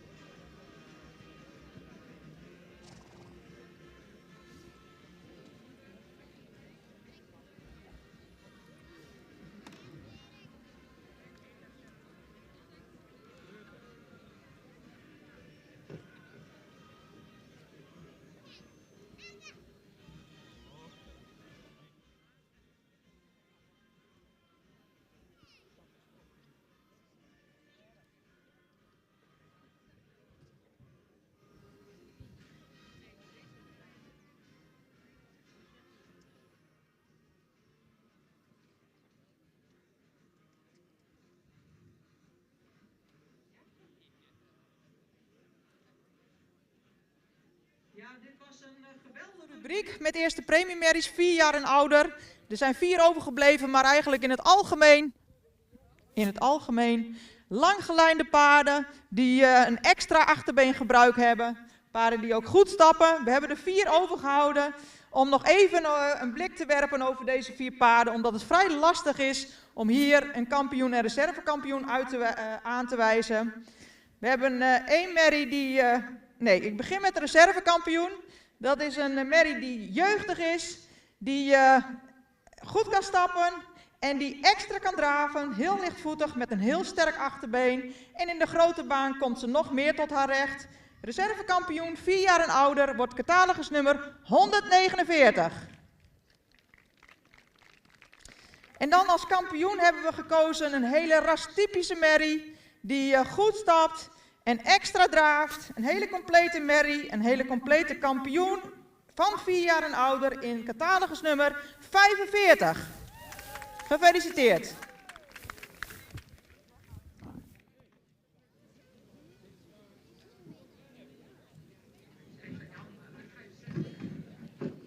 Ja, en dan zijn we hier ook weer uit. Reservekampioen nummer 149, Ela Sterre van de Mesken. De Johannes Kittorben van de familie Age Okkema uit Siegerswoude. En de kampioen nummer 45, dat is Janica Frida Zet. De Ulbrand Kemaaien van T.E.J. van de Zee uit Sint-Jacobi-parochie. Komt u bij uw merrie.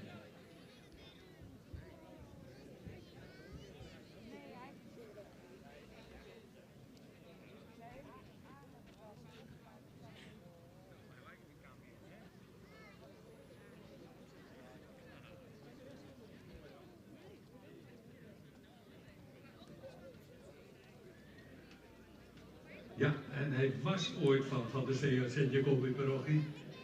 Maar Tjallingenboer heeft wel oog voor goede paarden en die had de Winters al gekocht. Dus Tjalling, van harte gefeliciteerd.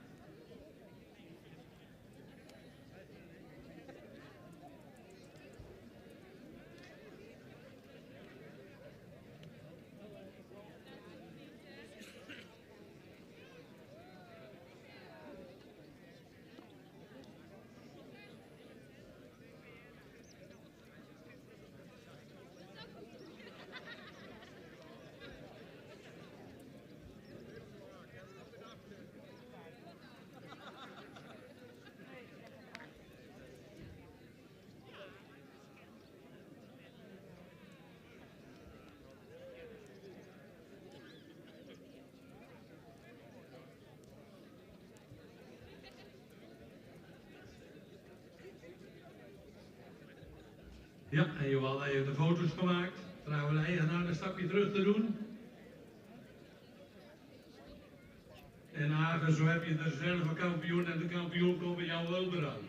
En je zult hem maar hebben.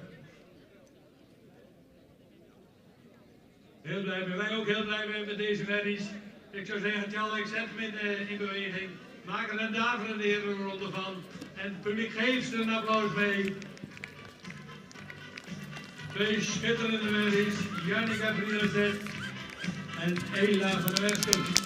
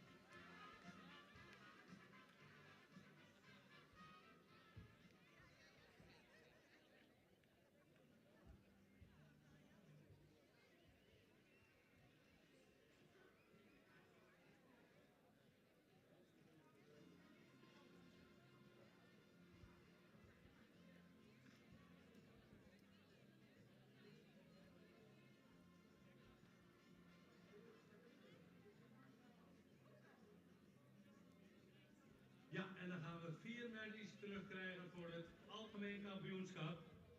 Het zijn de nummers 55, 131, 135 en 149.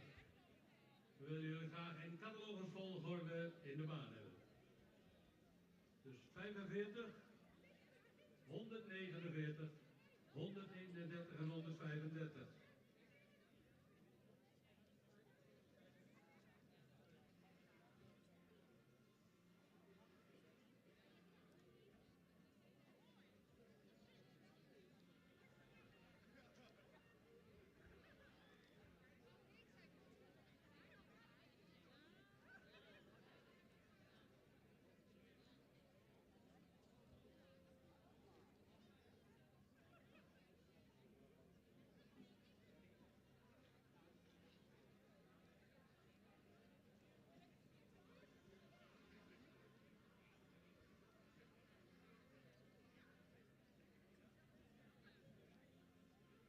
Ja, we gaan dus een paar binnenkrijgen nu voor het algemeen kampioenschap. Dat is niet het laatste wat we gaan doen vandaag. Na het algemeen kampioenschap krijgen we nog de extra prijs voor de beste jonge fokker van de fokvereniging.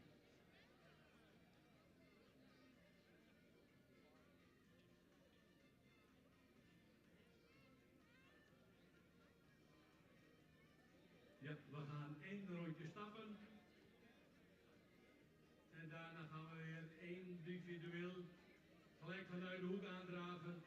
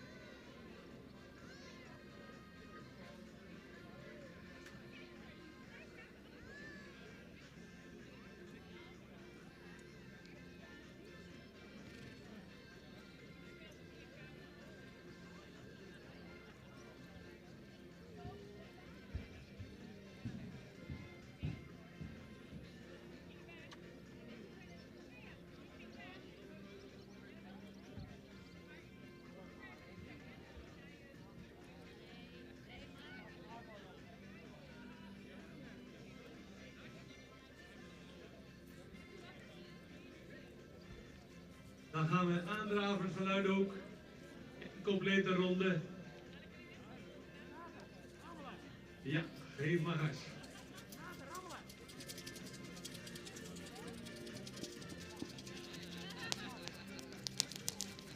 Gewoon stil, die linkerhand.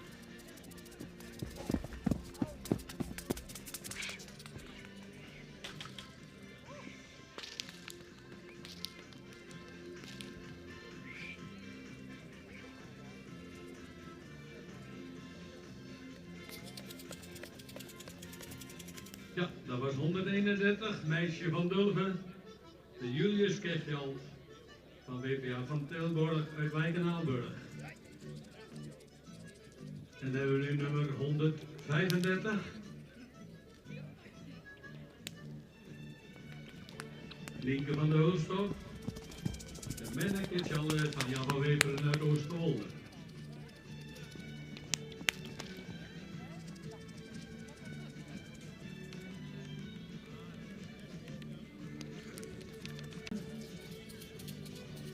Jannica Frida Zet, de Ulbrand Kimaaien van Tjalling de Boer.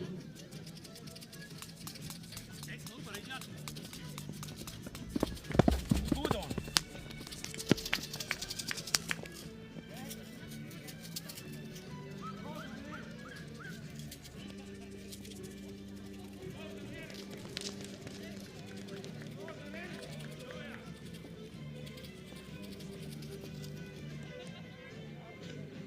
Ja, en dan mag nog één zijn best doen, dat is nummer 149.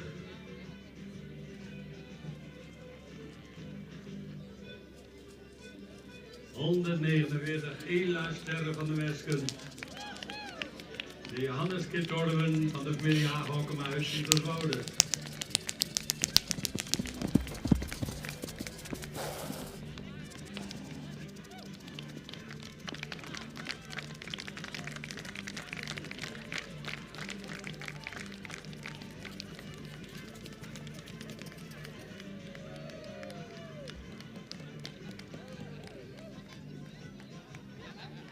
Ja, en dan mogen ze alle vier weer binnenkomen.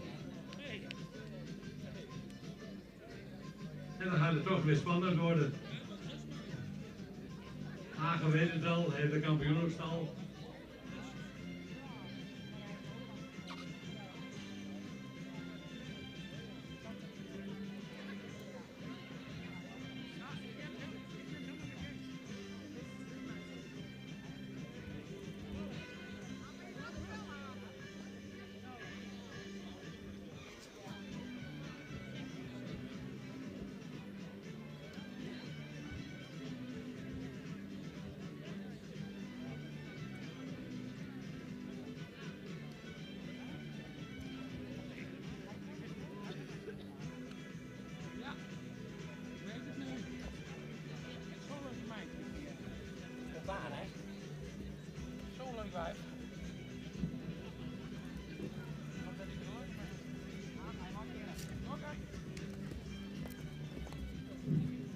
Ja, en dan gaan we van straks vragen worden wie de kampioen wordt en wie de algehele reservekampioen wordt.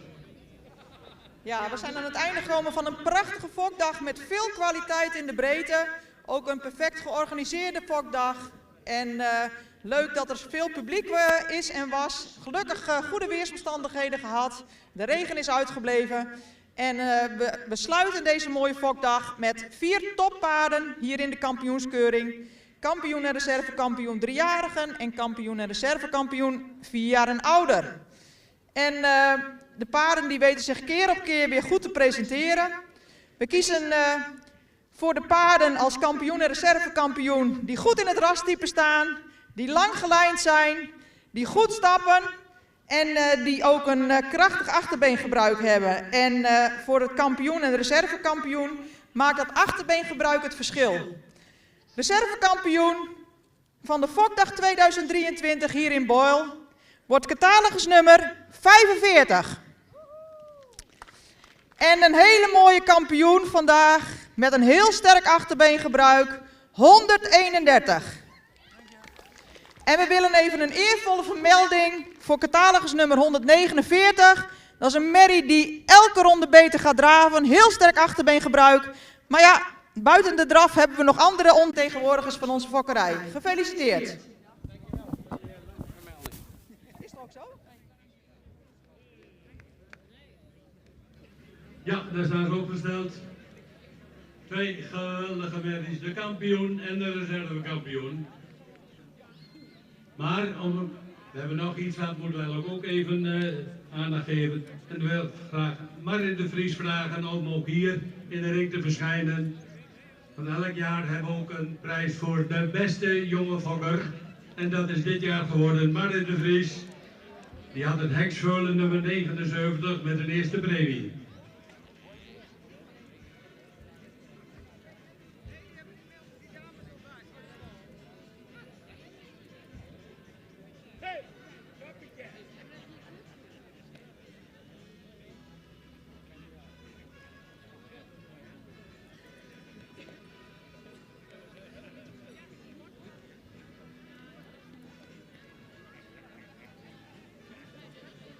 Algeheel kampioen van de Fokdag 2023 van de Friese Bad Wolvenhaar omstreken, nummer 131, Meisje van Dulven.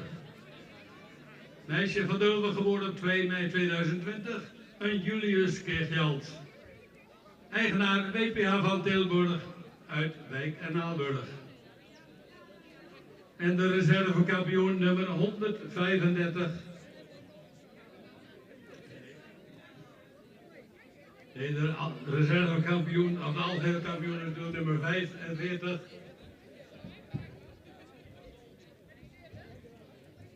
De reservekampioen nummer 45 van Charlene de Boer.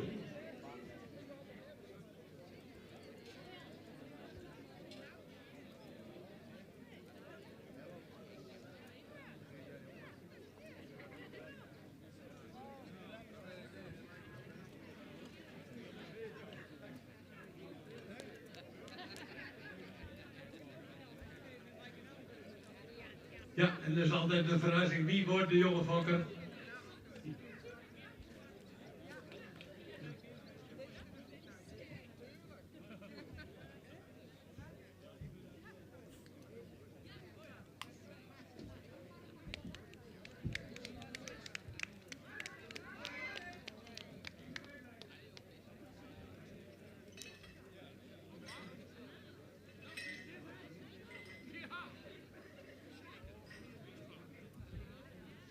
Ja, en nu ook om eruit te vragen het volkslied. En dan wil ik u allemaal vragen even te gaan staan.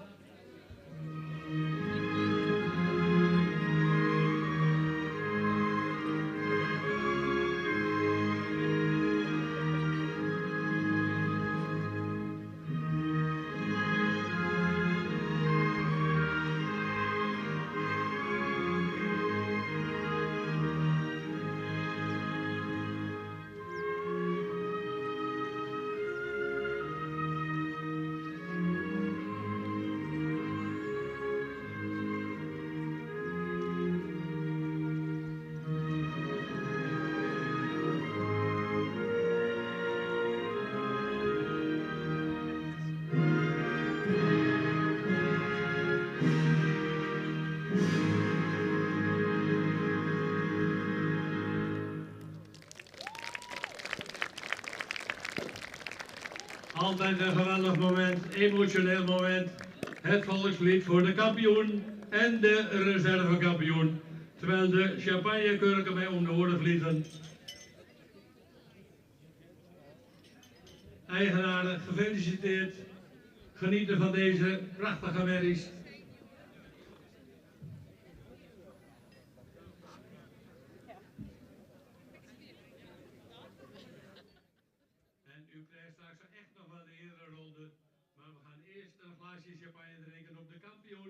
En de reservekampioen. De nummers 131 en nummer 45. Geweldige merries. Hele mooie, waardige fokdagkampioenen.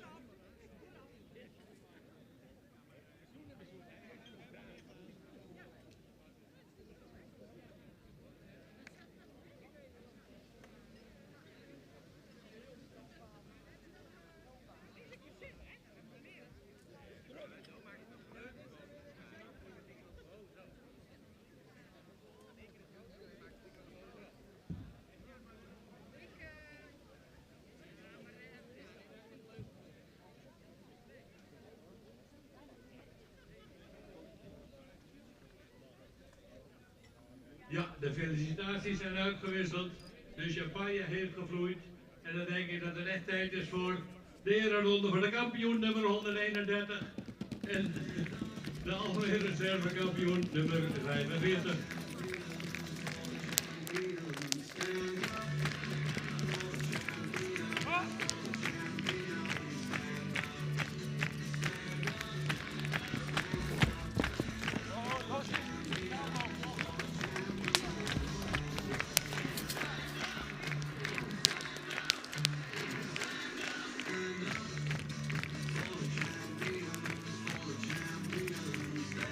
Ja, en ik denk dat het nog wel een extra rondje waard is.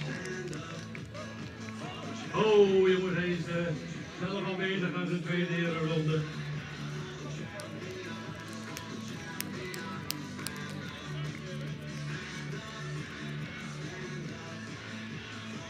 En dan wil ik u als publiek hartelijk danken voor de aanwezigheid op deze fokdag. We hebben een hele mooie dag gehad. En ik zou zeggen, de catering is nog open, er is nog een biertje te halen, er is nog van alles te halen daar.